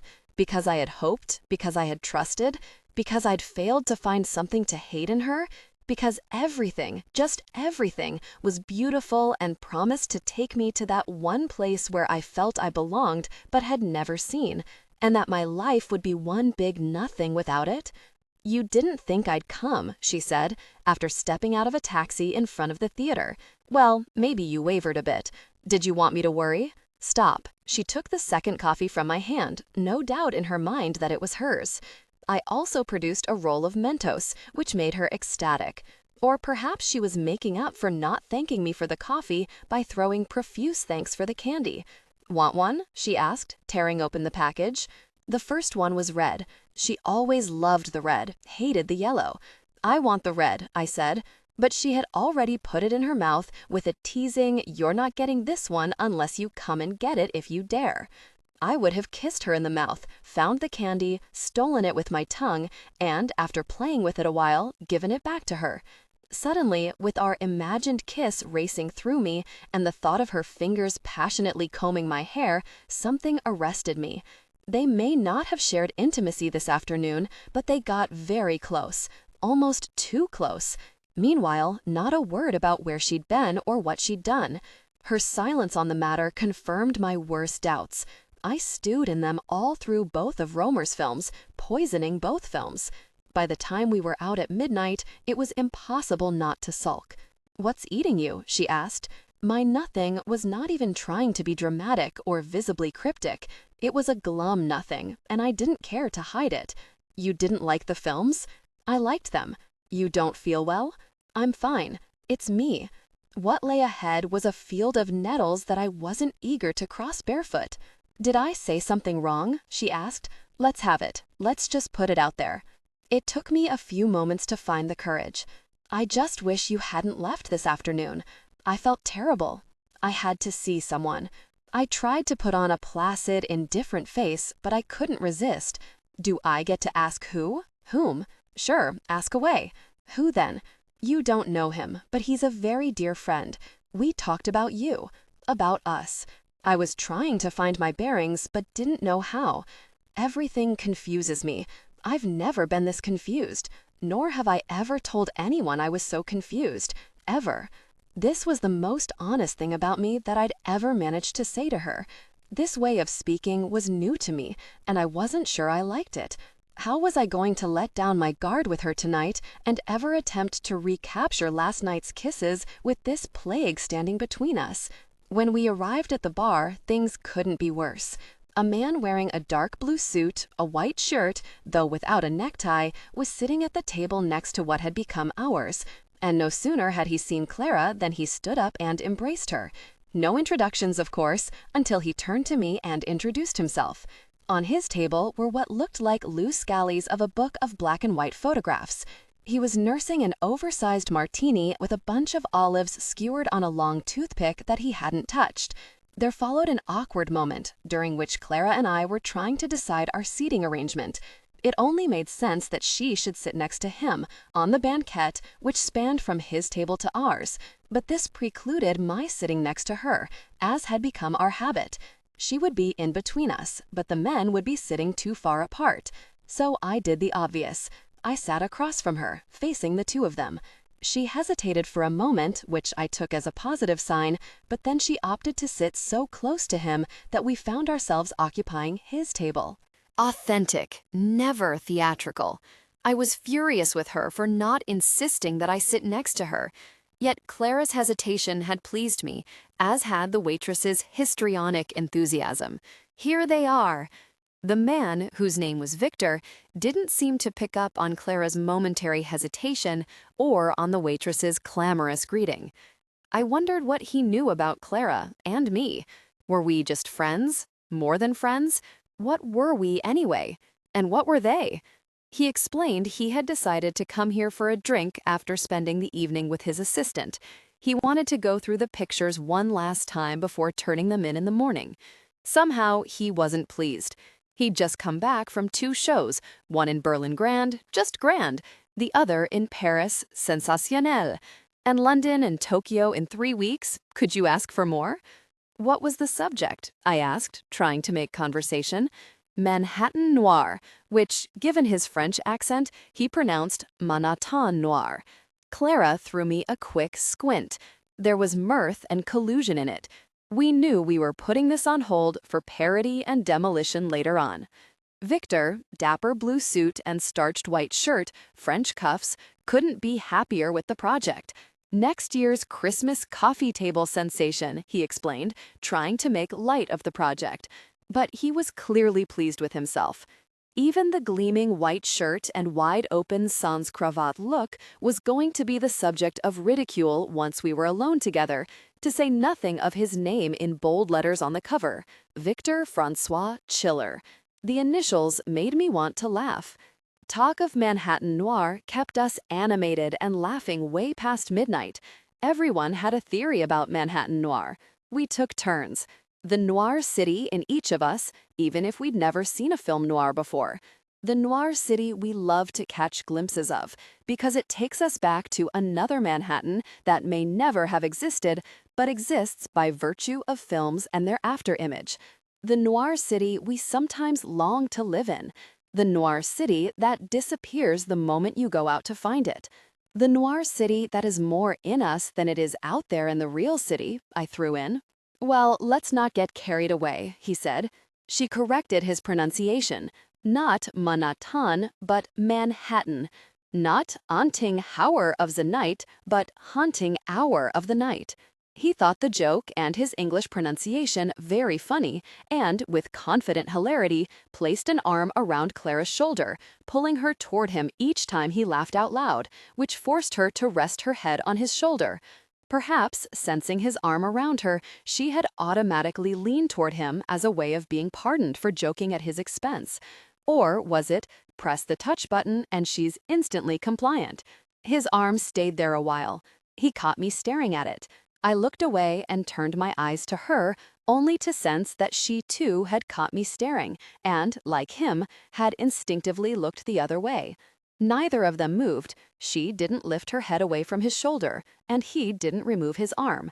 It was as though both were independently frozen in that position, either because it was too late to undo the gesture, or because they wanted to show there was nothing awkward or improper in it, and, come to think of it, they could do as they pleased, seeing they had absolutely nothing to hide or be ashamed of, and would stop if and when they were good and ready. Were they? Was she doing this to spite me? Was she egging him on? Or was she too weak to stop him? Or was this her message to me? You have no rights, no claims, and if I want to lean on his shoulder or touch his hand, well, I'll do so in your face. Live with it. Was theirs perhaps the threadbare familiarity that lingers among ex-lovers? Or was it a murky friendship between man and woman, the way ours was, no better than a murky friendship between man and woman? Was I perhaps misconstruing everything, or had I not even scratched the surface? My doubts, like proofs of the Pythagorean theorem, suddenly outnumbered the stars. Or, with the Xanax wearing off, was it this morning's anxiety speaking again, making me spin these thoughts, all the while urging me to keep a straight face before them in case I was making it all up? Which was worse, making it all up and not enjoying anything, or watching them together and not knowing anything? Tossing and turning. Not tossing, but turning. Clara, I've disappointed you, haven't I? Oh, Hiranamo, what have they done to your mind? Your thoughts are all scrambled, and the sedge is withered by the lake. I could feel it coming on again. I excused myself to go to the bathroom. I knew the bathroom would break my heart. I splashed some water on my face. I liked the cold water in the stinky bathroom. Dabbed my face again. Wet my nape, wet my wrists, the area behind the ears. I remembered the pressure of the steel nut against my head and how it had dented the skin on my forehead. Poor, poor scalawag.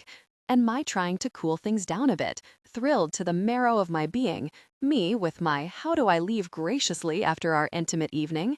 Last night, she'd lowered the collar of my turtleneck and kissed me there. Their intimacy deepened, leading to a powerful connection, until we kissed by the blessed bakery of blessed memory. Happy, happy, happy hour. Tonight, her heart's with another man. Turncoat. Clever trick that, hesitating before taking a seat next to his. Ah, you think that would fool Prince Oscar? Why wasn't this last night? Why couldn't it be last night? Turn back the clock, undo the bad dream, unmake every mistake, put time on splints, work things back to the point where I'd taken the wrong turn and found myself standing in the snow in Strauss Park after we'd kissed and heard her say, "We met here this morning. Here we are again." Ugh, Sir Tristram, you bald-pated simpering sop, I thought you were all glittering with the noblest of carriage, but you're only a Guido. I thought you great in all things. You're but a puny. Bear down, old fool, and sink under here. When I came out, she didn't see me approach. They were talking. This was a party, and I wasn't invited. They were about to order a second round. I decided not to. She was surprised. Didn't I want fries with ketchup? Was this her way of asking me not to go yet? The question spoke so many good things. It's been a rather long day, I said, and I think I may be coming down with something. Bad, bad day. He didn't ask why.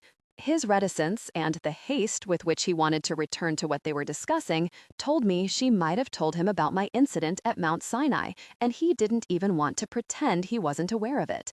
Nice work, Clara. Plus, I really shouldn't drink, I added, remembering the young doctor's recommendation. Stay a bit, you don't have to drink.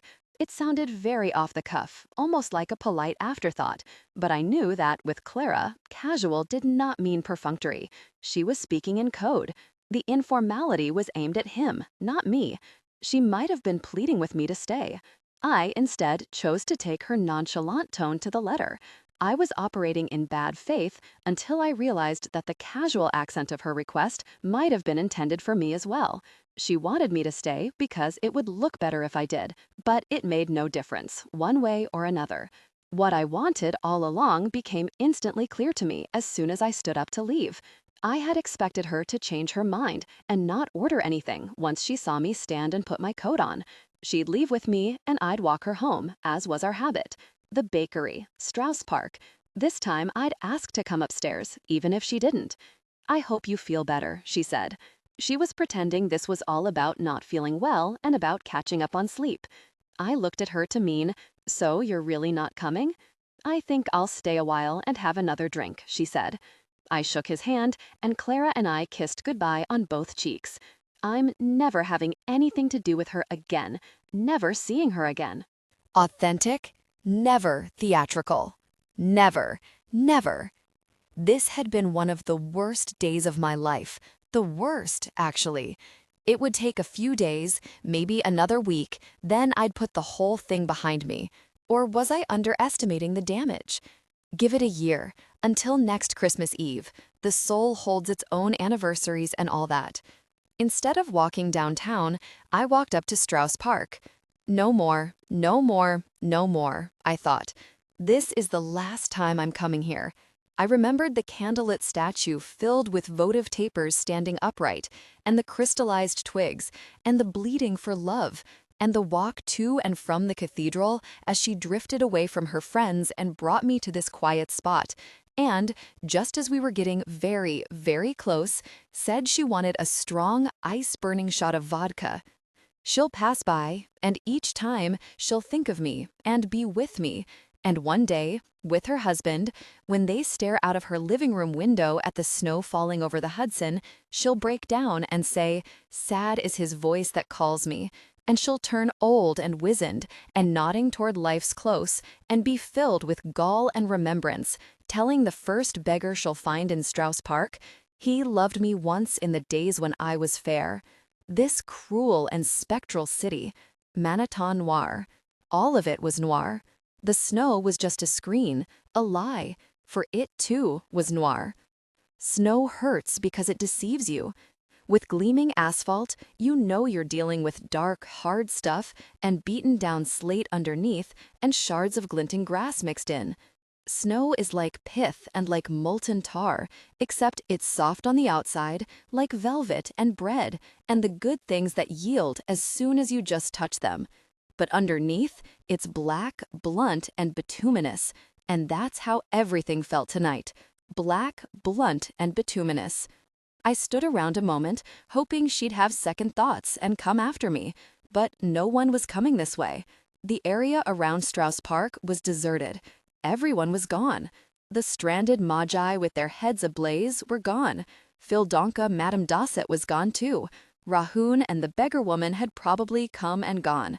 Just our shadows now, or just mine. Leopardi, the poet, was right. Life is bitterness and boredom, and the world is filth. Seventh night. I hoped she'd ask one day, when none of this mattered, "Why did you leave that night?" Because I was angry. Because I grew to hate myself. Because I didn't know what to do. I didn't want to sit quietly and go on struggling with him, with you. I was losing you, and sitting in a bar watching the loss unfold before me unleashed more bitterness yet, because you seemed determined to speed up its course. I felt ridiculous, weak, ineffectual. I hated you, and I hated you for making me hate myself. I was angry. Angry that you never once let me catch my breath on those nights when all I did, it seemed, was watch the torrent of missed opportunities race past us. I blamed you for inhibiting impulses that had nothing wrong with them, then for holding these very same inhibitions against me. I blamed myself for thinking it was your fault. It was mine, always mine. All I saw that night was the lightness with which you turned a new leaf and were letting yourself off ever so easily. See, one hand, while fate, in the form of a jack-in-the-box, waved a broomstick over my head. Yes, we could have gone somewhere with this, but see, we all change. You made me find solace in self-pity. I could never forgive this. I'd thought of waiting for you inside the park. I was even tempted to send you a text message and say something either funny or inappropriate about Monsieur VFC, or so cruel that it would burn all bridges between us if I hadn't already burned them at the bar. But you'd pick up your phone and, on the pretext of not wearing glasses, hand it to VFC, ask him who the caller was, then grab it from his hand and shove it back into your coat pocket. Prince! I stood in a pool of white light, trying to feel enchanted and cleansed as I'd felt on my first night here, but it didn't work. I recited more verses by Leopardi to myself, squeezing out some comfort, knowing that if no solace came, then beauty might come in its place, and that beauty, on this most sullen noir night in December, would be good enough. But nothing came. Then I saw a yellow cab. I hailed it, got in, and was welcomed by the comforting warmth of old upholstery and the vague, acrid smell of curry and cumin. I was in a noir, black and white world, and I wasn't being let out of it. No sooner in the cab, though, than I asked the driver to take me to Riverside and 112th Street. He'd have to go all the way down to 104th Street, he said, then turn around and head uptown. Did I mind? No, I didn't mind. All I wanted was to return to the spot where I'd stepped off the bus and gotten lost on the night of the snowstorm. The blizzard had lasted all through the party and hadn't quite cleared when she walked outside with me hours later. Now, I was going back to where things seemed safe, no matter how clueless my steps that night. Just me and two silly bottles walking up the stairs by the statue of Samuel J. Tilden. As the cab passed by her building, I looked up at her window to see if she might be home already, but the car came too close and it was impossible to look up. I got off right at the spot where I'd seen the St. Bernard. Or had I imagined the dog while thinking of medieval Weihnachten towns that turned dark and gray and then empty faster than the last grocer can pull down his roller shutters in the winters of Pandongst? Who walks alone in the dead of night in St. Remy but madmen and seers, and those longing for other peoples? Longing for others. What a concept! I walked east on 112th Street, aiming for Broadway but enjoying the suspense, because I knew where I was headed but didn't quite want to admit it yet. This, by the way, is what I'd do in 2 days if I decided to go to Hans' New Year's party. Walk up toward the cathedral, turn right on Broadway, walk down another 6 blocks, and finally turn right on 106. Is this what I was planning to do tonight as well? Or was all this a roundabout ploy to pass by her building, or, better yet, run into her as she's heading home on her way back from the bar? What are you doing? I was taking a walk in the snow. Or just venting. Venting? As in learning to live with myself, now that you're no longer in my life? No longer in your life? From the look of things, you're the one who walked out, not me. Yes, but from the look of things. From the look of things, you should take a hike. If I were to run into her on her way home, I'd more than likely run into the two of them together. Even if he wasn't going upstairs with her, he'd still have to walk her home. Would she give him her arm when they walked together and burrow under his armpit? When, as I knew would happen, I approached 106th Street. I began to walk slowly. I didn't want them to see them either. Had they had enough time to order another round before leaving the bar? Then I realized why I was hiding. Because I was hiding, wasn't I? I was ashamed of skulking like this, of hanging around her house, of spying on them, on her. Stalker. Stalk X. If I had to bump into her at this late hour, all I'd want is for her to be alone. What's wrong? Couldn't sleep. Didn't want to be alone. That's what's wrong. What do you want from me? Spoken with impatience, pity, and exhaustion. I don't know what I want. I want you. I want you to want me as desperately as I want you. Why had I let her walk away from me this afternoon? What was I thinking? A woman walks into your house, is clearly telling you she cares, ignites a powerful desire within you, and you just stand there, jittery Finnegan running for cover, while panic-stricken Shem and Sean race fast behind, their emotions surging? Authentic, never theatrical. But if she wasn't alone, and if I had to bump into the two of them, I'd utter a mirthful, couldn't sleep, and shrug my shoulders, adding, I was on my way to the bar, hoping you hadn't left. I could just picture the two of them standing together on the sidewalk in front of me, disbelieving glances thrown back and forth, all three of us looking so uneasy. "Good night, Clara. Good night, Monoton." And I'd scurry home, knowing that the first thing I'd want to do was call her and say, "Monoton noir, c'est moi." On the corner of 106th Street and Broadway, I decided to walk 1 block south, turn on 105th, and come back to 106th by way of Riverside. I wanted, or so I told myself, to take a last farewell look at her building, especially if I wasn't going to the party in 2 days. Could be years the next time I come around here, years and years. But I knew this was just a ruse to take another peek. The road down 105th couldn't have been quieter along the row of white townhouses that seemed to slumber in an otherworldly, snowbound era of fireplaces and gas jets and hidden stables. No one had shoveled the snow, and it looked as pristine and wholesome as Rockwell's towns on snowbound nights.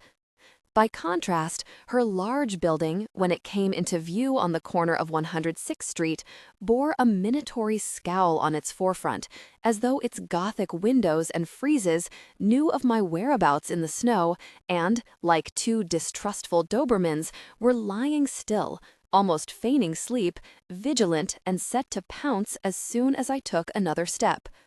Then I spotted Boris's light and his side entrance door. I could never tell where exactly he sat, but no sooner would we near the door every evening than he'd always be there to let her in. If I wasn't careful, he'd spot me. I looked up and, to my complete surprise, noticed that the lights in her living room were all on. How shameful, I thought, spying. So she must have gotten home while I was walking slowly down Broadway.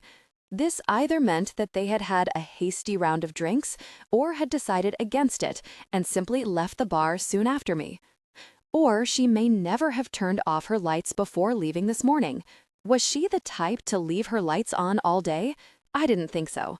Chances were she'd just gotten home and had turned on the lights in the living room, maybe watching TV. Unless, of course, she was not alone. I crossed the street at 106th and Riverside and headed north, trying to catch a glimpse of the other rooms immediately upstairs.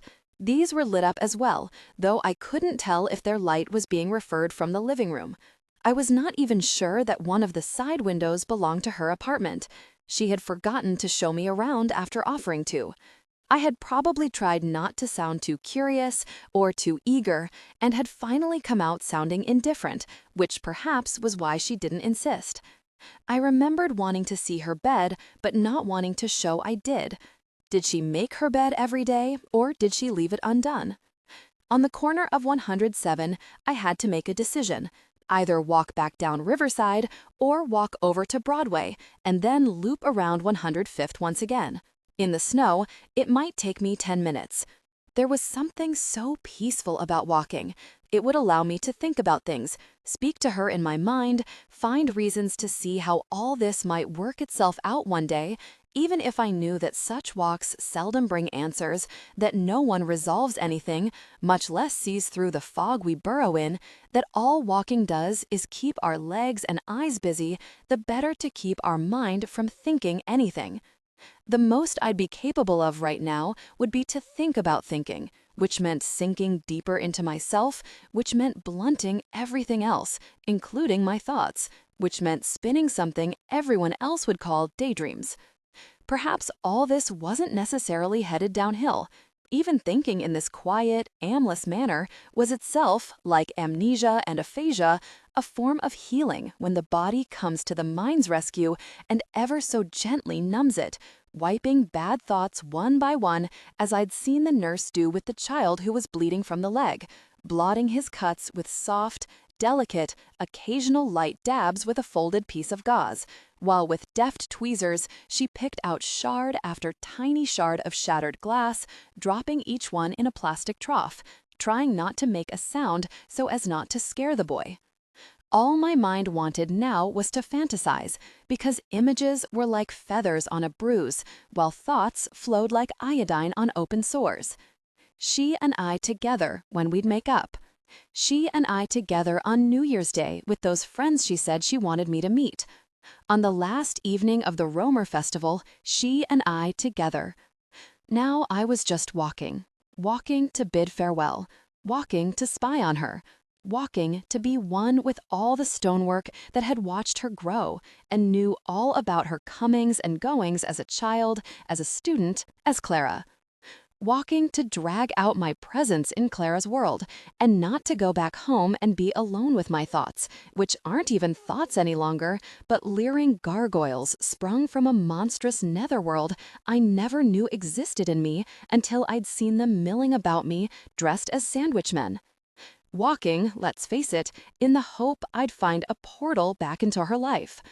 Walking as prayer, pleading, and penance.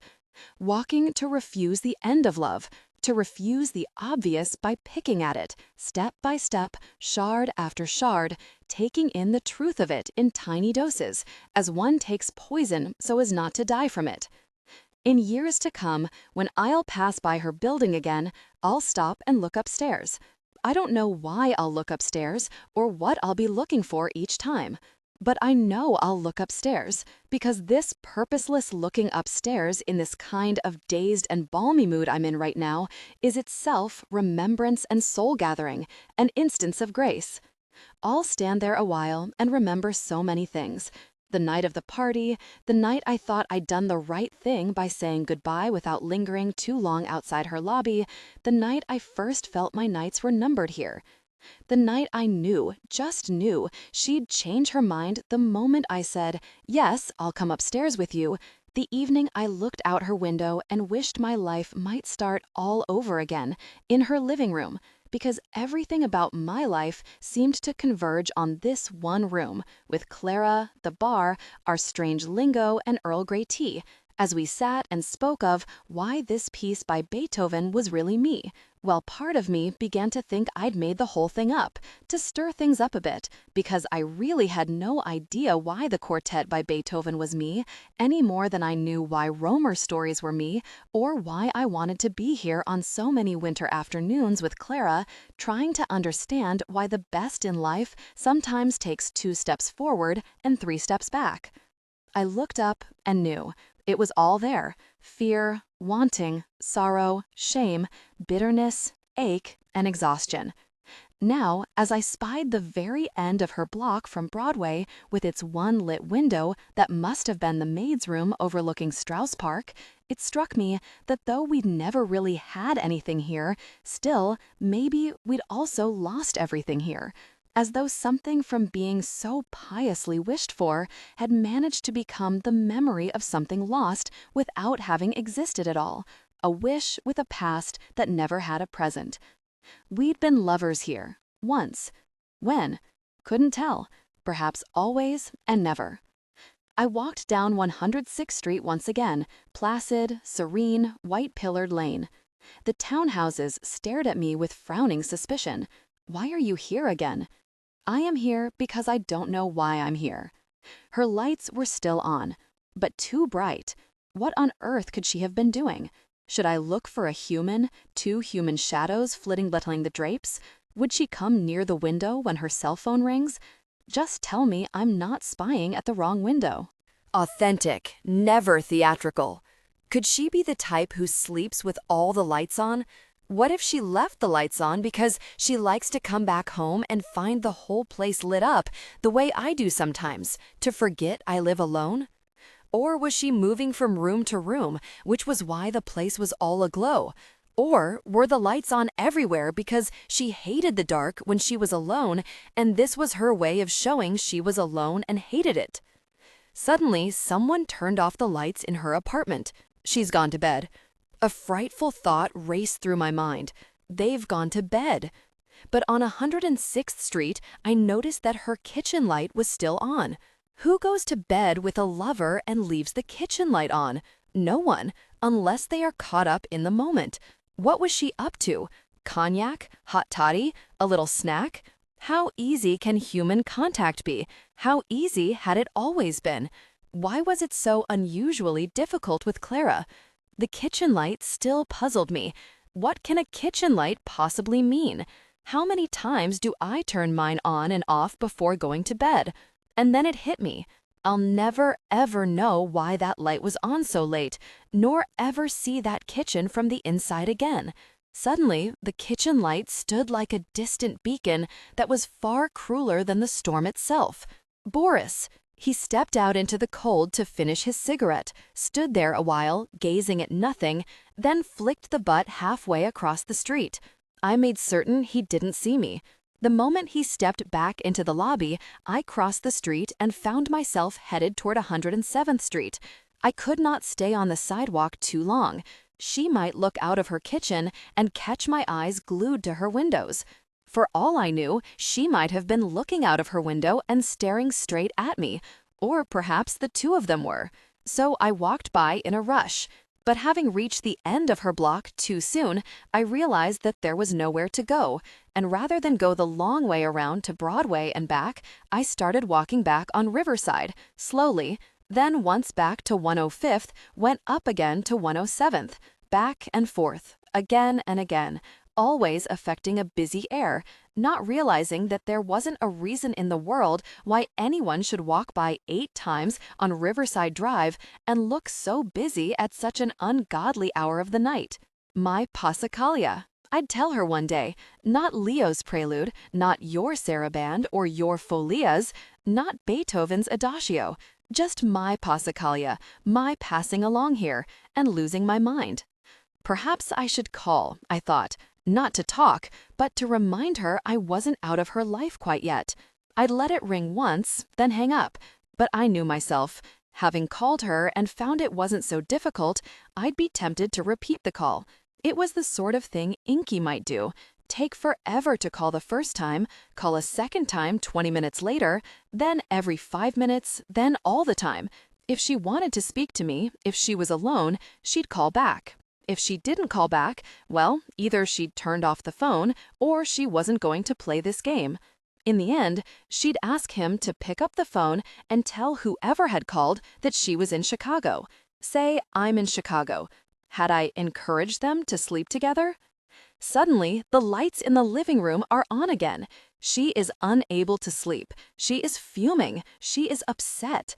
I should call, shouldn't I? What if she knows I am downstairs?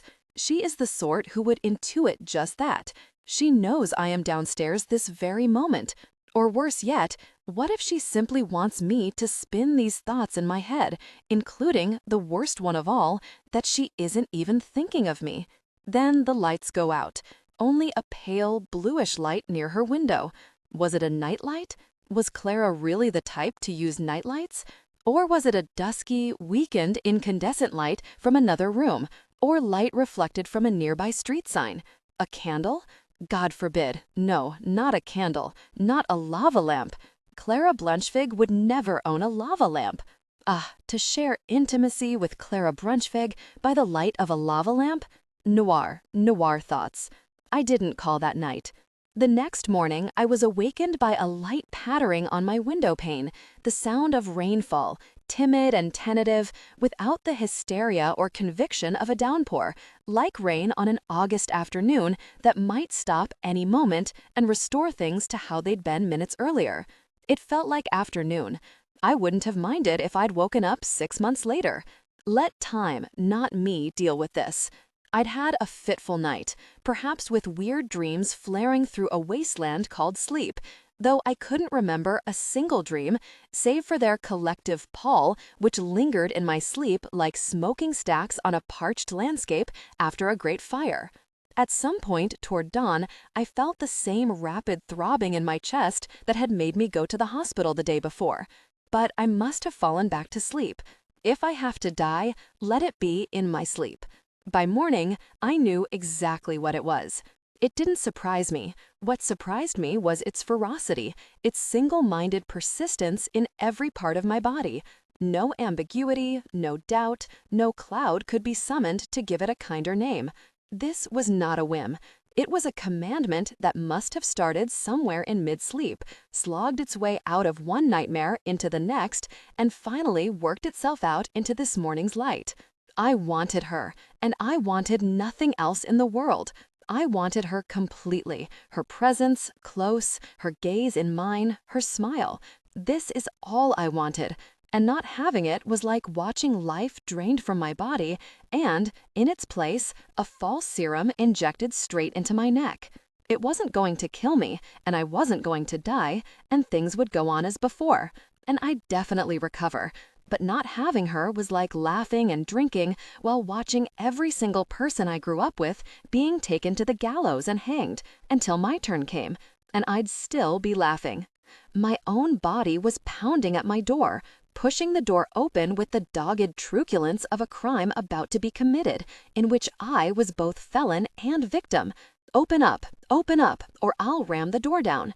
I wanted her to challenge me, to make me do something, to break through this stasis, because this staying put, like two boats tied to a dock, is like waiting decades on death row. I wanted her to yield to her as I knew I must, and had been craving to ever since I kissed her. And she snubbed me with a no that I wanted her to take back with the very lips I kissed that night, to take back the words and let me embrace what she offered, because it was mine before it was hers. Part of me did not want to admit any of this, or yield to the impulse, because yielding now would be like letting the enemy dictate terms I'd regret signing no sooner than the ink had dried. This was not like our second night, when shutting my eyes and hinting she was in bed with me had seemed so easy and so natural that I didn't even bother hiding it from her the next day. Where had that openness gone? Why couldn't I speak to her like this any longer? Why, with so much in common, did my body feel so gridlocked and bottlenecked? The more I knew her, the more fettered my impulses. The more reclusive my body, the more muddled my speech. Could it be that the older I was, the more callow I got? Now that I knew how little there was to fear from others, I was turning shy. Candor was more difficult the more fluent my speech. In the alchemy of desire, the more we know, the less we fear, but the less we fear, the less we dare.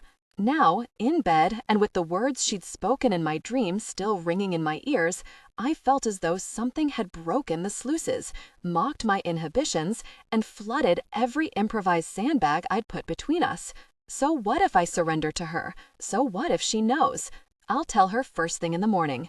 I decided to call her. Better yet, send her a picture of Sir Lochinvar, bonnet and plume.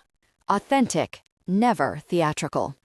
Top of the morning, greetings and salutations, from prow to aft, starboard and portside, all aboard.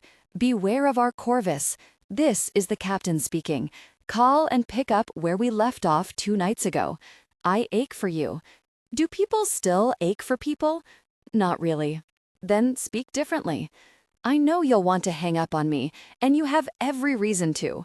And I know you'll think I'm drunk or that I've lost my mind, but just speak to me. Stay on the phone with me.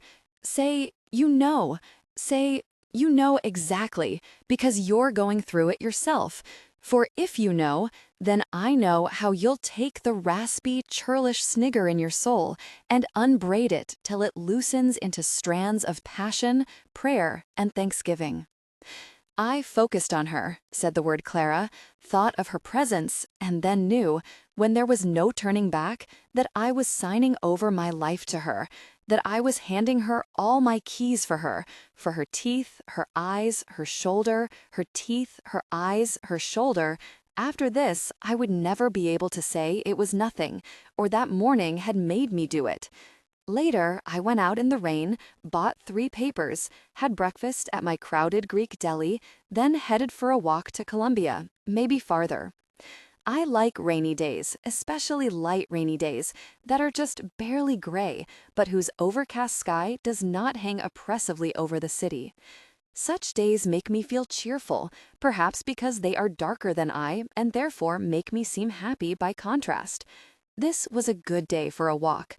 I knew there was no point in checking my email or even expecting a call from her. She wouldn't call because she knew I wouldn't have called either, and I didn't call because I knew she wouldn't. But I knew she had thought of calling because I myself had thought of it. She'd want me to make the gesture first, if only to hold it against me, which is why I wouldn't call, which is also why she wouldn't call either. It was this twined and tortured shadow thinking that both paralyzed us and drew us closer. Aren't we so very, very clever? Clara, you are the portrait of my life. We think the same. We laugh the same. We are the same. No, we're nothing similar. It's just love makes you say this. By the time I approached Strauss Park, I knew I had absolutely no interest in going any farther uptown, that this whole expedition to Columbia or past Columbia was a ruse to step back into Clara's world. In Strauss Park, the snow had already started to melt. I stood where I had stood on the day she'd come to meet me. The tenor of our relationship was so different on that day or on the day before that. The quick dash to the restaurant in the cold, Svetonio, the visit to her home, our Lydian tea, that sacrosanct moment when, in the kitchen, she put 2 mugs on the counter and, with a resigned, uneasy air that sprang from the depths of reticence, had said, "I have no cookies. I have nothing to offer." I went back to 105th Street to go over last night's footsteps. I didn't know why I was doing it, just as I didn't know why I trundled down the same area so many times last night. But last night, everything seemed shrouded in a spectral fog, behind which I took cover, the better not to see the void looming before me. Last night, I knew I was a shattered being. Today, I didn't feel shattered at all. Things must be getting better, I thought. I must be healing and already getting over the hardest part. How fickle the human heart. I was almost about to take myself to task for being so frivolous when I suddenly caught sight of her window. I was jolted by an overwhelming sense of panic. It told me that the wound I thought was already healing hadn't even been thoroughly inflicted yet, which was why it didn't hurt so much. The knife wasn't all the way in yet. Things hadn't started getting worse. Through her window, I caught sight of the very large plant I'd seen in her living room a few days before. I hadn't really noticed it at the time. Now I remembered we'd been discussing Romer and Beethoven, and she was sitting right under its leaves, and I'd been staring at it all the time. I decided to walk downtown. I hadn't crossed the street when an impulse made me pass by the bakery and stop once I noticed that the windows were all fogged up inside. I could use a croissant, I thought. There was a long line. There always was by mid-morning, especially during the holidays. This was the spot of 2 nights ago.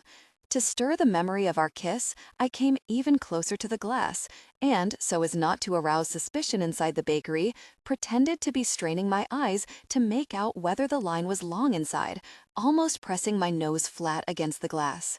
Clara was with me again. Our mysterious hip movements were as alive to me now as they were then. Nothing had changed. It amazed me to think that this bakery not only remembered the night better than I could, but, in the tradition of all great bakeries on holidays, it remembered it for me and was offering me the choicest slice, the one with the king's charm. One could keep this charm for life. Clara would become like one of those diseases that can definitely be overcome, but that leave their mark on your skin and sometimes disfigure you completely, and you'll call it a blessing all the same, because it opened the way to God. If I should ever wish to see her in the weeks to come, the easiest way would be to come here, instead of walking around her building. Or I could do both, the way people go to a cemetery to visit one tombstone, and, since they're there already, might as well put flowers on someone else's too. I opened the door and walked into the bakery, and when my turn came, on the spur of the moment, decided to buy one of their large fruit tarts. Then, on second thought, added 4 pastries as well.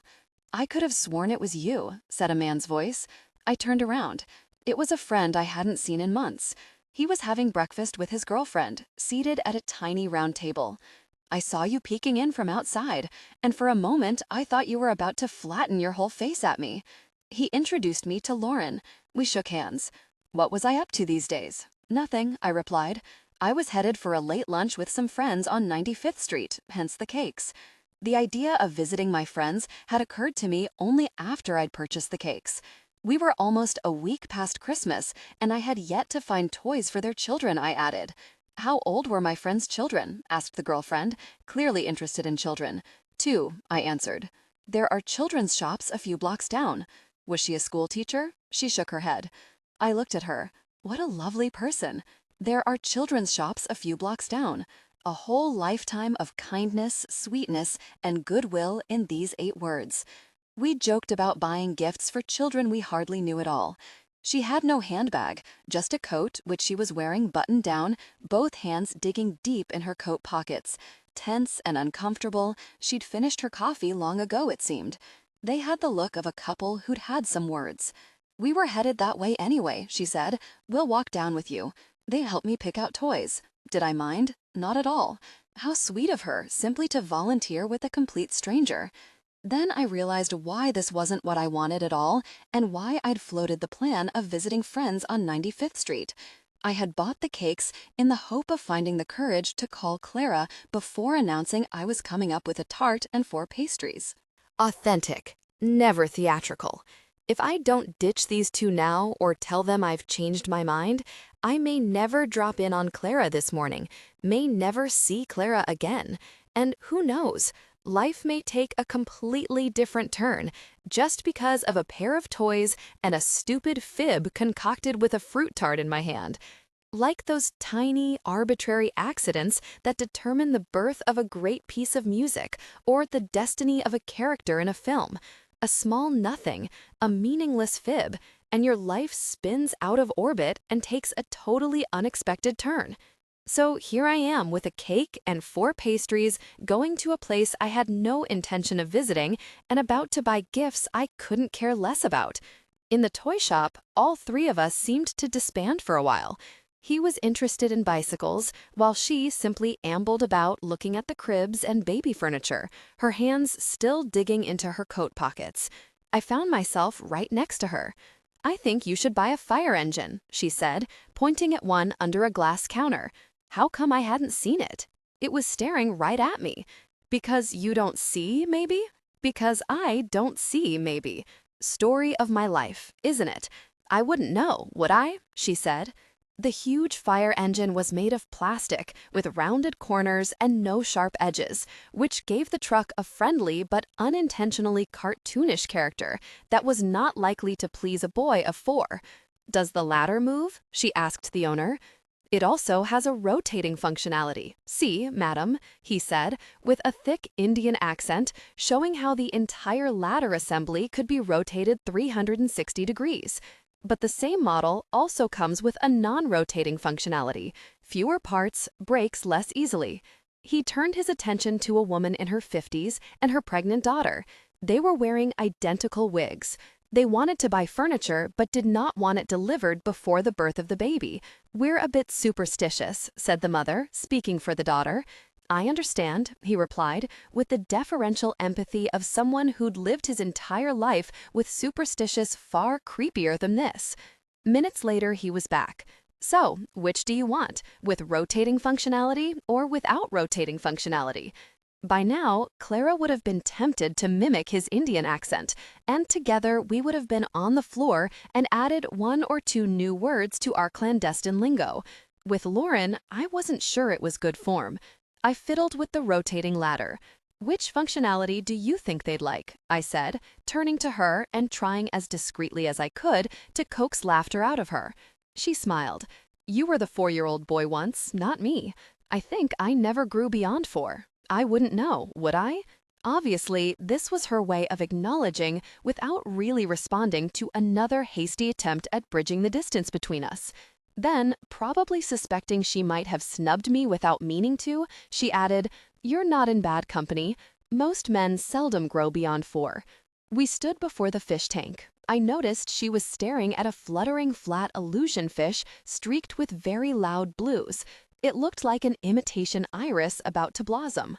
She saw me staring at her, looked away, and gently began tapping her fingernails on the glass pane just in front of the fish. The fish didn't flinch, but kept staring at her. She smiled at it, gazed at it more intensely, and then back at me. "He's not taking his eyes off you," I said. "Now, there's something unusual," she replied, almost distractedly, with a roguish melancholy smile that could have said more about the man she was living with than about all the fish in the Pacific. I looked at her and couldn't resist. I wouldn't know, would I? She shrugged her shoulders and, taking my playful exchange like a good sport, continued the flirtation with the fish, which suddenly got flustered. "Oh no, he's gone," she said, feigning a crushed face. Then she looked at me, as if for confirmation that something unusually sad had indeed happened and that she hadn't just imagined it. Her fingers were still touching the glass pane. She was lost in thought. If she were Clara, my heart would have gone out to her and I would have kissed her because there was something incredibly moving in her sorrow. "Can I call you sometime?" I asked. "Sure," she replied, her face still glued to the fish tank. I wasn't sure she understood. "I mean, can I call you?"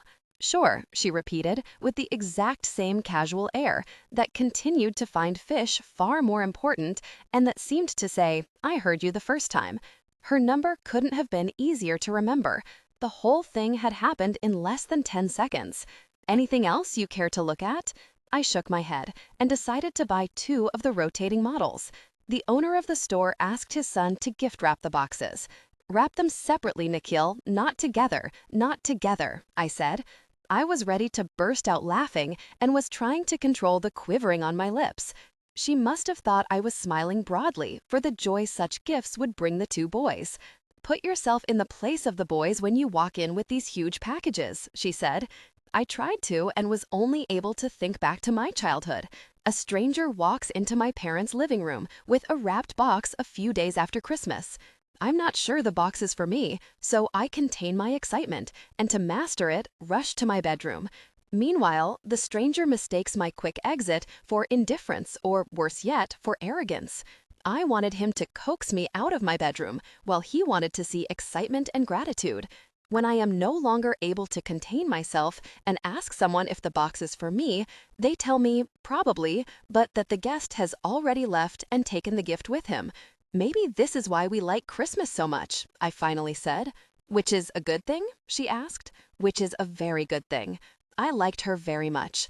"I can't wait to call you," I said. She gave an absent-minded shrug, as if to say, "You men, all the same." There wasn't the least touch of guile in her, unless absent-mindedness itself was its most rarefied form. She might have been saying, "You mean to call, but you won't. Call me this afternoon. I'm not doing anything."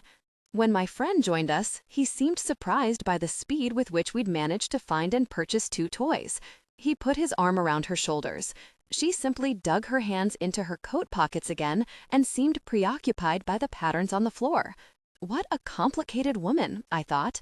Then I corrected myself. Perhaps not complicated at all. Perhaps she was the more candid person of the 3. Perhaps Clara was too.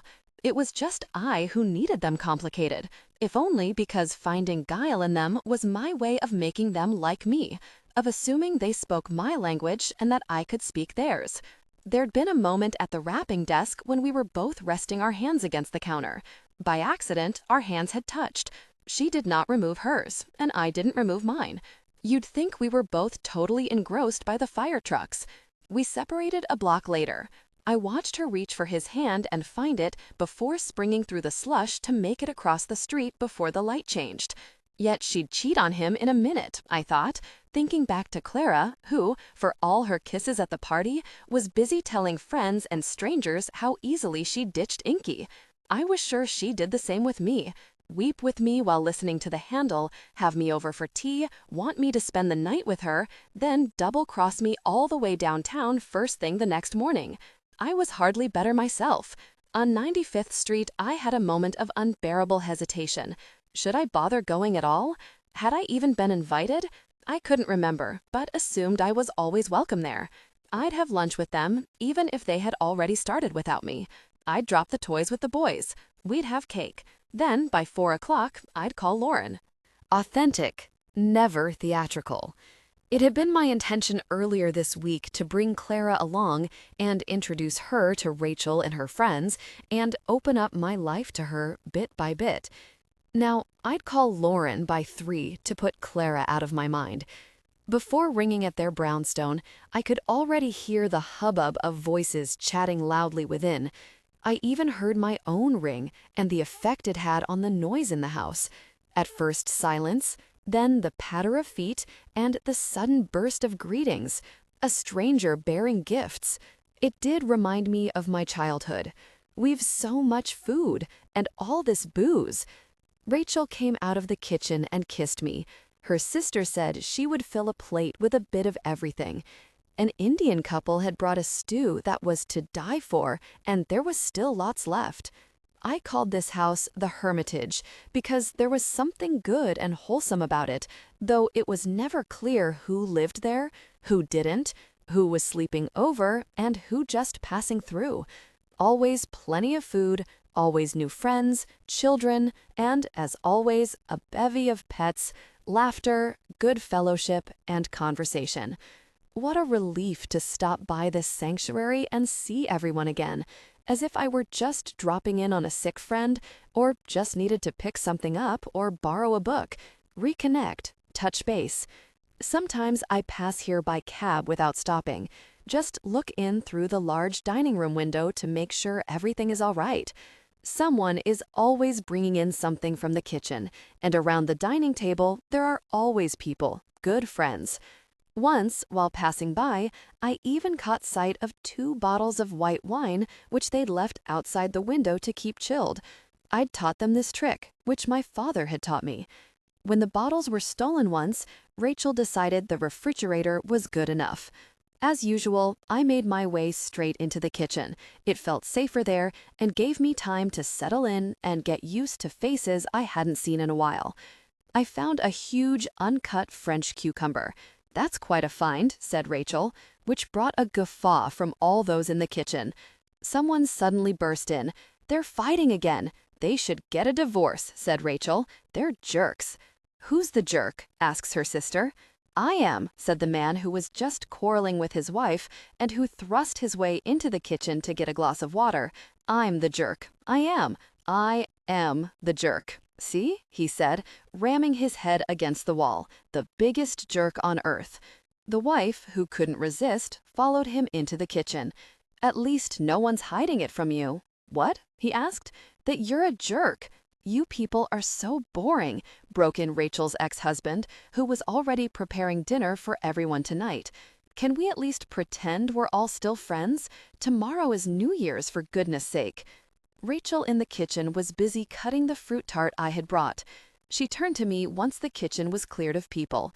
"And I want you to be nice to the Forshams," she said. There was reproof in her voice. "But I am nice." "Yes, but I know you'll say something nasty, even without meaning to. You'll imitate them, or make fun of their boy. I know you'll do something." Clara would have encouraged me to do nothing short of that. The Forshams always dropped in on Sundays. I called them the Connubials, or the United Front of Wedlock Appeal. She played bad cop, he played super cop. She was never wrong, and he was just perfect. "And what's with the disappearing act?" Rachel asked as she continued putting things on a large salver. Julia walked in. "Ask him." "Ask him what?" "Ask him where he's been all week and why he doesn't answer his phone." I decided to tell Rachel about Lauren so as not to say anything about Clara. Halfway through my story, though, she told me to follow her into the living room, which was when she told me to start the story all over again. Tell everyone, including those I don't know? Including and especially those you don't know. This, I knew, was my punishment for not promising to be nice to the Forshams. It was also the price for my disappearing act, she said. I loved being put in the pillory. They listened to the story about the toy store, laughed when I imitated rotating functionality. "Just like that, because of the way she tapped the fish tank," someone asked. She tapped with 2 fingers, the index and the middle finger, in succession. I wanted to kiss her. Rachel was serving the wedges of tart. She had asked me to bring in 2 large espresso pots. In the middle of the room stood a very large glass plate on which lay an uncut hollowed circle of Jell-O for the children. It jiggled each time someone took a step in the room. "What fish tank?" asked the Forsham wife. "The girl he met." "What girl he met in what fish tank?" asked the husband. "So when were you planning to call?" someone interrupted. "Around 3. Want us to spot you?" "No, thank you." "Can we listen in them?" "We promise we won't make a sound." I loved the teasing. Julia brought me a plate with all kinds of leftovers. Geeta, the Indian lady, insisted I have a second helping of biryani. She was wearing a sari over blue jeans. Her husband was busy explaining the scales on the piano to their 5-year-old son. I took a seat on a low stool. put the square plate on my lap, and resting my back against the large television set, began eating. Someone brought me a glass of red wine. "Here's a napkin," said Rachel, hurling a folded cloth napkin at me. I loved this. One of the guests began to discuss the Rhymer Festival that was playing down the block. Tonight was to be the last night. I made a point of not saying anything, because I knew that once I mentioned Rhymer, I'd have to spill out everything about my evenings with Clara. At first, they wouldn't suspect anything, but before long, they'd sniff out a rat and start plying me with questions, and my evasive measure would only give me away. Which is why they kept prodding, and which was exactly what happened once Julia seemed to remember that I loved Romer, didn't I? "I did," I said, continuing to stare at my food. Had I been to see any of the movies this week? Yes. Which ones had I seen? Before I could answer with "all of them," the Forsham husband said he'd once seen a Rhymer film, but still couldn't understand what all the fuss was about. "He doesn't appeal to everyone," said Julia, who suddenly recalled seeing a Rhymer film with me a few years earlier. I tried to change the subject. The Forsham woman thought there was something sick and twisted in wanting to touch a minor's knee. Her husband couldn't agree more. He likes the knee more than he likes the woman it belongs to. Fetishistic. "My point exactly," echoed his wife. Fetishistic. Julia brushed the comment aside and told the Forsham son to keep his fingers off the jello unless he was going to eat it, in which case he had to ask for it. In the kitchen, she had described him to me as the most repellent child in the world. "Why didn't you tell me?" she asked, turning to me, after giving the boy a second menacing stare. "We could have gone together." "I went at the last minute," I said. "Was I going tonight?" "I didn't think so," I replied, surprised at the total lack of hesitation with which I found myself lying to a woman who was one of my best friends. "Maybe you can bring Lauren along." The thought did not displease me. It freed me from thinking I had to go with Clara only. If Clara did happen to go tonight, well, she'd find me with Lauren, and if not with Lauren, then with friends. And frankly, I'd rather be with good friends than with a prickly Clara out to remind me how little she needed me, with all the friends and all the men in her life, and all her comings and goings, uptown and downtown, that made me feel like a puny, far-flung planet demoted from satellite to testy asteroid. God knows what she'd been telling her friends about me. Authentic, never theatrical. Or was she like me, not saying a word about us to anyone for fear of seeing the dying wick of friendship snuffed by the merest breath of gossip? Say nothing, smile, and move on. Say nothing because you're aching to tell the world, but fear no one could possibly understand. But if they did understand, then there'd be nothing special to understand in the first place, would there? Say nothing because you don't want to see where hope trails off and loses luster, and like a lumpy, bowl-eyed tail spinning to earth, finally thumps down on the desolate, dark folds of the Siberian tundra. Say nothing because the two of us were perfectly ready to say there was indeed nothing. And yet Clara would be crushed on seeing me with Lauren in a place where we both knew we'd meet if all other plans failed. This was sacred. Or would Clara burst out laughing, and so loudly that I'd better think twice before going to the movies with Lauren? And then it hit me. Clara could easily show up at the movies with someone else. The thought sent me into an instant frenzy, and I could see myself free-falling into a pit of anger and despair. What would I say if I saw her with another man, leaning on his shoulder once they sat down, or standing together at the entrance, drinking coffee, trying to decide where to sit, chatting up Phil Donka about American Weezer? After the movies, if it's still raining, they'll wait outside the main entrance to the theater. Where would I be then? To forestall this new wave of anxiety, I came up with a brilliant compromise. I would be willing to give up Lauren altogether on condition that Clara not show up with another man. The idea had come to me the moment I imagined Clara putting herself in my place and guessing that I'd probably want to go to the movies with another woman tonight. She must have figured, however, that I'd renounce taking someone if she too agreed not to go with another person. I could just see her sorting this knot out, smiling abstractly at my smile once she saw how, in this as well, our thoughts ran on the same lane. This kind of thinking aroused me. Thinking she was thinking what I was thinking and enjoying it as I was enjoying it reminded me of our hug by the bakery past 3 in the morning. I wanted to be with her now, sharing a deep intimacy in one of the bedrooms upstairs in Rachel's house, connecting deeply. Maybe I wasn't going to call Lauren after all. Why not? Someone else intervened. Just give me this Lauren's number and I'll call her. And tell her what? Tell her, for starters, that she's always welcome to come here. There's always a plate, a spoon, a knife, and a fork here for new friends. How I loved the sounds of these words. A plate, a spoon, a knife, and a fork. Where would I be without them? There was a time when I too was a stranger here. Rachel might have told Julia the same exact words about me. Tell him there'll always be a plate, a spoon, a knife, and a fork here for him. Clara was right. Others were important, and sometimes they're all that stand between us and the ditch. Why wouldn't such an idea have occurred to me?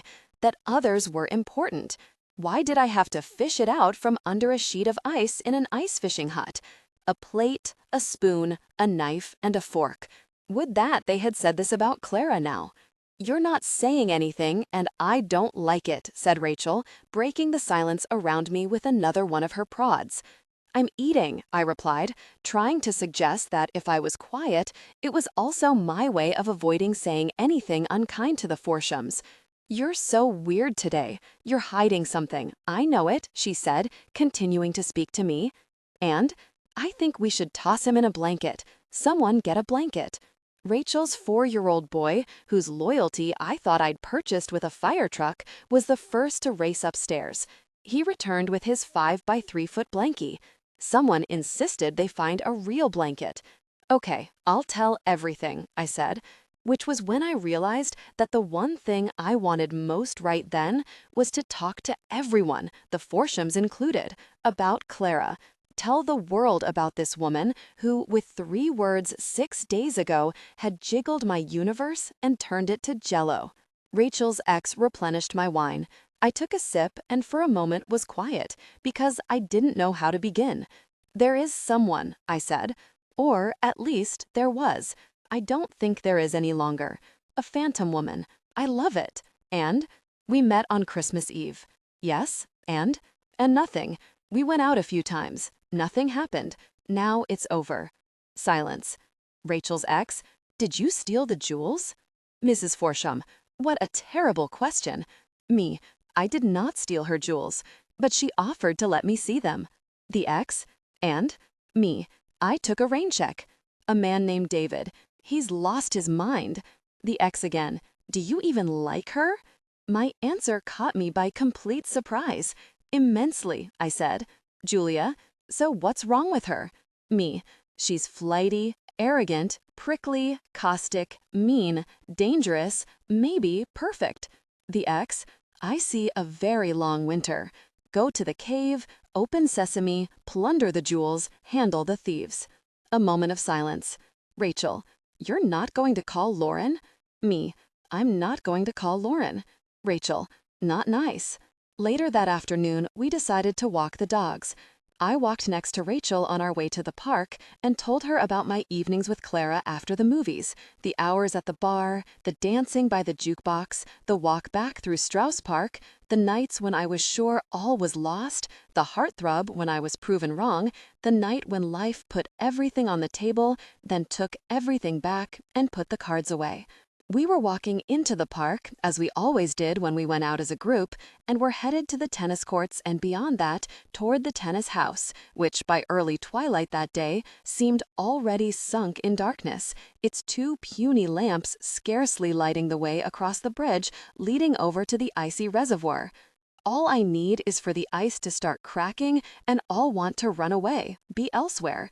But we were already elsewhere, lost in a winter-born forest, away from the tall buildings off 93rd and Central Park West, cast in Corot's winterscapes, where twilight had blurred the colors to pallid earth tones right in the very heart of Manhattan. Another country, another century, our two dogs scampering around on the grounds of a small provincial French town. This part of Manhattan had never seen me with Clara and should not have reminded me of her. But because it reminded me of places she and I invoked on the terrace that night, my mind was immediately drawn to her. It would be nice to go to France from here, walk down 95th, buy something quick to eat along the way, and be there in plenty of time. I wanted her to be with us now. This wasn't elsewhere at all. The set was right, but the play and the players all wrong. All I did was not sleep with her, I explained. Because for once I didn't want to rush it. Maybe I wanted this to be different. I didn't want ordinary. Maybe I wanted the romance to last longer. Rachel listened. "What comes after courtship?" I asked. "Whoever knows. Besides, you're asking the wrong person." I must have stared with a baffled look. "We're back together again," she said. "We were friends, got married, got divorced, became friends again. Now he wants to get married. And you? I'm not against it." Dangling the leash of her free dogs, Rachel then crossed her arms and with her boot gave a gentle kick to a clump of clay. It might actually be a good idea. Rachel was not given to enthusiasm. This could have been a clamorous endorsement. Then, looking away, and just as I was about to put my 2 cents in, "What do you think our phantom woman is doing right now?" "I don't know. She could be with friends, maybe another man. Who knows? One thing she is not doing is sitting waiting for my call. Were you supposed to call? No, we make a point of never calling. We just meet on impulse, kept it light and improvised." Authentic, never theatrical. What will you do? I don't know that there's anything I can do, but you must do something. I did not answer. I felt like shrugging my shoulders, but I knew she'd see through this too. It's hard to tell what we had. At first, I thought she wanted nothing, then that she wanted friendship of a sort, then that she might have wanted much more, but wasn't really sure. Now we're strangers. And I take it you know exactly what you want. There was irony in her voice. I think I do. You think you do? Put it this way. She's probably not sure why you've been seeing her either. I think she's very interested, the way you are. She wants friendship, she wants love, she wants everything and nothing. No different from you. Nothing either of you does is wrong, even if you do nothing. But you should never have said no to her. Find a way to fix it before it's too late. My smirk meant, "And how do you propose I do that?" Look, perhaps she may not want to end it yet, or she may want to end it before it sours. Either way, though, you can't not call her. By then, her 2 dogs had reappeared. The other guests were approaching us. Mr. Forsham had lit a pipe. "The phantom lady," she repeated. "I like that." Then, on second thought, "Do me a favor. Go over to that tree where no one can hear you, take out your cell phone, and make the call. And say what? Say something. Chances are she won't pick up. Why? Because that's what I'd do if she called. Just call." Impatience sealed her words. She was tussling her collies. Perhaps Clara had said nothing about me to anyone. Or perhaps she'd spent a good portion of the afternoon, as I had, speaking to her friends about someone who was opaque, difficult, fractious, and transparent. Perhaps she'd taken a walk along the marina, by the boat basin, where I pictured her with Pablo and Pavel today, discussing me with the same dismayed shrug I had shown Rachel after she'd asked me if I liked Clara, and I said immensely, hoping Rachel might think I was probably exaggerating, which would allow me to think I was. Perhaps Clara, too, was being told that this thing between us was most likely leading nowhere, but that we were headed there with such locked steps that there was no telling where any of it was going. I saw myself taking a few steps on the hardened, cold earth and walking away from Rachel toward the very tree she had pointed out. Here, against my better judgment, I'd force myself to make the phone call as soon as I knew I was no longer within earshot of anyone. I just wanted to call, I'd say. A lapse of a few seconds. Agonizing silence. "You just wanted to call?" she'd repeat. "Well, now you've called." There'd be many voices in the background. Probably she'd be at a late lunch on the marina. Did I think she'd stay home knitting? Where are you? How are you? How am I? Is that what you're asking? How do you think I am? We'd have a hard time hearing each other, or we'd pretend not to hear each other. Either way, the breakups on the line would help diffuse the tension between us and give a flustered sprightliness to our words. She'd be in the boathouse. Where was I? In the park. It'd be just like us, I'd say, one in Riverside Park, the other in Central Park. It might thaw the chill. I'm so bored. Are you bored too, Clara? I'd ask. Terribly. Was either of us honest, or were we simply exaggerating to show we wished to be together instead? Would I want to come? Did she want me to come? Only if I wanted. Give me an address. She did not know the exact address, but it was on the marina off 79th Street. I'd have to call her once I got there, and someone would come out and open the gate to the houseboats. Did you at least leave a message? Rachel asked when I told her I wasn't able to reach Clara. Yes, I said. So, if she doesn't call back, well, no. I suppose so. I must have sounded too vague. Did you really leave a message? I looked at her. No, I didn't. You're really something. Let's go home. I found this extra scented tea from Sri Lanka, and we've got so many cakes. By then, it had grown dark. When Rachel unlocked the door, we were struck by the smell of beef stewed in wine sauce. Her ex, no longer her ex, was sitting in total darkness watching the History Channel, drinking bourbon. He thought we had arrived too soon. Bag the tea. We'll have drinks instead, someone said. There was a rush to one of the closets by the bookcase. Glasses were produced, bottles, mini snacks, including my favorite, pistachios roasted in hot spices. Someone put on a CD. Even the Forshams were pleasant to be with. I began to look forward to this evening. From a limping afternoon evening that was headed into a deep abyss filled with the darkest scree below, this was turning into a night that could last into the wee hours and remain as pleasant and warm as if Clara had promised to show up and might any moment ring the doorbell. It would have been so good if Clara came. I suddenly thought of 7:10. 7:10 was less than 2 hours away now. There was still time to decide. What if I did call? No, I wasn't going to call. Never ask the question again. But after downing a glass of scotch, I couldn't remember why I'd been putting off calling her or why I'd even hesitated. I went into the empty pantry and took out my cell phone. I had the best intentions, I thought. I was simply going to ask her to join us for dinner. Light and simple. She picked up exactly as I'd imagined. Speak. I told her I was with friends and that I'd love her to join us for drinks. I didn't say anything about dinner, figuring it might scare her off. I can't. It still caught me by surprise. I threw in my one and only trump card. I'm so bored. I'm bored out of my mind. I'm dying to see you. Say yes. I'm sorry you're bored, but I can't. I'm busy. No apologies, no explanation, not even feigned regret in her voice. Hard, glacial, petrous. Bummer, I said, my way of coaxing a smile to her voice. But she didn't respond. Her voice seemed drained of its warmth and humor. Everything came off deadpan, the silence of a cobra that had just bitten and is watching to make sure its victim has collapsed. She didn't bring up 7:10, I didn't either. The conversation couldn't have lasted for more than half a minute. It left me stunned, which was exactly why I'd been avoiding calling her. Stunned was worse than hurt, worse than snubbed, told off, insulted, or just simply ignored. Stunned was like being totally paralyzed, good for nothing else afterward, scrapped, zombified, eviscerated. I turned off the telephone completely. I didn't want to hope, didn't want to think there'd be anything good to expect from this phone. There were never going to be other calls. Serves me right, serves me right. When I returned to the living room, by way of the dining room, I saw that the large country table had already been set, with its usual selection of ill-assorted dishes and glasses. And then I remembered.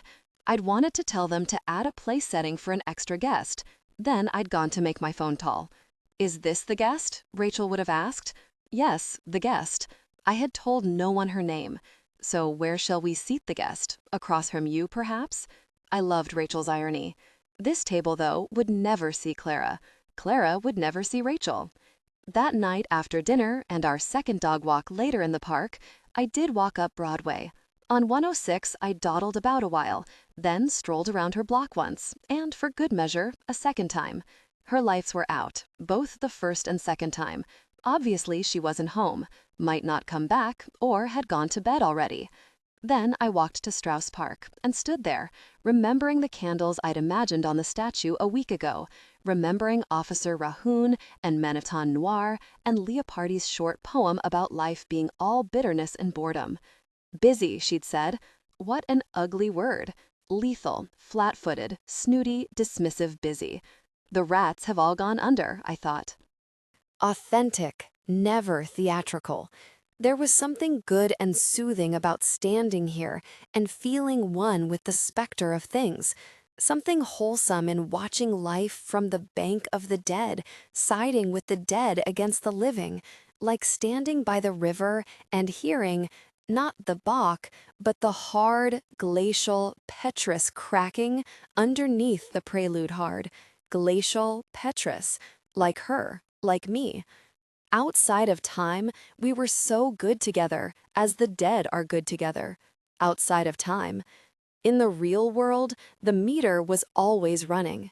For a while, I thought of the man who had pledged to sit outside his beloved's window for 1,001 nights, but on the 1,001st deliberately did not show up.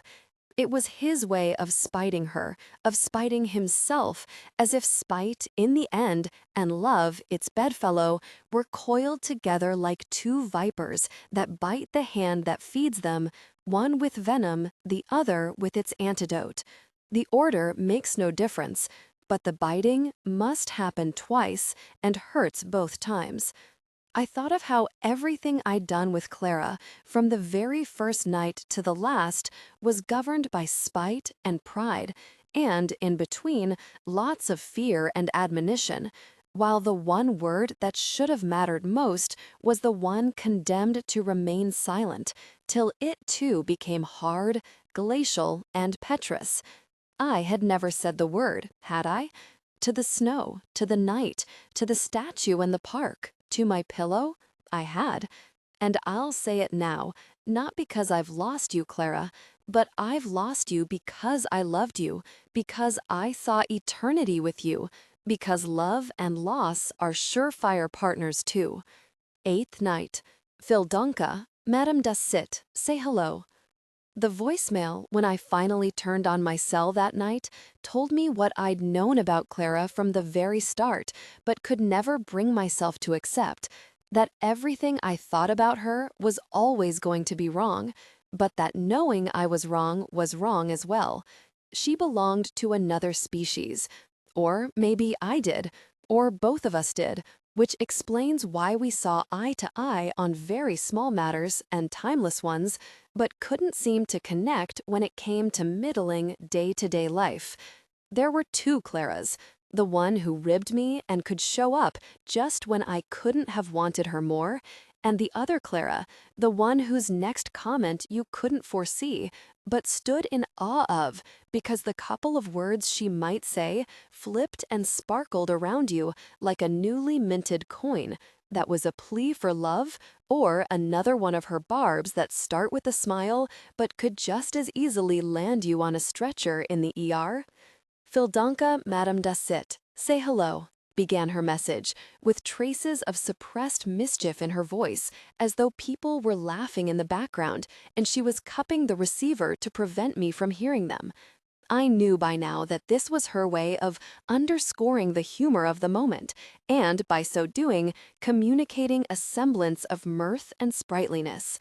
He kept glowering at me until I said, "What you starin' at, Busta?" The poor fellow got so flustered that he spilled the popcorn on me. You should have seen him apologize, the bulging whites of his eyes wincing contrition as he kept gawking at me. A moment of silence. And yes, in case you were wondering and hadn't figured it out, this is my subtle way of saying that I, Clara, did manage to go to France on the last night of the Eric Romer Festival, while you, Princewell, there's no telling where you went and what you did after you called. Fildonka sends his greetings. Attempted humor once again. Needless to say, I'm very hurt, And the funny thing, I could hear her smoking, so she must have been calling from home. The funny thing is that I did call you no more than half an hour after we spoke to tell you that I would have come for drinks. So yes, I am sorry, but you should cringe with guilt and mortification. This was followed by yet another message. By the way, I called you a million times, but Mr. here had to turn off his phone again. When I looked at the screen more carefully, it showed that she had indeed called a million times. There was a third message. Just to say I know you were upset last night. I'm sorry, I'm going to bed. So don't call, or call if you want, whatever. The jab and the caress. Never one without the other. Venom and antidote. Yet another voicemail was waiting as I got out of my elevator. It had come an hour later. So you're really not going to call? Great. It made me smile. This feels worse than heroin addiction. A few seconds later, she hung up. Then she hung up again. Finally, another voicemail. What I meant was, don't call. Come to think of it, don't call at all. Then silence. Just enough ambiguity in the air for me to suspect something, vague, but nothing to panic about, until it hit me that she could have meant never call again. You're just pitiful, she added. It had come from nowhere. Then, as always, the line went dead. I could tell she'd hung up the phone. This was the last word I had from her. My entire being, our entire week together, summed up in one word. Pitiful. Suddenly, I went numb again. Pitiful dropped on me like an ancient curse that once uttered cannot be undone, lived down, or forgotten. It hunts you down, finds its mark, and brands you for life. You'll go down to Hades with the wound still bleeding. Pitiful. I am pitiful. This is what I am. Pitiful. She's right. One look at me and you'd instantly tell. Pitiful. He hides it well, but sooner or later, out it comes, and once you've spotted it, you'll see it everywhere. On his face, his smile, his shoes, the way he bites his fingernails. Pitiful. As always, hers was the last word. I tried to find holes in her assessment of me as I unlocked my door and saw my pitiful, perpetual bedroom light on, which was meant to let me think someone was already there, waiting for me, and would at any moment jump out of bed on bare feet and greet me with, "Where have you been all this time?" Pitiful, because I needed this fantasy to make coming home easier. Pitiful because the person I wished might appear in my pajama shirt and no bottoms was the very person who had just completely brushed me off. Pitiful because she had seen right through all my little shenanigans, my deferrals, demurrals, my struggle to fill each silence when silence became unbearable. Because during those moments of silence, I felt like a poker player whose bluff is about to be called, but who must keep raising the stakes to keep covering up his bluffs until he forgets whether he is bluffing or what he is really bluffing about, and ultimately knows he must and is expected sooner or later to fold.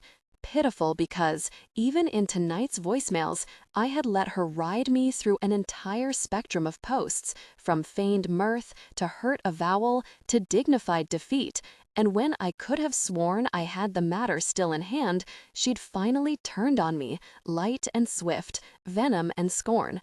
It had barely touched me at first, like a tiny, immaterial pinprick far narrower than the point of a needle, but it had pierced my skin and didn't stop digging and kept growing wider and wider till it became thicker and more viciously serrated than the tooth of a giant white shark. A nothing at first, a giggle on the phone, the illusion of rakish fellowship, and then the slash of a stiletto right across my face. Chez Folia, me pitiful. I went over to the CD player and put on the handle. How I loved this piece. The ice cracking, Clara's tears, the impromptu kiss when we lingered in the living room that afternoon in the country. You wished me not to call you. Well, I'm howling now. You woke me up. I woke you up. You kept me up. We're even. What do you want from me? She couldn't have sounded more exasperated. What did I want from her? What I wanted from her was her, close to me, in my bed. authentic, never theatrical. Or better yet, I wanted to hear my buzzer ring, watch her come out of the elevator with her shawl still wrapped around her face, the way she'd worn it when we kissed by the bakery, cursing at the elevator door when it slammed shut behind her to remind her it wasn't scared of her. Very much your real elevator door, and very much your real cell phone too. The courage to come up to my apartment at 2 in the morning, she had it. Did I have the courage to call her now? Yes? No? Pitiful. I had an impulse to prove myself wrong, but then thought better of it. After my shower, I put on my bathrobe and immediately grabbed the phone. So what if it was past 2 in the morning? Either way, it's already lost. I liked calling while still wet. It gave a totally impulsive and informal air to the call, as though it were the most ordinary thing in the world. I could focus on my toes, my ears, or her voice. The whole thing relaxed and candid. "I can't sleep," I said as soon as she picked up. "Who's sleeping?" she retorted, clearing her throat, as if to mean whoever goes to sleep these days. It seemed to clear the slightest inflection of hostility from her voice. But there was sleep in her voice. Hoarse, raw, listless, like the smell of a woman's breath when you wake up at night and her head is on your pillow.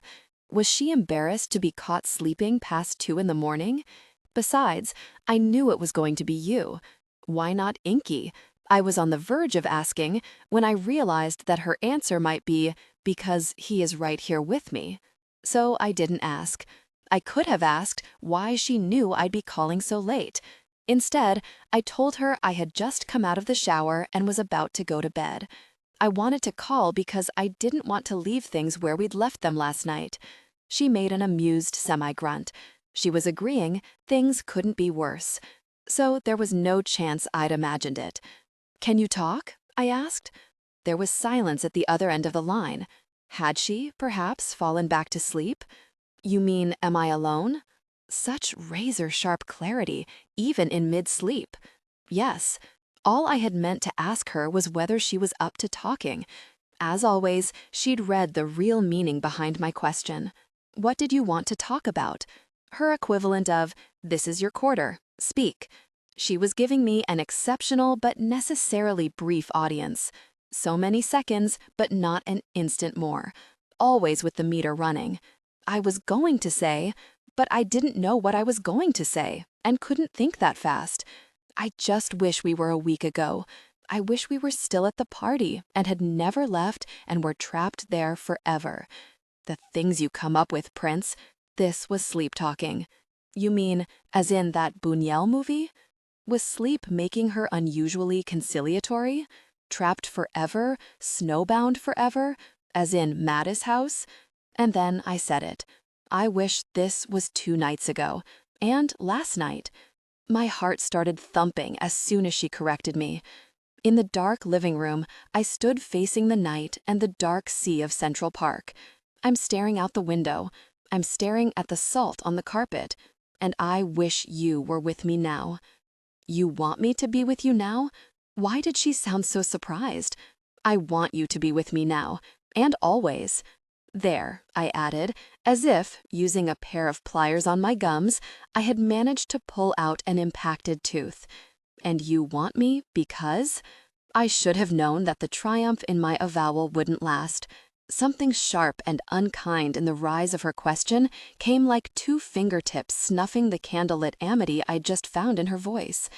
Irony, which I loved and found comfort in, and which had drawn us together from the very start, and made us think we were 2 lost souls adrift in a shallow, flat-footed world, was not a friend. It cut the incipient warmth between us like a pointed spur wounding the belly of a loyal and beloved pony. I don't know why. There are so many answers.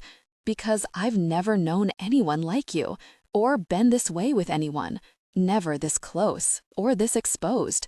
Never like this. Because every time I turn over my cards and show you my hand, I don't know why I'm telling you this, because chances are you'll never forgive me, but just telling you who I am and how I feel as I'm doing right now makes me feel intensely vulnerable.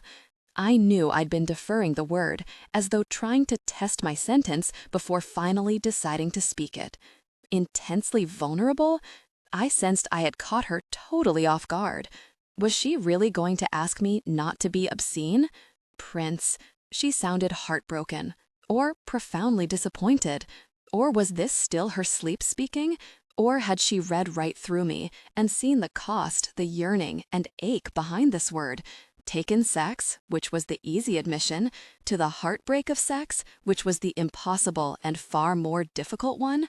Or was this just her way of mulling over a tamer version of, "You're more pitiful than ever now," her preamble to a long reprimand meant to strip me of my dignity and slice them into julienne strips? "Why, Prince?" I said, imitating the strain in her voice, not sure yet whether this was my way of taking back and playing down my admission, or of making her feel silly for taking it at face value. Or was I trying to get her to say something she wasn't saying, hadn't quite said, might never say, or that she'd just vaguely glossed over a second ago and needed to clarify so that the two of us might seize its full meaning? Why? Partly because this is hurting you, and I don't want you being hurt like this. And partly, come what may, by now I was ready for anything.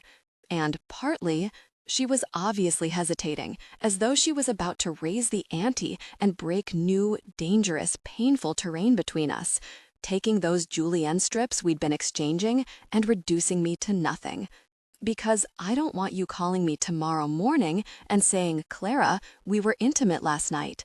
I was devastated.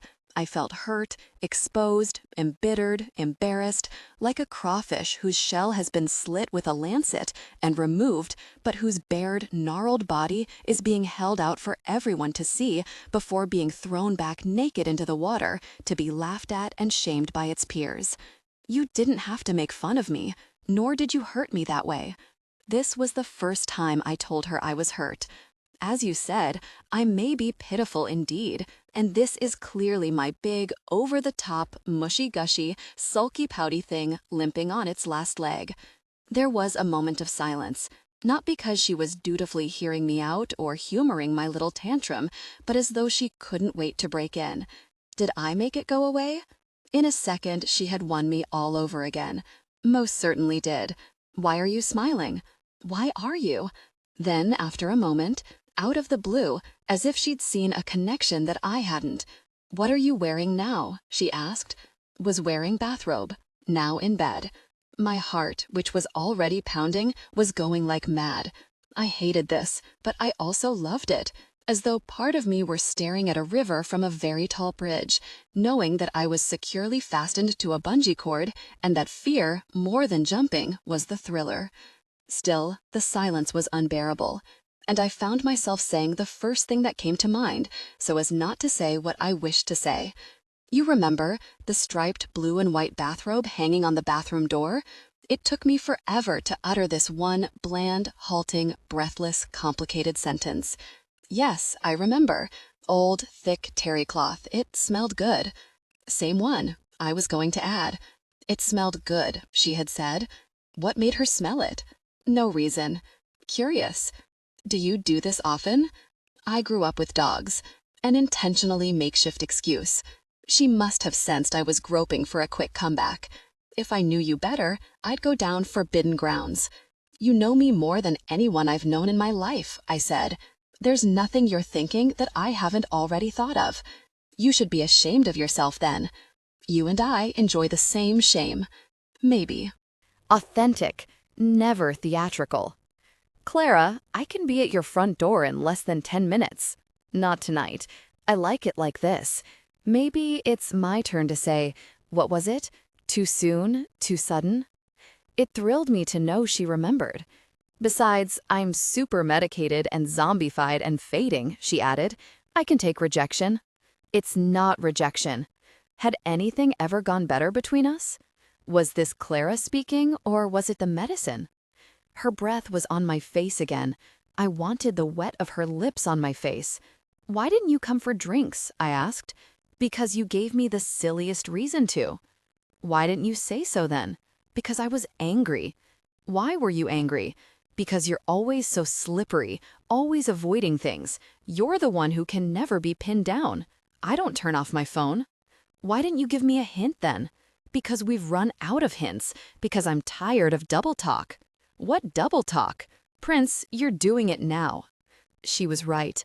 Long silence. Clara? Yes. Tell me something nice. Tell you something nice? She paused. I wish you'd been there when I called out your name in the theater. She was breaking my heart, and I couldn't even begin to say lie. Were you going to come for drinks tonight? I had hoped to, Mr. I'll turn off my phone to show hers who. This time, she took my breath away. Without warning, tears began welling in my eyes. What on earth was coming over me? This had never happened to me, and certainly not on the phone, in such a vulnerable state. Sometimes I'm terrified you'll know me long before I know you. I'm no different. It scares me too. Silence. Why are you letting me do this? I asked. Because tomorrow when I see you, I don't want us to be like today. What if you're different again tomorrow? Then you'll know I don't mean it. But haven't we been through this already? Yes, and you should have known it then too. Are you thinking of me now? I am, I repeated. Good. The sky was overcast once more the next day, the last day of the year, giving the morning light that luminous, bleached quality we've been having all week long, and which skimmed the surface of the city like the inside fleece of a white shearling coat draped munificently around the sun. It made you long for more snow, and for wintergreen and wool-lined gloves, and the delicate scent of waxed gift paper lingering all during Christmas week. I couldn't have been happier. I got out of bed, put on old clothes, and headed off to my Greek diner around the corner, hoping it might be full or empty, it didn't matter which, because in the mood I was in, drafty, stuffy, grungy or not, all were good and welcome. When I opened the door and was greeted in Greek by the usual hostess cradling a giant menu in her arms, everything felt lithe and buoyant, as if a weight had finally been lifted and I was allowed to love the world again. I liked being like this. I liked being alone like this. I liked winter. I'd been yearning to do this for a whole week. Breakfast without cares. I'd have buttered Belgian waffles first, orange juice, then a second cup of coffee. Then I'd get back home, change, or was there any point in changing before heading uptown to her lobby, where we'd arranged to meet before going to shop for extras for tonight's party? But I also knew there was another reason why I was happy, as if something had been finally cleared between us. A few hours before that, the year was hurtling to a dark and ugly finish. Now, merely a phone call later, life seemed to be restored to me, and things seemed so promising that, once again, I found myself refusing to look over to the brighter side for fear I'd dispel its magic or be proven wrong. How long before she and I found yet another way to bring back the darkness that had shrouded me all day yesterday and then sat on me till 2 this morning? How long before despair again?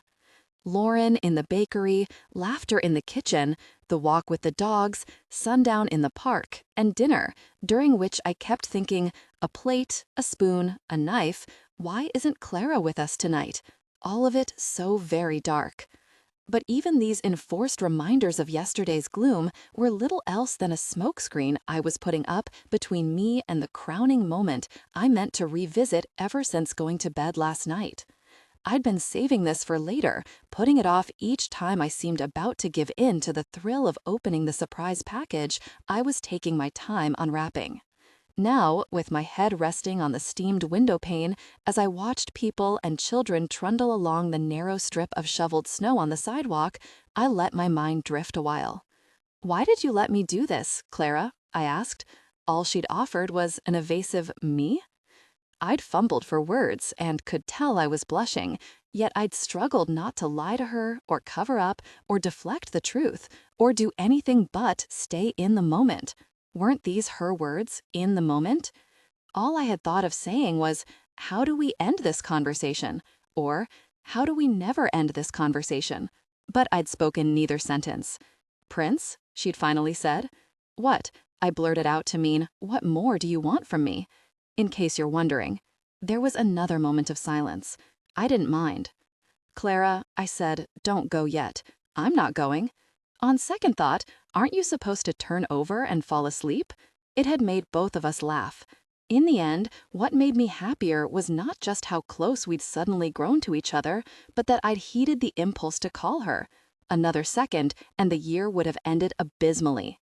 "Bravo, Prince," I wanted to say, as if what thrilled me now was less the woman on the phone than kudos for finding the courage to call her.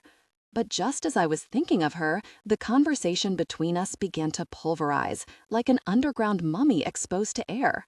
By tomorrow, will this be nothing, or will this be the best we've ever had? Tonight's party seemed hours away, and Lord knows, a nothing could undo everything. Undo what? I thought. Undo what?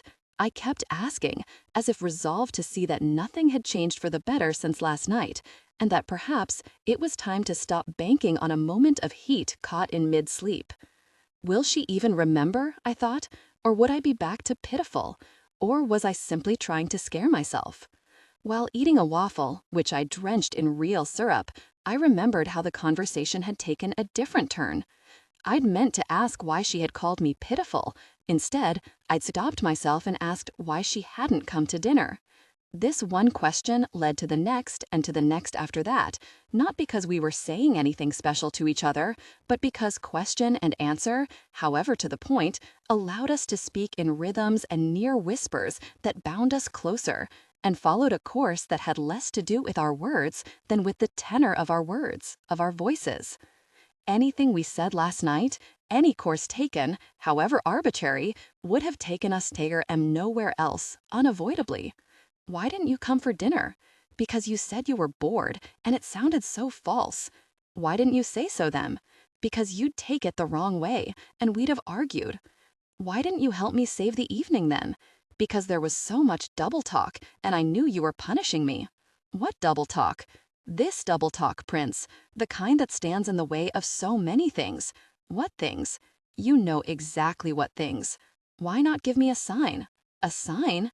Meeting you on a freezing cold night, going upstate the next day, spending every minute with you, you needed a sign? Do you have any idea what hearing you say all this does to me? There'd been a silence between us, and I knew what it was. Not lack of words, but lack of ways to avoid saying the words both of us knew needed to be said. "What you want, I want," she'd finally said. "Do you know me so well? I know what you think, how you think. I even know what you're thinking this very instant." I could have said any number of things to throw her off course, but I didn't. Authentic, never theatrical. You're not saying anything, and you're not denying anything, which tells me I'm right in exactly the way you want. Admit it. I admit it, I said. I felt as open as a newborn, thrilled with life, thrilled with my living body, thrilled by my vulnerability, which I'd have shared with her in a second. If I wasn't so zombified right now, I'd ask you to come with your coat and your bathrobe and your snowshoes and not a thing more, because I want to connect with you completely. And you, Mr. Ambivalence, can take this any way you want, from my heart to your heart. Nothing she had said to me before had stirred me as much. It was as if she had spoken directly to my heart and through the airwaves stirred a deep desire within me. The silence settling between us said everything. I didn't want to say goodnight yet. "Are you thinking of me?" she'd asked. "I am." And then the words that pierced me to the quick. "You can if you want to." While waiting for my third cup of coffee, I did what I'd been watching so many people with pocket calendars do. It was my way of hoping, without admitting it, now that the Romer Festival was over, that there'd be the Alain Resnais Festival, followed by the Fellini, and the Beethoven Quartet series, weeks on weeks of evening rituals till we tired of them and decided, tonight, let's hang out. She called me while I was having breakfast. "Change of heart?" she asked, which told me she was in a good mood. "None whatsoever," I replied. Someone was giving her a ride to pick up some stuff for Hans tonight. Did I mind if we postponed meeting? Had we arranged to meet? I asked. Why did I say something so stupid? Yes, we had. You forgot already, she said, almost reproachfully, as if unaware that I was only pretending, which was why she laughed. They really needed her help this morning, she said. We'd meet at the party. Pause. I wasn't going to end up in the ER, was I? No, I wasn't, Clara. Around 11 in the morning, I decided to call my friend Olaf. I found him in his office. He had just returned from the islands. Horrible vacation. Why? Why? Because she's a difficult person. He wasn't planning on staying at the office much longer, but didn't feel like heading home. I could come over, and we'd walk back uptown together, like the two jerks we are, he added. What was so wrong? I asked when we finally met. We just don't get along, he said, using the knuckles of both fists to mimic the cogs of two gears that fail to mesh. Let's face it, she's a difficult person and I'm a jerk. But I wasn't paying attention. I knew exactly what I was trying to do. Leave his neighborhood, go elsewhere in the city, run into Clara. Has it been a good year? I asked. Too soon to tell, he replied with his usual sarcasm. Did he want to have lunch? Just had something, not hungry. We decided to have coffee instead. I was surprised to find him at work, I said. Only Jews celebrate Christmas, Jews and Dominicans. He was in one of his moods again. On our way uptown, we decided to stop at MoMA, where we'd hoped to sit down for coffee and exchange the latest in our lives. But the lobby was mobbed with tourists, and everywhere you looked teemed with human bodies. The really human race, he began. They don't go to a single museum in Europe, but they come here and all they do is drag themselves through art they can't begin to fathom, then rush to buy fake watches in Chinatown. Olaf and his rants. There was a time when you could sidestep life in the city and take time out with a friend here. Now look at this, the Mongolian horde. We threaded our way through the lobby and decided to head out to the closest Starbucks, but even the nearest one was mobbed. We ended up upstairs at a place on 60th Street, still too loud, too crowded, rich teenagers on Christmas break. We got up and tried a row of places around the low 60s, till we gave up and ended up taking the 67th Street crosstown bus. I knew why I was finding something wrong with each place. She was giving me the slip each time, or I kept missing her by a few seconds at every turn. What was his reason for wanting to go elsewhere every time we stopped somewhere? There was only one explanation. He was looking for someone too, wasn't he? You've met someone, I finally asked him. He didn't stop, but kept walking, looking straight ahead of him. How did you know? I can just tell. Who is she? Without meaning to, Olaf managed to remind me that he was perhaps my best friend because of the way he answered my question. You can tell because you too have met someone and are simply projecting, but you happen to be right. We're both love-starved. Eventually, we found a Starbucks in the low 70s and located a small table in a corner by the window. I borrowed an extra chair from a table nearby while he stood in line and ordered 2 coffees. I could hear him arguing with the barista. Medium, I said. Not tall, not grande, medium. And it's next guest, but next customer. I'm a customer, not a guest, get it? I was tempted to ask him to pick up a couple of muffins or scones, but then thought I was setting things up too much. And besides, if indeed we were to run into her, I didn't want her to suspect that I was trying to replay our breakfast in the car. Then a counter instinct told me that being caught replaying our breakfast might indeed propitiate running into her. The stars sometimes worked that way. Wasn't this how I'd arranged to run into Clara at the movie theater the first time? Since we were close enough to some of the stores where she'd most likely have gone with someone to buy food for the party, chances were we'd run into each other in this very place. Stuff of dreams and Romer films. But then I realized that thinking such double thoughts was a way of snooping into the affairs of fate, and was precisely what might backfire and prevent us from meeting. I was just about to negotiate a way out of this double bind when there she was, walking past Starbucks with her friend Orla. I dashed out of the coffee shop with just my shirt on, and from across the street called out the name of one and then the other. What was I doing here? What were they doing here? Hugs, kisses, laughter. They were each carrying bags of food. I didn't have to persuade them to come in and join us for coffee. I am so happy to see you, I said to Clara once I'd introduced Orla to Olaf. That palm on my face, as it lingered on my face and kept touching parts of my face, spoke all the tenderness I'd lived so many, many days and nights without. They still had tons of things to buy, she said. She ran down some of their unfinished errands. They couldn't stay too long. Are you happy? I couldn't help myself from asking when Olaf and Orla were busy talking. Are you happy? She echoed, her way of saying that yes, she was, or was she parodying what I'd just said, which in the end might just have been, yes, I am happy. But we scarcely have 10 minutes. Just sit down, take your coats off, I'll get coffee. I had this strange feeling that I was fighting to keep her with me, struggling against strange odds that were determined to draw her into my life, only to pull her away. And I didn't know whether these odds were in her will, or in the universe of unfinished grocery errands, or just simply in my head. Part of me couldn't believe in the sheer luck of running into someone simply because I'd wished it. This could be taken away in a second. Play it light, keep it simple, lie low. You already told her you were happy. A man almost my age who was sitting alone at the table next to ours had raised his head from his laptop and was staring at us. Authentic, never theatrical. The women mantled in legend and swank, the errands, the party, the nicknames tossed left and right, those who'd been asked to buy this and that, and who were probably busy running similar errands farther downtown.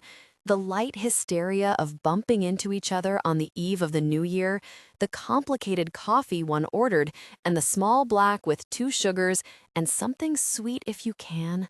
Oh, Clara, Clara, will I ever forget this day? I looked at him and put myself in his place, trying to imagine what he thought of our lives. Were we ridiculous, or were we indeed mantled in splendor and dreams? Women, party, New Year's, suddenly our lives, my life, acquired an incandescent aura I wouldn't have noticed but for his gaze. I liked our little corner at Starbucks. I'd imagined something similar happening exactly a week ago on the afternoon of the day we'd met at the movies. Now, 7 days later, it was being given to me. How punctual the soul! As if secret alignments between our flimsiest wishes and an obliging, if sometimes fractious deity were constantly organizing things for us. There'd be awkwardness at the moment of parting, but I didn't want to think about that right now. I knew Clara would figure out a way and choose the least difficult path when it came to resuming her errands. Perhaps it was better we didn't have a moment to ourselves right now. Too soon, too much to say. Perhaps a hampered and oblique glance was all we needed to know we'd be back to where we'd left off last night on the phone. Once again, I tried to stave off disturbing thoughts. Olaf was speaking to both women. I went back to get more sugar for Clara. I loved this. When I got back, I saw that Clara was wearing the same sweater she'd worn at Eddie's. I wanted to rub my face against it, smell it, snuggle into it. Little lamb, who made you, Clara?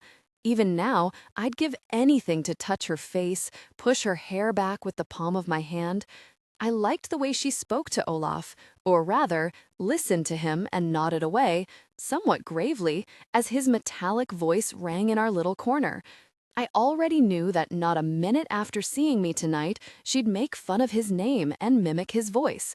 Olaf good enough, Olaf belly laugh, Olaf chuff chuff, had enough, and we'd laugh and laugh at Olaf's name and draw closer because of it, though he was my best friend and she clearly seemed to like him. I caught her eyes once as she listened to him. I know, they said. We're planning a character assassination, I responded with a glance. I just know you know I know. I know this too, she seemed to say. Oh, Clara, Clara. I should have noticed her earlier. Someone was standing outside and literally staring at us. At me. The boy had stuck his face right against the glass window. When I stared back at him, it hit me that the little boy must surely be with his mother, and that his mother was staring in too. Rachel. Once again, I dashed out of Starbucks. She had just left the house and was going to buy a few things for tonight's dinner. The sisters were doing their usual last-minute thing. I let her in, managed to grab 2 chairs from 2 tables nearby, and widened the circle at our table. Introductions, introductions, my offering to get coffee, taking the little boy to the counter to have him pick something, his ice-cold hand in mine, perfunctory jokes with those online, until it was my turn to order and give out my name to the cashier. Rachel, who was used to being at the center and always the one to make introductions, must have felt uneasy. She was among strangers. To compensate, I let the others infer that I'd known her long before meeting any of them.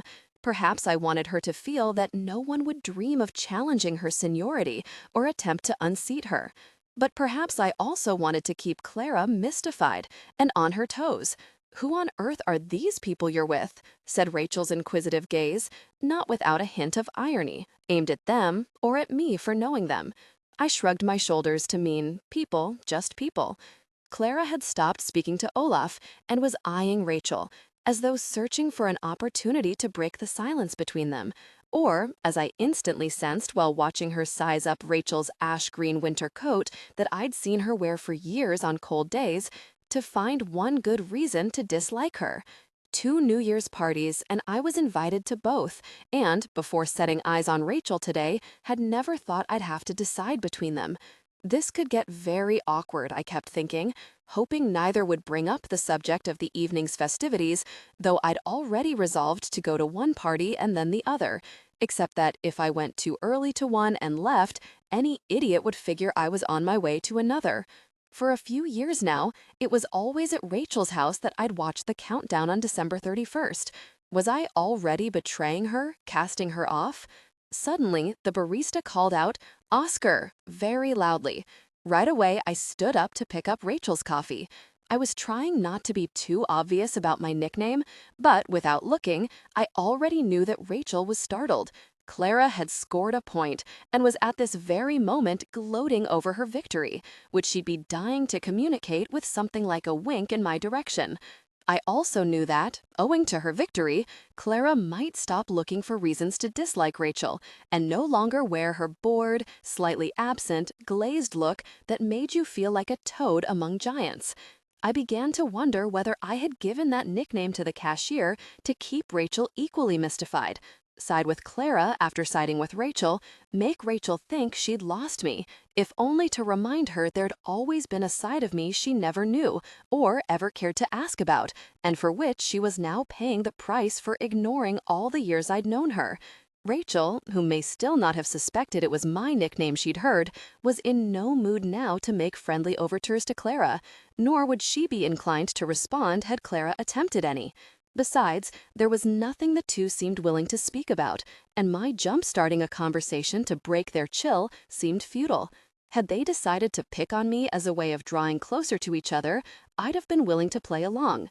Watching Clara make fun of me for this or for that, and hearing Rachel confirm the criticism and add something like, "Don't you especially hate it when he?"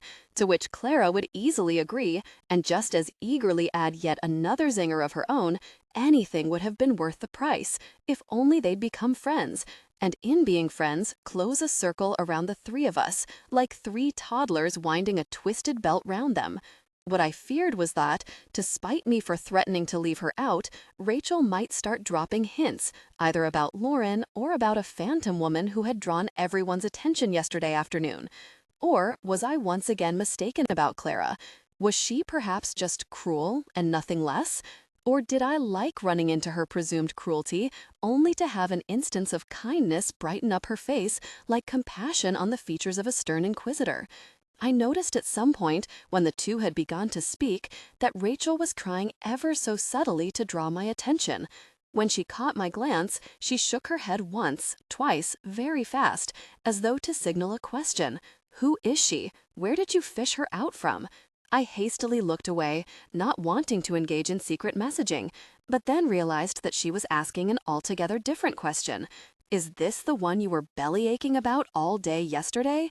I was about to answer her signal with a "no, this is someone else," because I did not want Rachel, who knew me so well, to know that yesterday's phantom woman was indeed sitting across from her. I did not want her to know more about us than I did, though at this point her guess was as good as anyone's. Authentic, never theatrical. I forced myself to think about last night's phone conversation. our fleeting, blissful, shameful secret when her voice had touched my ear with its furry breath and then lingered on my side of the bed with a private, intimate thought. Now, as I looked at her, I kept thinking that perhaps there was no reason to bank on anything whatsoever. Nothing had happened. Or, if it had, it hovered in mid-sleep a while and then vanished in the wee hours of the night without a trace. Weren't we both pretending it was a dream? Neither was sure the other hadn't dreamed. A growing sense of alarm seized me as soon as I realized that this thing I'd been incubating all week without telling anyone was no better than a bubble that the slightest quizzical glance could puncture. Had I lost Clara again? Was I losing her right now by wasting my ration of time with her at Starbucks? Or was I always already losing her because, in the end, I was in a state of perpetual furlough, hence on borrowed time, in hock? Perhaps I didn't want Rachel to know how much like strangers Clara and I were, which is why I avoided answering her silent prods. Perhaps I wanted to scare myself. I had had no time to reply when Clara raised her eyes and intercepted Rachel's inquisitive glance and immediately turned to me, catching the blank, non-committal look on my face, which, despite my efforts not to respond, still betrayed there'd been clandestine communication between us. "Wait a minute, what's all this?" she asked. "What?" I replied. "This." She imitated Rachel's motions of the head. "What are you two talking about?" "Nothing." I liked being found out and enjoyed the naughty evasion that was really no evasion at all.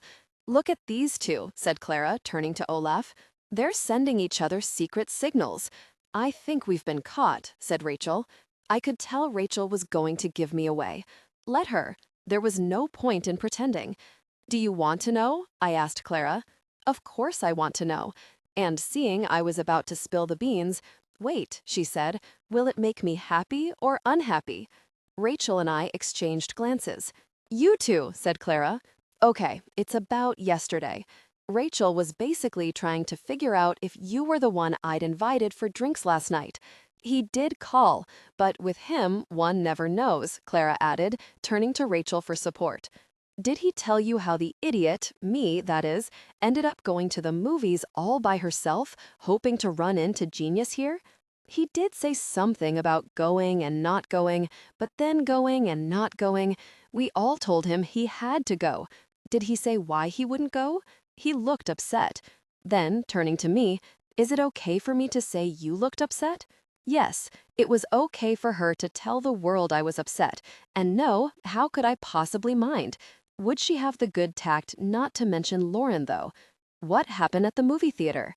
Aside from the fact I was alone in the dark with every sexual pervert ready to pounce on an innocent single girl, nothing. Even the usher hit on me. So, did you punish him? Who? The usher or Oscar? Oscar, said Rachel, without the accent mark. Rachel smirked as she spoke my nickname for the first time, trying to hide her hesitation. She was tasting a strange dish she didn't want anyone to know she'd never heard of before and wasn't quite going to swallow until making sure it agreed with her.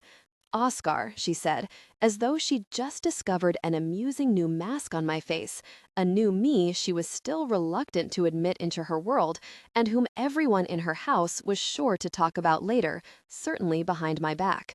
It made me feel that this new identity, which Clara had cemented the day we'd driven up to Hudson, was no more me than a new pair of shoes I'd been parading in all week in the hope that everyone might think they'd long been integrated into my wardrobe, but whose price tag, as far as Rachel was concerned, was still showing and was not to be removed until those who knew me better had decided that they matched the real me.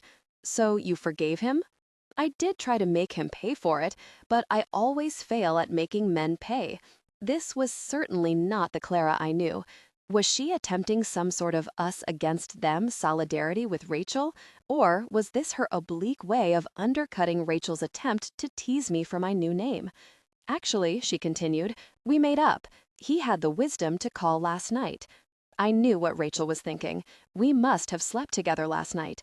It occurred to me that Clara knew exactly what had crossed Rachel's mind, and so, as not to disabuse her, she reminded Orla that they really had to finish their shopping, got up, put on her coat, and, just as she was saying goodbye to everyone, leaned down and gave me a lingering kiss. Bis bald. If anything could have made physical contact between us mean so little, this was it. Had we reached perfunctory touching already? Or was this her way of reminding me that after last night there were no more holds barred? Or was this intended for Rachel and not me? Or was this a replay of Inky's kiss? A short while later, Rachel started putting mittens on her son and insisted on wrapping a scarf around the child's neck. The boy struggled. Eventually, she relented. "Will we see you tonight, Oscar?" "Probably," I said, ignoring the lambent rise in her voice as she spoke my nickname. She knew she'd irritated me. She also knew I wasn't speaking the truth. Well, try. Bring her along, too. As she put her gloves on, she couldn't help herself. She is stunning. My shrug in silence was meant to pass for unassuming agreement. "Don't do that." "Do what?" I asked. "This." She mimicked the postured indifference on my face. "She didn't take her eyes off you." "Her eyes off me? You're the most exasperating person I know. Olaf, you explain it to him.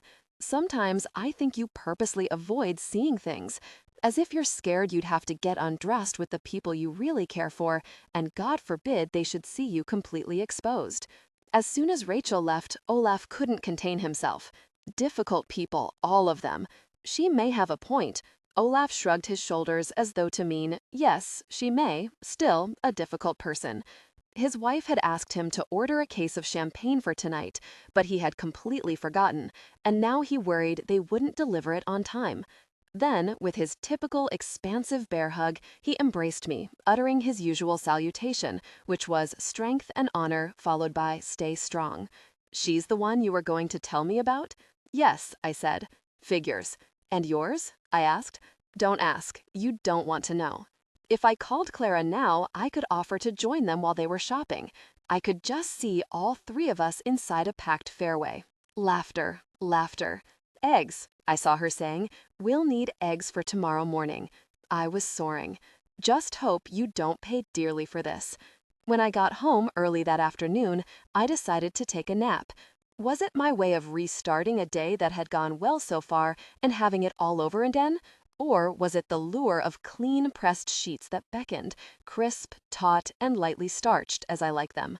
Or was it the rapture of the afternoon sun slumbering like a cat on my bed where I knew I'd doze off listening to music? I had promised to call her in a few hours and wanted nothing more now than to coddle the vaguest thoughts of her and take these thoughts to bed with me, the way we take a wish we suspect may never be granted, but whose contour, once we've shut our eyes, we begin to unpeel, layer after layer, leaf after leaf, as though hope were an artichoke whose heart lies so deeply buried that we could afford to take our time, mince our steps, step back, sidestep, take forever. If we weren't fated to be lovers or friends or casual whatevers, well, I'd sleep that off too. In the mood I was in, I too didn't care at all about getting hurt, just as I didn't care if she got hurt. Just get in bed, curl up, think of her with me, our bodies close, like two halves of a whole, connected by a shared space. My Corvus, my Guido, my Lochinvar. Authentic, never theatrical. My Finnegan, my Fortinbras. Why didn't you come for dinner? Because I picked up resentment in your voice. Why didn't you say something then? Because I knew you were angry and there'd be more double talk. What double talk? This double talk. Can I tell you something then? Don't you think I know already? Don't you think I know? Oh, Clara, Clara, Clara. It was already past 5 when I woke up. There were 3 missed calls on my answering machine, 2 hang-ups and 1 from Clara. Had I slept so soundly that I hadn't heard the phone ring and missed her voice once my machine picked up? When I listened to her message, she seemed inexplicably irked and fatigued. You could at least pick up. I checked my cell, but no one had called. I've been calling everywhere. I can't believe I spent all this time tracking such a pitiful, pitiful man. I could feel the numbness and rising nausea in my chest. Was I as vulnerable as all that? All this well-being suddenly zapped because of a phone message? I thought we'd made up last night, and at Starbucks today, she couldn't have looked happier to see me, her palm not leaving my face as soon as I rushed out to greet her in the cold. Now this? As the 5 o'clock darkness kept closing in on the day, it finally struck me that this was the worst possible way to welcome New Year's. Was it a preview of the coming year, or a finish to a terrible one? Or, in Olaf's words, was it still too soon to tell? Then I realized these were last night's phone messages, not today's. Could anyone have sounded so enraged? No wonder she sounded so curt when I called her from Rachel's. I shaved, took a long shower, and, for good luck, decided to do exactly what I'd done last week. Drop in on my mother again, wear the same black shoes, same dark clothes, same belt even. Then dashed off, caught the first cab on the side street, and straight off to Mother's building, thinking to myself what I'd caught myself thinking of last week as well. Hope she's well, or well enough. Hope I don't have to stay long. Hope she won't bring him up again. Remember to buy 2 bottles afterward, exactly as I'd done last week. Then hop on the M5. It'll give me time to look out the windows and stare at the snow and the ice floes and at the scant traffic on Riverside Drive. And think of nothing. Perhaps think of my father. Or simply forget to think of him, which is what happened last week on the bus when I promised to think of him and had simply allowed my thoughts to drift. Mother was all the way at the back of the apartment, in her bedroom, so that after opening the front door, I had to walk down the long, dark corridor, turning on the lights along the way as I walked past closed doors.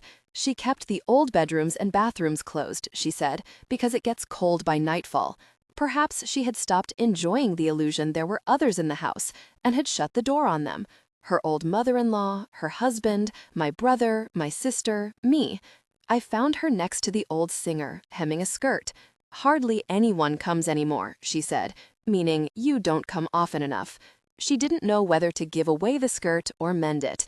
Mending it made more sense. If it didn't work, she'd simply throw it away. In any event, it kept her busy, she said. I've grown smaller. I promised to think of her too on the bus, but with one thing and another, I knew I might totally forget. I'd be thinking of Clara.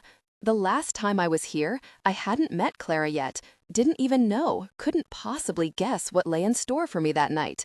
Fancy that. I had come, dawdled a while, making small talk, then left, bought champagne, gotten on the M5 bus, done so many meaningless small things, and all of them belonged to a life where Clara didn't even exist yet. What was life like before Clara? Now I wondered about the old days, which weren't so very old, when we'd celebrate New Year's with a wine tasting by covering the labels on the bottles and managing to fool even the connoisseurs among his guests. I remembered the crowd of friends back then, as people milled about the living room, the food and desserts heaped in pyramids upon the tables, and Mother's baked prunes wrapped in bacon, as we all waited to see which wine was voted best, and the laughter and the noise, and Mother rushing back and forth, making sure the vote was in before the chimes of midnight, followed by my father's usual apology for using last year's little speech in rhyming couplets. I know he would have liked Clara. Outside, on the terrace where he chilled the white wines, he'd asked me to help before uncorking the bottles. We stood still in the cold weather with just our shirts on, staring at this black and white Manhattan night, making out echoes of the merrymaking from the neighbors' crowded rooms across the tower. 2 years ago today, theirs is the real party, ours is make-believe. He'd taken me aside and said, with veiled distemper in his voice, "Why don't you just marry her?" Which meant, why don't you just marry anyone and bring us children before we're gone? Twins for the price of one, so it'll be faster. Then, changing the subject, he'd stare through the glass door into our crowded living room. Just look at your mother, catering to everyone but me, Xanthippe the shrew, if ever there was one.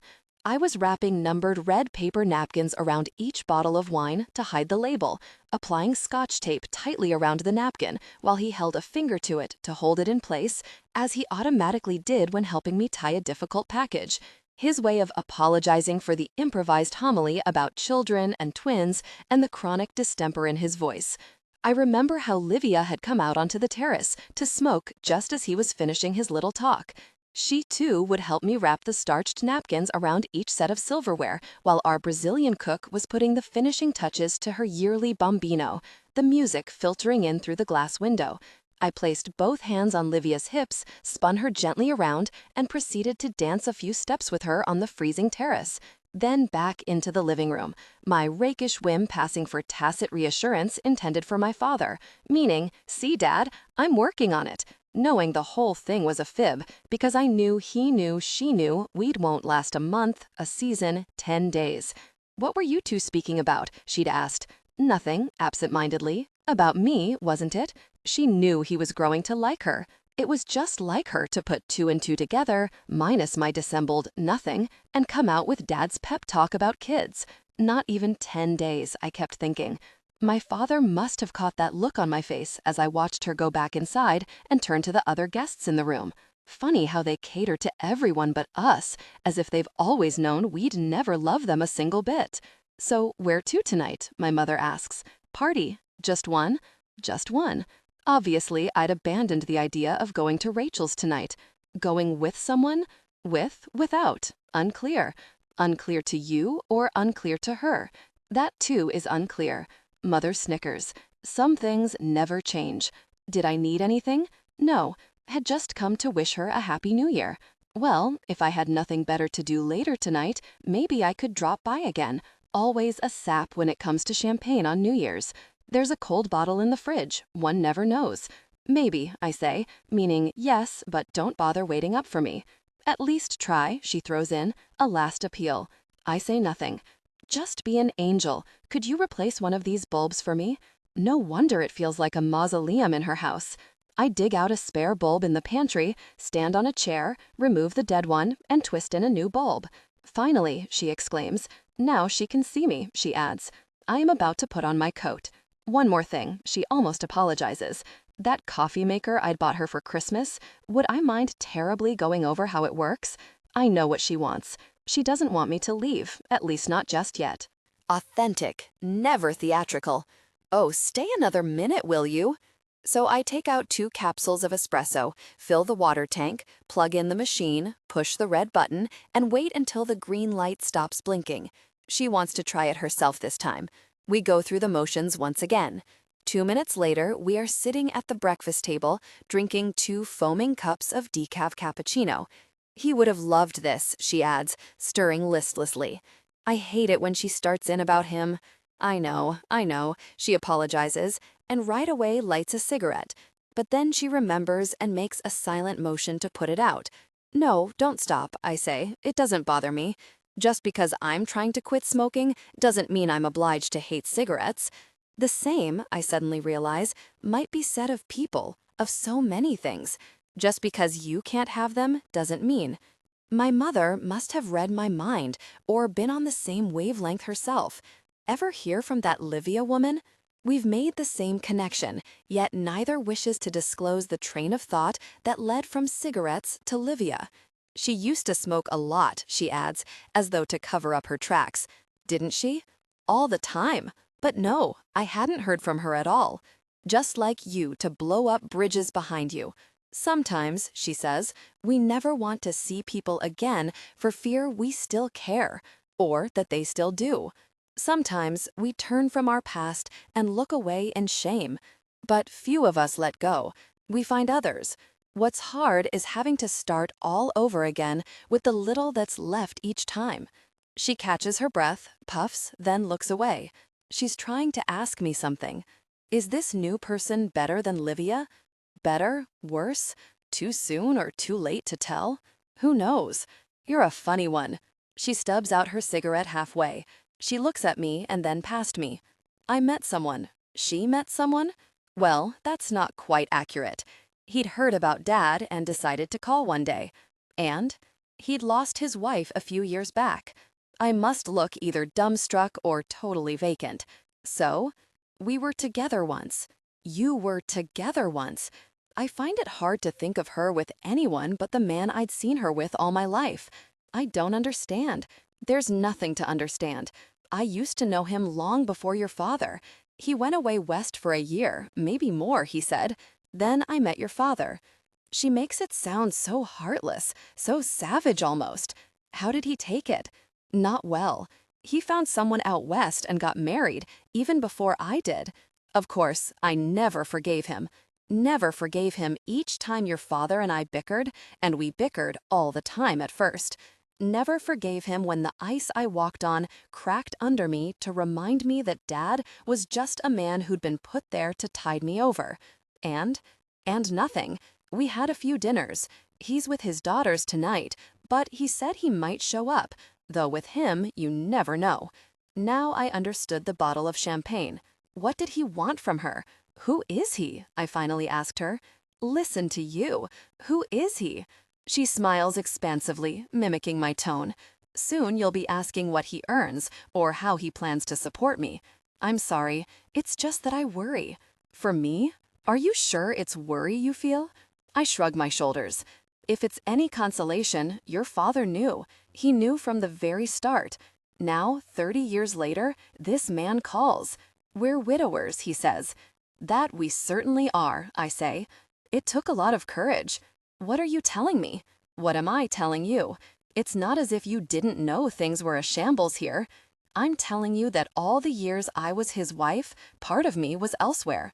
All the years I stayed home and did homework with the children and took his mother to the doctor and was the partner's wife at so many tedious banquets, and the years I helped with his wine parties and the summers we all traveled together and the nights I slept by him at the hospital after they'd scraped him clean of everything he had, poor man, all this time my heart was elsewhere.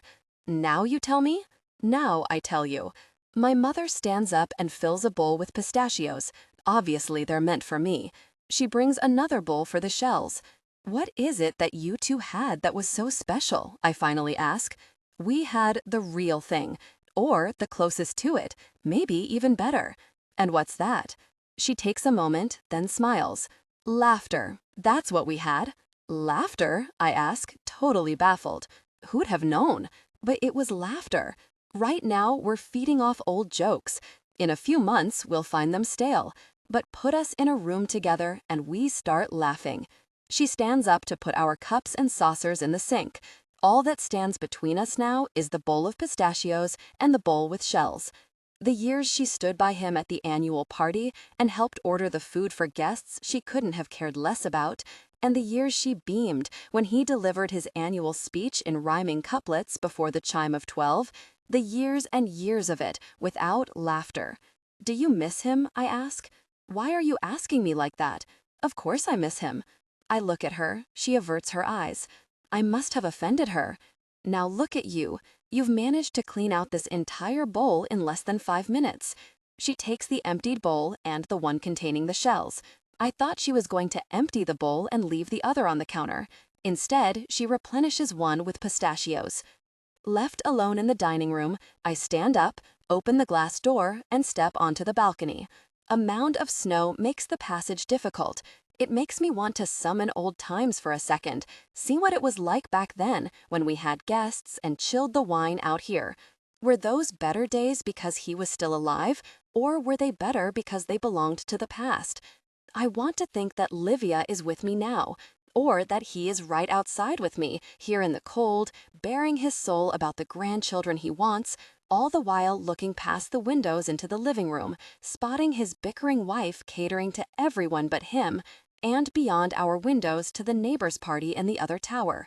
He had always known about her, though God knows if he'd ever cared, or been able to put his finger on the demon that snuffed out his life, but kept him alive so many decades later. And I'm thinking of the other Livias in my life as well, Alice and Jean, each trying to help with the wine tasting as best she could, laying out the bottles on the balcony after they'd helped me wrap the mystery labels around each one, while some of the guests kept guessing, the blind test always getting out of hand, which happened every year, the crowd agreeing that bottle number 4 was as good as number 7, but that number 11 was the best, the usual suspects always disagreeing with everyone else, father refereeing, some people no longer really caring, because the test was always a success, would always be a success, was just another way of putting a good spin on the certainty that part of us always dies in December, which is why it was the only holiday he celebrated each year. Because the part that didn't die by year end was as thrilled with the extended grace period as he was, that something like love had not entirely run out of his life, though where he went scrounging for it, and where he found it, if find it he did, no one knew or wished to know. The black snows of yesteryear, I didn't miss them a bit. If I were a better son, I'd do what the father of that dying princess promised he'd do for his daughter each year. I'd bring out his old bones so that he might feel the winter sun again and shiver at the thought of good mulled wines and thick, warm butternut soups sprinkled with diced chestnuts. Bring out his body to savor the elegy of moonlit snow and his dreams of an old Weihnachten world that went under and of a love that addled before its time. The black snows of yesteryear, I didn't miss them a bit. If I were a better son, I'd do what the father of that dying princess promised he'd do for his daughter each year. I'd bring out his old bones so that he might feel the winter sun again and shiver at the thought of good mulled wines and thick, warm butternut soups sprinkled with diced chestnuts. Bring out his body to savor the elegy of moonlit snow as he dreams of an old Weihnachten world that went under and of a love that addled before its time. Authentic, never theatrical. It didn't addle, it never happened, he used to say, and for all he knew, the other woman never knew she was the light of his one short, unfinished life. A love most chaste, a love most chaste. Your mother never knew either, and no point telling her now. Mother asks me not to dump the glass bulb down the chute. I lie and say I'd never dream of such a thing. How empty the apartment looks with all the doors shut now. How doth the city sit solitary that was full of people? How is she become as a widow? I must bring Clara here. One day I'll come to clean the place out, picking up the shards of her life, of his life, worse yet, of my own life here. God knows what I'll find, what I'm not prepared to find. His alarm clock, his address book, his pipe tools. A large ashtray bearing his yellowed meerschaum pipes with their engraved turbaned Turks scowling like two bookends who can't stand each other's sight. His vintage Pelican pen and Caran d'Ache silver pencil lying like camp inmates in the same bunk bed, head facing toe, like a dessert fork and spoon, his lacquered lighter, and, first among them, waiting cross-armed, running out of patience, his horn-rimmed specs, probably folded ever so warily, yet abandoned without false pretenses at the last minute when he said, "Okay, let's go face that witch doctor now."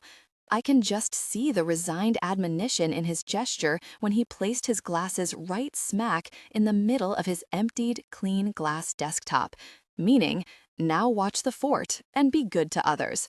Which reminds me how he'd take out a $20 bill and tuck it under an ashtray before leaving a hotel bedroom, meaning, you've been good to me, now be good to the next fellow. He was good to things, good to people, listened, always listened.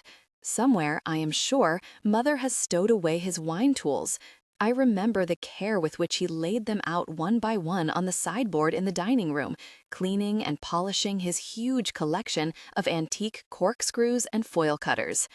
Laughter, laughter, and all the while we're laughing together, there she is two-timing him, while sorrow addles his heart for someone he'd met decades elsewhere, a love most chaste. These were the words with which he marked time in that private little ledger, where we measure what we lose, where we fail, how we age, why we get so little of what we long for, and whether it's still wise to hold out for something as we sort the life we're given to live, and the life not lived, and the life half-lived, and the life we wish we'd learned to live while we still have time, and the life we want to rewrite if only we could, and the life we know remains unwritten and may never be written at all, and the life we hope others may live far better and more wisely than we have, which is what I know my father had wished for me. "Who is this man?" I ask my mother. "You've met him before. What's his name? If you want to know, come before midnight." She smiles, but she still won't tell me. There is nothing to say. "Are you going to be all right?" I ask. "I'll be fine." Lambent and resilient mother. I've seldom seen her like this. "You've never told me any of this?" "No, I've never told you." A long silence, during which my mother makes a face at a bad pistachio. She must be a knockout. How do you know? I just know. You've been killing time here, haven't you? You should leave.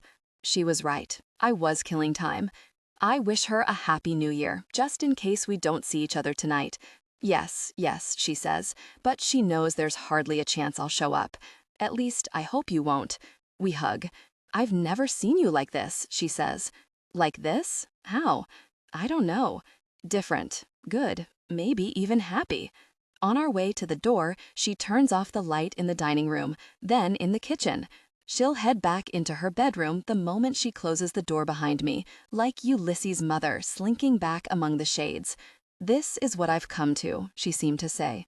I heave a sigh of relief when I finally shut the door behind me. As usual, I reach into my pocket and hand the doorman his annual tip. The second doorman, who doesn't know me, receives something as well, just in case Mother forgot to tip them. The gust of wind that greets me as soon as the doorman opens the front door could not brace me more or stir greater joy. It shakes off the stuffy and oppressive torpor weighing on me ever since I entered Mother's home. I've always loved the lights of the city in the winter, the view of the midtown buildings towering over the skyline, the hail of brightness erupting like a galactic storm over Manhattan, while the sweep of weaker lights, elbowing the old residential buildings on Central Park West, speak of quiet, contented lives and quiet, contented New Year's parties. I love watching the surfeit of lights blanket the city, something unseen and unrivaled since the night Pharos beaconed antiquity, and mariners came out to watch, saying, "There is nothing can rival this in the world." If I were a good son, I'd have met Clara ages ago and brought her here. If I were a good son, I'd have picked Clara up earlier today and said, "I want you to meet my mother because I wish he'd been alive. He would have loved you." With her, for an instant, I'd walk into his study and disturb the restless sleep of his things. His pelican, his Quran dash, his scowling Turks, his glasses, and she'd rouse them back to life, the way she'd shaken the slumber of my kitchen, my rug, my bathrobe, and made me find love in my things, my life. I'd bring her in, as in the old days, and, before introducing her to the guests, simply take her onto the balcony and ask her to help me cover the wine labels. "What are we doing?" she asks. "We're hiding the names of the wines." "I know," she replies. "I meant, what are we doing?" I know exactly what she's asking, even if for a while I'm pretending not to, because I find it no less difficult to tell her why I wanted to bring her to my parents' home than it was to ask her to stop the car and take a quick walk with me to my father's grave. Because there are so many things I find so difficult, Clara, because in asking the small and simpler things, I reveal more than when I ask for the big ones. And if he's not there to meet you any longer, well, let's drop in anyway tonight, before we share a night of intimacy, and we'll uncork Mom's champagne, and if staunch Don Juan happens to be there tonight, we'll be a merry foursome as we toast the new year and then rush back to 106th Street, leaving La Veuve Clicquot and good Dom Perignon to sort out the good from the bad in their lives. In the cab, "I hope you're not zombified," I'll say. "I am so not zombified," you'll say. "I am so not zombified." It sounded just like Clara. Say it again, Clara. "I am so not zombified. I am so not zombified." Happy? I am. The wine store where I've been hoping to buy a few rare bottles for tonight's party turns out to be mobbed, the line horseshoe-skills length of the counter. I should have gone in with Olaf. He was right to panic this afternoon. Skip the bottles then. Flowers? I'll send flowers tomorrow. Actually, I should have sent flowers last week. Skip the flowers as well. All I want is to ride the M5 bus as I'd done last week during the snowstorm, scarcely able to see anything outside, and yet grateful for the snow, which seemed to expire in exhausted, pallid puffs no sooner than it brushed against our widows. From time to time, through the lighted Riverside Park, I'd catch a glimpse of ice floes bearing down the Hudson like stranded elks quietly working their way downstream. Crick, crack, crack. Tonight, I won't even go to Clara's apartment, but will head straight to Hans and Gretchen's. I'll get off at 112th Street, as though by mistake again. try to lose my bearings as I did that night when I walked up the hill by the statue of Samuel J. Tilden and, for a second, once again, think myself in France because of a St. Mal's. Authentic, never theatrical. Bernard, or because the city seems so strangely medieval tonight, or because a confluence of dream-making and premonition has made me feel I'd stepped into a film of my own projection, where snow falls so peacefully that everything it touches feels at once spellbound and imperishable. I'll arrive at the party, be greeted by Gretchen, who never budges from the entrance door, hand my coat to the coat check, make sure I keep the stub this time, dawdle about in the living room by the piano before ordering a drink, stand by the Christmas tree exactly where I stood a week ago, and who knows, perhaps we'll play at being total strangers, because she likes this as much as I do. And while she's about to reach out to shake my hand, I'll interrupt and say, "Aren't you Prince's friend?" To which she'll say, "And you must be the voice from last night's telephone?" I am.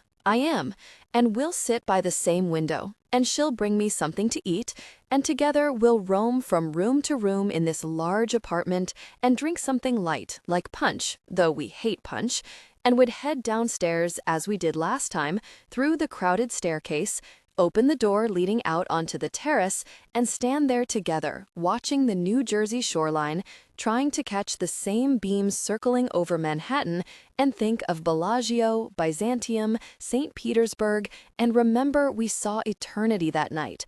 I see the evening unfold before me, as all wishes do, when we know they're about to be granted. The walk from the balcony to the kitchen, then upstairs to the greenhouse, Pavel and Pablo, the three Greyas, and Muffy Mitford herself, with two daughters no one can stand, as my mind drifts past the mound by Samuel J. Tilden statue, past last week's blizzard, past Romer, or the small slate-roofed town of St. Remy, which had risen before me on the borders of the Hudson to suggest a floating city invented for Clara and me. I want to step up onto the balcony with her again and watch her stub out her cigarette in the snow, watch her foot kick it all the way down to the cars lining up in double-parked formation, watch the snow close in around us like luminous white hands, timeless and spellbound. And there would be so many temptations along the way. Rollo would surely parlay for Inky again. For the love of God, woman! And who knows, Inky himself might show up to plead, lean, dashing figure that he cuts, as he'd lead her away to a corner unknown to most guests, and all I'd do then is stand and wonder whether I should intervene or simply stand and wonder, trying to make out if the thing between them has dissolved into friendship or hasn't dissolved at all, or whether she couldn't care less if he hurled himself off the terrace. Friendship or no friendship. Friendship, there's never any after love. Scorched love, burn all bridges and the docks along with them. We'd stand together among the others, and suddenly, Clara would ask me to give her a couple of minutes, and, joining Orla and Beryl in the middle of the room, would, without warning, start to sing an aria from Der Rosenkavalier, while I'm trying to look the other way, because I know myself, and one more second of this singing and I'll burst out crying, and if I do start crying, well, let it happen. She'll come up to me and let the same hand that had held me so savagely the other day rest on my face and say, "This song's for you, Prince. This my overdue Christmas present for the man who may just love me less than I love him." And I know myself, and know I won't be able to resist, but will rush her into the crowded coat room and, pressing her against a row of perfumed mink coats, ask her point blank, "Do you want to have children with me, even though I've no idea where my life is headed? Yes or no?" Yes. "Do you think we'll be happy together?" Yes. "At what point does this fantasy end?" Don't know. Never did know. "Have I answered all your questions?" Yes. "Are you sure?" I think so. She'd ask me for another minute, and I'd say, fine, and watch her run off elsewhere in the house. And then I'd wait, and wait, and wait some more, until it would finally dawn on me, as it had last week, that she'd simply disappeared. Inky. Of course, I should have known. Which is when I'd make up my mind to leave. Leave, if only not to show how smitten and desperate I was, or how much I wished the evening had taken another turn. I'd ask for my coat, put it on, and quietly step out, then walk briskly to Strauss Park, hastening my pace in case she'd spotted me leaving and was rushing to stop me. Once in the park, though, I'd slump down and sit there, as I'd done all week long, hoping that Clara had indeed followed me to ask me why I'd left so soon. Is that what I'd want? For her to follow me and ask why I'd left so soon? Just me, I'd say, just me doing my usual letting go of what I want most, because the things I crave are so rarely given that I seldom believe it when they are, won't dare touch, and, without knowing, turn them down. Like turning off your phone, like turning off my phone, like saying too soon, too sudden, too fast when I've been shouting now, gosh it, like saying maybe when I'm shouting I'll go all the way, like not going to the movies when you knew, just knew, you really jerk, there was no way I wouldn't have gone last night. Yes, I would say, like not showing up, knowing you'd never forgive me. So, nothing. I come here every night to think I've lost you, because every night feels it could be my last, and all I do here, without even knowing I'm doing it, is pray the day never comes when I won't have been without you. I'd take this park 1,000 nights in the cold and on whatever terms you please, rather than never not see you again. Double negatives, future anterior, past conditionals, what's all this, Prince? Nothing. This is nothing. Just counterfactual stuff from my counterfactual life. In Strauss Park, all I'd want to remember is my first night here, or the second, or the third, or the night when I came back and stood dazed here after our kiss and could feel everything rise in my chest each time I looked over to the bakery and remembered how I'd pushed her body against the glass panel and kissed her, our hips pressed together, heeding an impulse I thought I'd been following all my life, when in fact I'd been rehearsing it just for Clara, as everything was rehearsal and deferral. Do you want us to stay together, or is this one of those bland, mushy-gushy friendships that spilled over into passion one evening when we'd both had too much to drink? Tell me again, you sweet, bitter Stoneheart. Tell me again, did you wish that time stopped for you as well? Am I making sense to you? Am I what you want? Yes. Before you change your mind? I've never changed my mind, but if this is how you see me, then I've changed my mind. It's you who can't and won't make up yours. I'd stand there and think of the magi with their heads ablaze who might show up tonight, their shuffling feet already sinking underground, saying, "You shouldn't be here. Why have you left? Why are you here?"